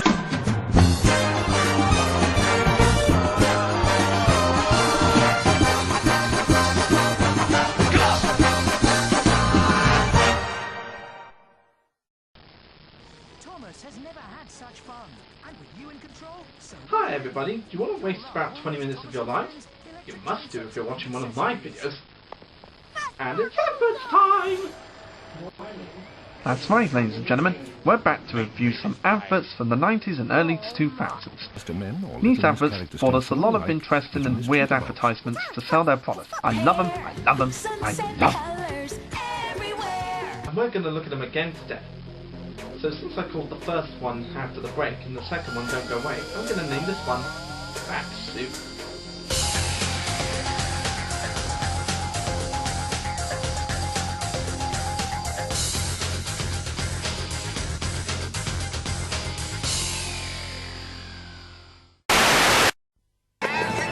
For those of you who don't know or even don't remember, this was around the time when Kellogg's wanted to try something new with Cocoa Pops.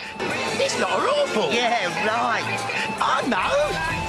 Cocoa Pops Crunchers! Awesome! They've done various varieties of this cereal, like Choco Krispies and Cocoa Pops Crunchers. I guess they really wanted to expand their product. Wicked!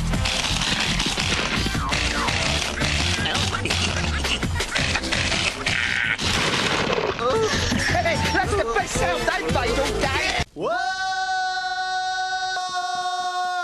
You can really handle the crunch. Cocoa Pops Crunchers, can you handle the crunch? And if you can't handle it, well, let's just say your mum would be paying a shitload of money for the dentist.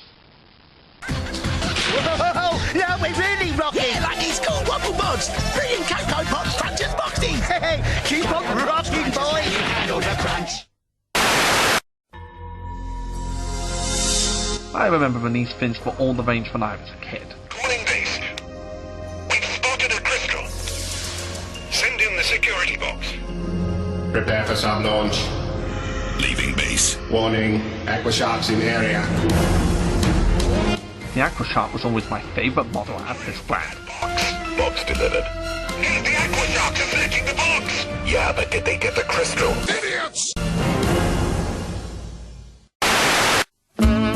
Ah, good old Monopoly. A fun game for the family where you can buy houses, hotels, streets, train stations, go to jail, park for free, get free money. He comes. Lend me some money to buy Leicester Square.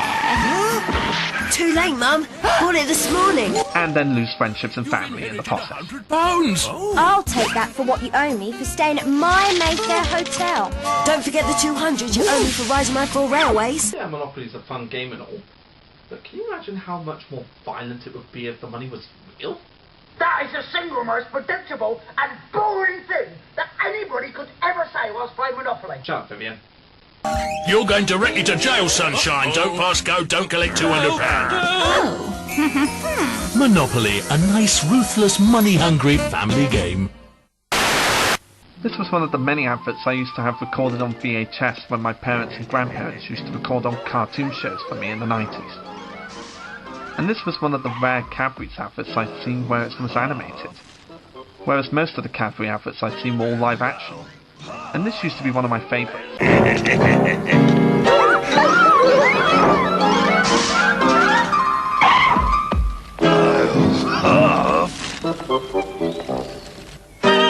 I'll huff, and I'll... Wow. I guess that chocolate button made the big bad wolf not so bad. Cadbury's! He won't huff, he won't puff, he's not tough, he's not rough. Goodness knows how Cadbury's buttons do it. Magic. Oh, good old Looney Tunes. What fun antics will they have for us today? One wabbit, one. Here comes the farmer with his gun. Bang, bang, bang, bang goes the farmer's gun. So one wabbit, one. Hey, what's up, Doc? Whoa, the wabbit's got way too big. Really? Out of all the things Bugs Bunny has done to you in the past, the one thing you're most afraid of is when he has Weetabix?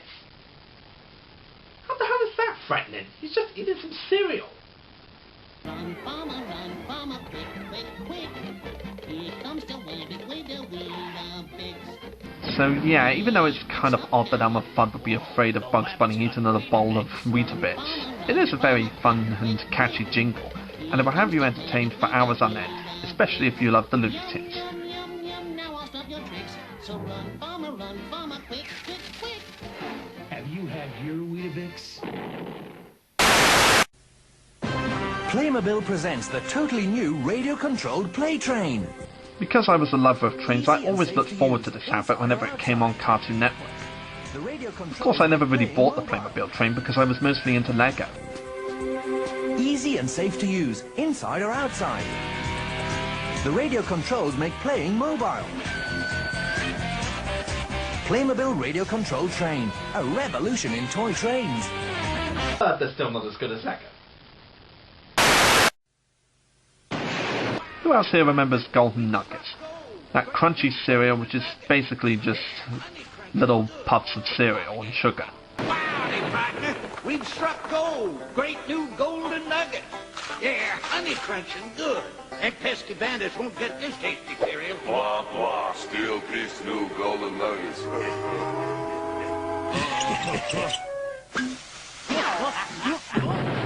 This is just like watching Inspector Gadget with cowboys.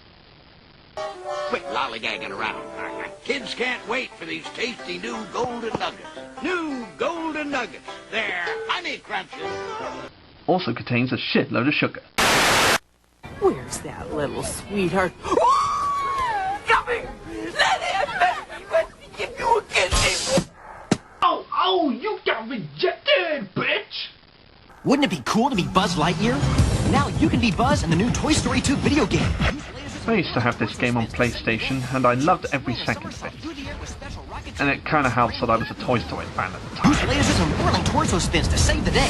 Jump, swing, and somersault through the air with special rocket jet and moon spring boots. There you are!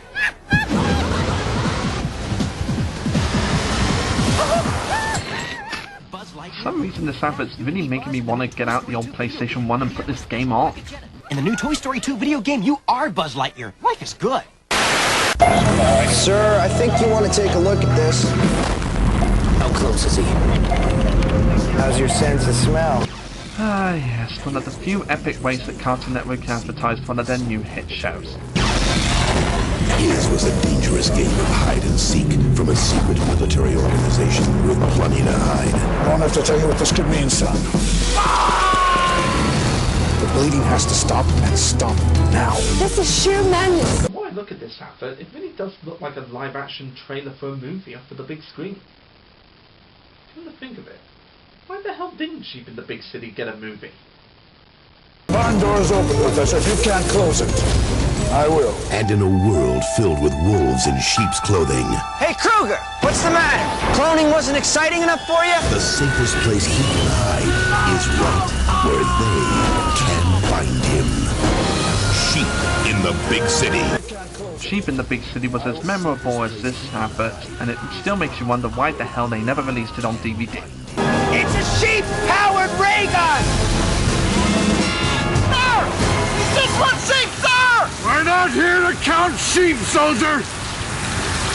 We're not here to count sheep. Sheep in the Big City, a new cartoon series nothing like this trailer. Coming this November to Cartoon Network. Also available from BBC Video, Fireman Sam, the hero next door. Ah, good old Fireman Sam.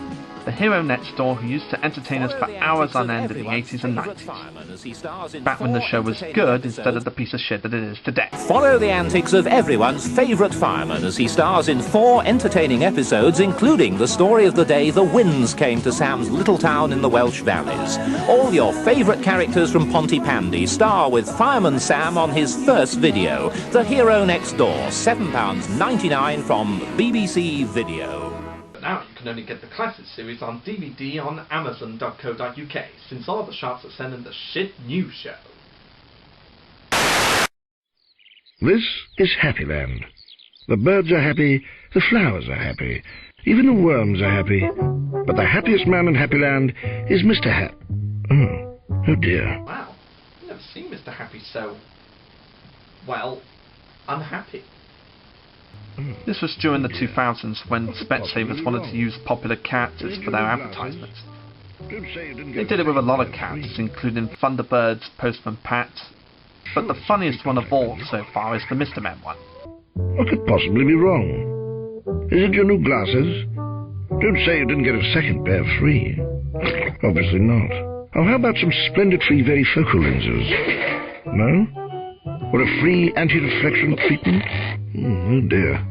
Or surely some free contact lenses. Looks like someone should have gone to Specsavers. Charming.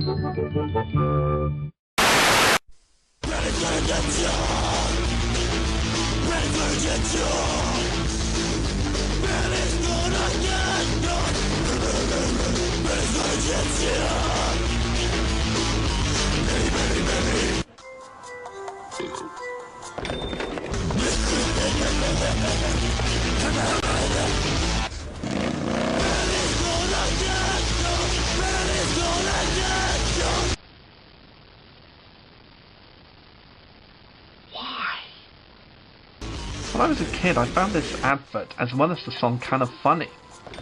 But looking back at it today, it just makes you think, what the fuck?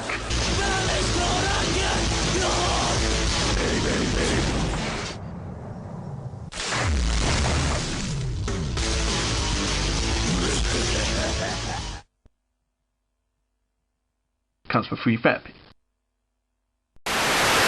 Thank you very much. Whoops, there we go. Thank you very much. Excuse me, sir, have you got a ticket? No, mate. The proper response to seeing that big penguin is, ah, giant penguin, ah! How can you knock these penguins adverts?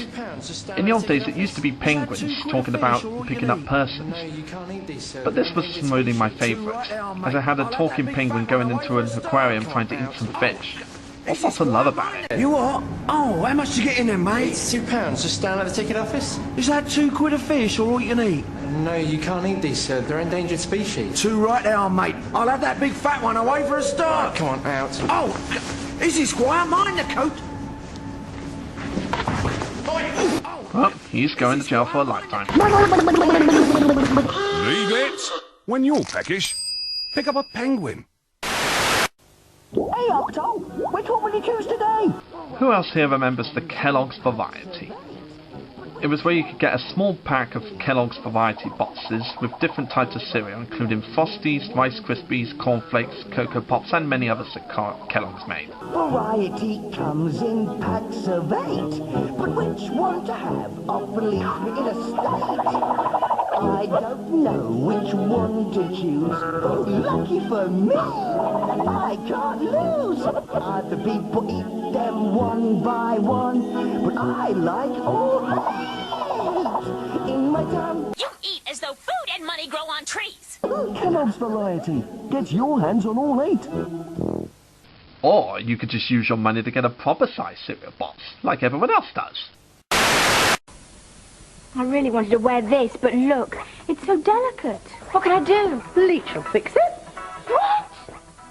Bleach will ruin it. Don't worry. It's a gentle bleach called Ace. It's not like normal bleaches. I don't know if they still make Ace anymore, but this was quite a very good way to advertise their product. Just showing the effects of it as well as giving an instruction for it. For all your laundry, even delicate things like this. Cover the stain, but don't let it dry. Pop the rest in the machine with your detergent, and away you go. Wow! Ace job! Now, if that doesn't sell a washing up product, I don't know what the hell will. New Ace, the safest type of bleach for all your laundry, even delicates. Good luck, Dexter. The things I do for Dairy League. Looking back at this advert today, it kind of looks like something that comes from Tim Burton and the director of Nightmare Before Christmas. I mean, think about it. It has the style of a Tim Burton film. Especially with that scary-ass looking cat. Okay, Miami Mice. Hey, fat boy. You couldn't catch us even if you was on roller skates.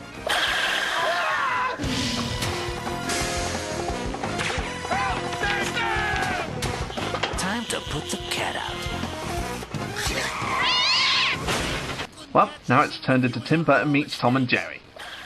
What fun, eh, kids? Hey, fat boy. You couldn't catch us even if you was on roller skates. These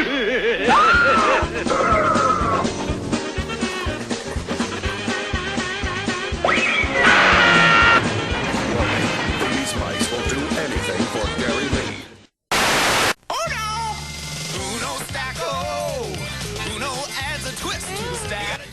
Uno Stacco was basically just an Uno version of Jenga, which I covered in the last Adverts review. But I suppose this was fun for people who did love Uno. The only other Uno thing I ever got was the original Uno and Uno Extreme, which was a piece of shit because it didn't work properly. And then they throw the game away and go back to the Uno cards. Green or a 3, don't anybody breathe. If you're a lover of Jenga and Uno, then Uno Stacco will have you entertained for hours. Uno, the #1 game in America. Who breathed?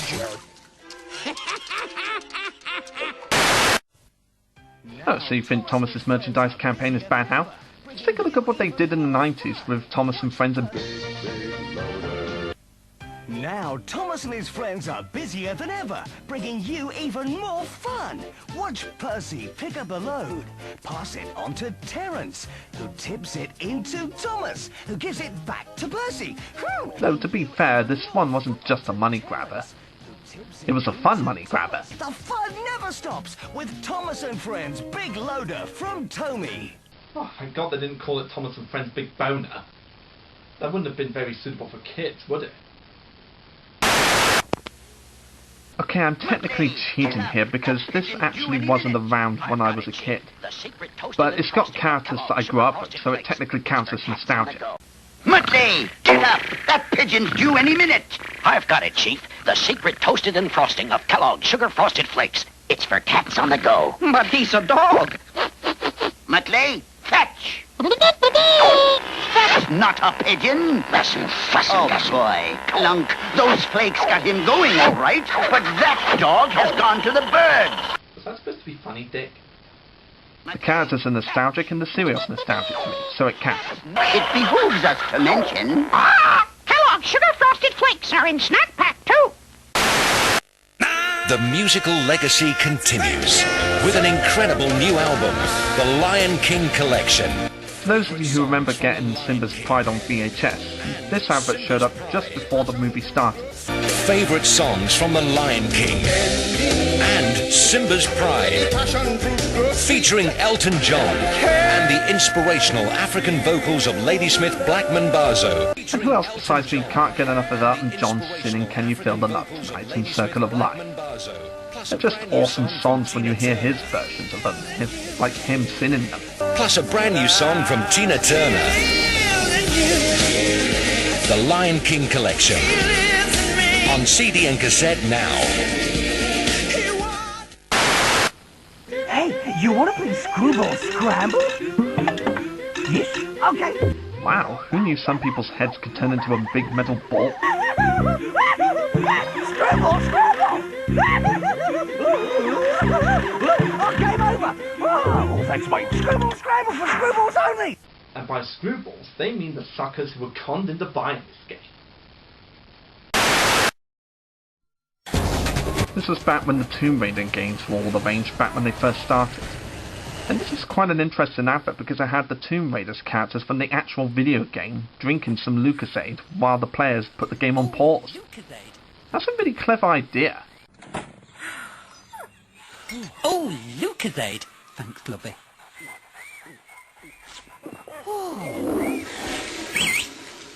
Particles! Boris! I'll give you woof woof. So I guess Toy Story must have had a big influence on this advert.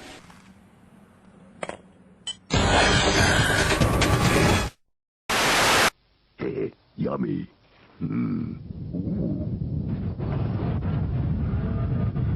Get a free Thunderbird in special packs of Sugar Pop. Wow, who knew Thunderbird 1 could come out of a cereal bowl? This was back when the live-action Thunderbirds movie was all the rage, with advertisements, the actual movie, and this from Cereal Pups.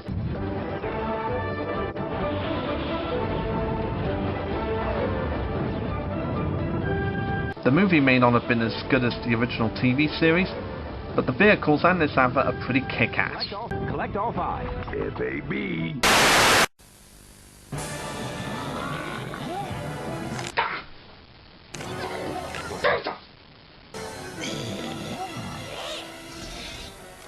Connect 4. The game where you've got to think big to Connect 4 and win. Yes, Connect 4 is all fun and games, as well as a classic. But what about the people that dinosaur and that monkey just killed? I mean, they literally just ate a building, a train, and a car that was being driven. Connect 4. What kind of kids game would do this in an advert? Connect 4, the big game in town. Oh boy, more from Tony the Tiger, my favourite cereal mascot. Your frosted secret formula. But that's what makes them taste so great. Wow, who knew Tony was so secret agent-like? How nice of you two to drop in. Sorry, I can't hang around. I'll take that, and you could take this. Ha! Looks like he'll be tied up for a while. Oh, Mummy. Oh yes, the old-fashioned cliche of the bad guy crying out for their mummy. Wasn't the 90s and early 2000s the best? My gadgets are a little like Kellogg's Frosties. In what way, sir? They're great! You said it, buddy. Oi, mate, do you do takeaways? Ouch. Oh, wow, that was easy to get rid of him. When you're peckish, pick up a penguin. One day, Mr. Clever had a business meeting. During the 90s and early 2000s, the Mr. Men and Little Miss were all the rage with adverts and products. and a free meal. Though they're still pretty big with t-shirts right now, but this was when they used to appear everywhere. So while Mr. Busy kept busy, And this Intercity advert is quite an amazing advert for them to be in. He had free parking at the station. He had a free reserved seat in first class and a free meal. He did all this on his business advance ticket. So while Mr. Busy kept busy, Mr. Clever relaxed. Unlike Mr. Wrong, who drove... Personally, I prefer to ride on a train with the company of Mr. Sneeze, Mr. Grumpy and Little Miss Tiny. They were some of my favourites. A business advance ticket costs less than a first class return. Intercity. Think about it. Wake up, the day has just begun. Oh yes, who could ever forget the classic Pom Bears? The little potato teddy bear shapes that you could eat all day long. We are the Pom Bears and we're really... No, late again. Wait a minute. What did you say? Late again. Late again? Well, how many times have you been late before? Like 3 times? 4 times? 5 times? Potato sets the push and not play teddy bears that you can buy. But most of all, we're simply great to eat. Late again. Oh, I'm used to this. I've been late for this kind of parade last time. And me 17 times before that, as a matter of fact. A fun little jingle for a fun teddy bear snack that people love to this day. Yo! Every day from now to the end of April, be the king of your own Pom Bear inflatable castle. Just text for your chance to win. Pom Bear, the teddy-shaped potato snack. Put a pom-pom-pom. Oh god, no, please don't go there. No, you might be able to sell your product if you just stop right now.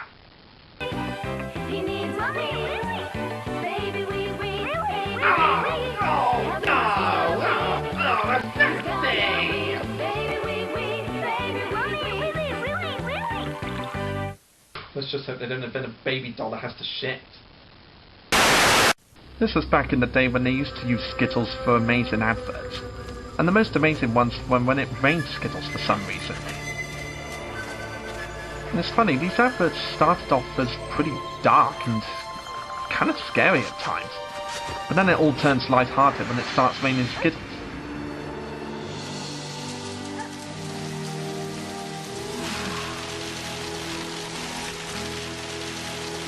How come it never rains Skittles in real life? I'd love to have it rain Skittles once in a while.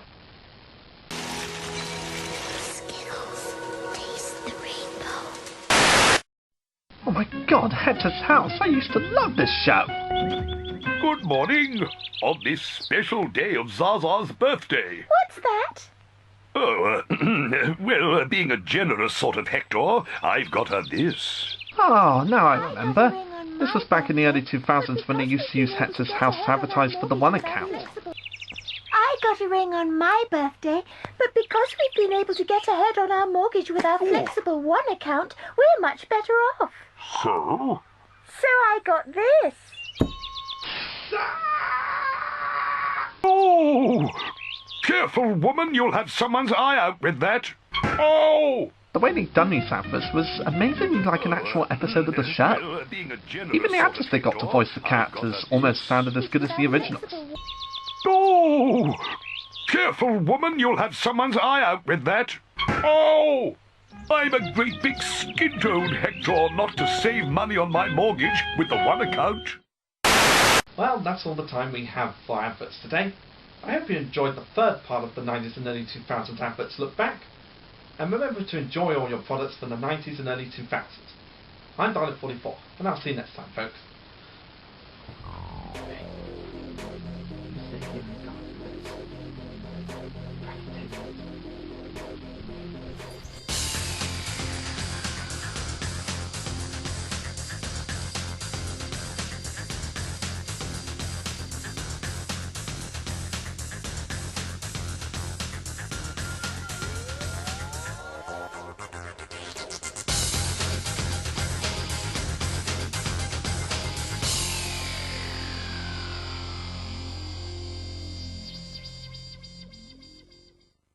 Careful, woman, you'll have someone's eye out with that. Frozen! yes. Bucket.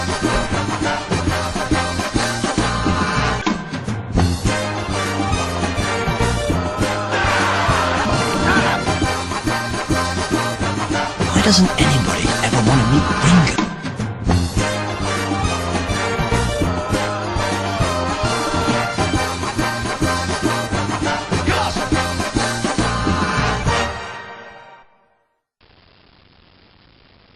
Hey there fans, I'm Dalek44 and...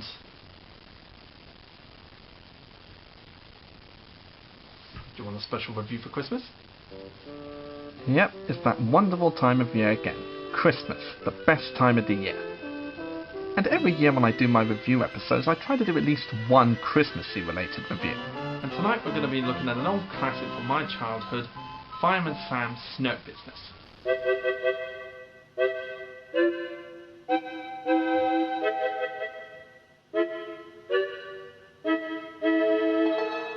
Fireman Sam's Snow Business is a Christmas special of the popular TV series Fireman Sam.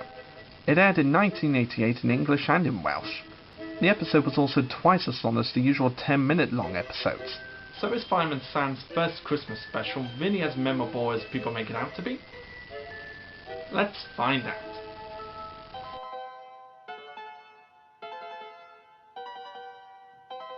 So what's Fireman Sam's Snow Business like today, now that I'm an adult? Still one of the best Christmas specials ever. The residents of Pontypandy have awoken on Christmas Eve to find the village knee-deep in snow. But nothing stops naughty Norman Price, who is on a quest to break the world snow speed record. Meanwhile, Trevor Evans' bus has broken down in the middle of a snowdrift. Will Norman's record attempt end in disaster?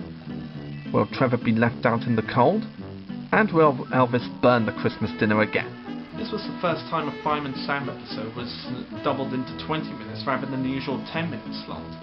And that's a pretty damn good move. For the first ever Christmas special based on Fireman Sam, this is a really, really great episode. There are so many things that I could talk about in this episode that makes it great in my opinion. Like the fact that it's set around Christmas, it's the first time we see snow in Pontypandy, and there is just so much great comedy moments that you'd expect from Fireman Sam, like Dennis Price's slip-ups, Trevor Evans not recognising himself as a snowman. Oh, now there's handsome snowman. Slim, debonair, with a jaunty smile on his face. I told you the tummy was too small. It's so funny that the kids imply that Trevor's fat. Norman's usual antics, and of course the rescues. This episode has two rescues in it. One rescue being Trevor stuck in a snowdrift, and the second one being Sarah and James being stuck in a thin ice pond. Something that would later be reused for a new Postman Pat episode. There's also that hilarious moment where Elvis tries to wrestle with a turkey just to get it in the oven for a Christmas meal. And it's made all the more hilarious by Station Officer Steele's mocking of the turkey that was cooked last year by Elvis. Last year, it tasted more like a rubber duck than a turkey. Rubber duck. Another hilarious part of this episode is near the end of the episode when Dennis Price clearly gets drunk in Bella's cafe. I mean, when was the last time you ever saw a character get drunk in a kids show? These pince pies are very good, you know. Yeah. Hon, I don't mind if I do have another sip of ginger wine. This is Bella. It's very pretty. John Alderton voices every single character in this episode just like he did in the previous shows until after the 4th series. And as always, he does a great job voicing these characters. Like every episode in the classic series, John Alderton, he really gives it his all in this episode. And boy do I love it. He just has a great range of voices for every single character that he voices in the show.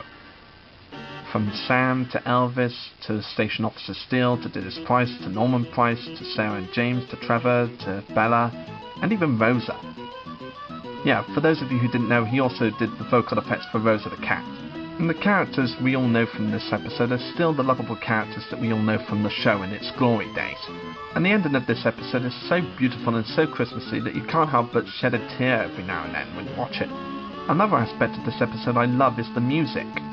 Rather than use the traditional music in this episode, besides the original To the Rescue themes that they use every time the fire service is called out, the composers make some very Christmassy themes in it, including a Christmassy version of Trevor Evans' theme. And rather than put in the original Fireman Sam ending theme that they'd usually do in the credits, they do a special Christmas theme for the episode's ending, which is more fitting for this episode. This episode was so popular that it ended up getting its own release on VHS with a couple of episodes from the show, as well as its standalone DVD release with 2 special episodes, those being The Safety with Fireman Sam and Rich and Famous. And looking back at my top 12 Christmas specials list I did a few years ago, I honestly feel really bad that I didn't put this episode on the list. I mean, seriously, it's just so Christmassy and lovable that it really makes me regret not putting it on the list. So much so that I felt it deserved its own standalone review this year for Christmas. Fireman Sam's Snow Business is a traditional Christmas classic, and I always look forward to putting it on every December.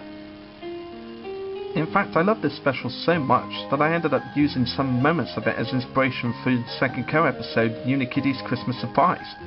I love the episode that much that I just wanted to put some moments from this special into that episode that I did. So in my opinion, Fireman Sam's Snow Business is one of the greatest Christmas specials of my childhood, and I always look forward to putting it on every December. If you haven't seen this classic episode yet, then I'd recommend checking it out. You'll get lots of Christmas cheer, great antics from everyone's favourite fireman, and you'll enjoy how Welsh and Christmassy this is.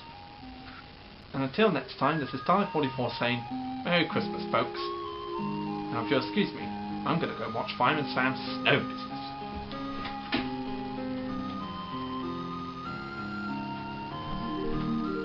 The beer disappeared, by the way.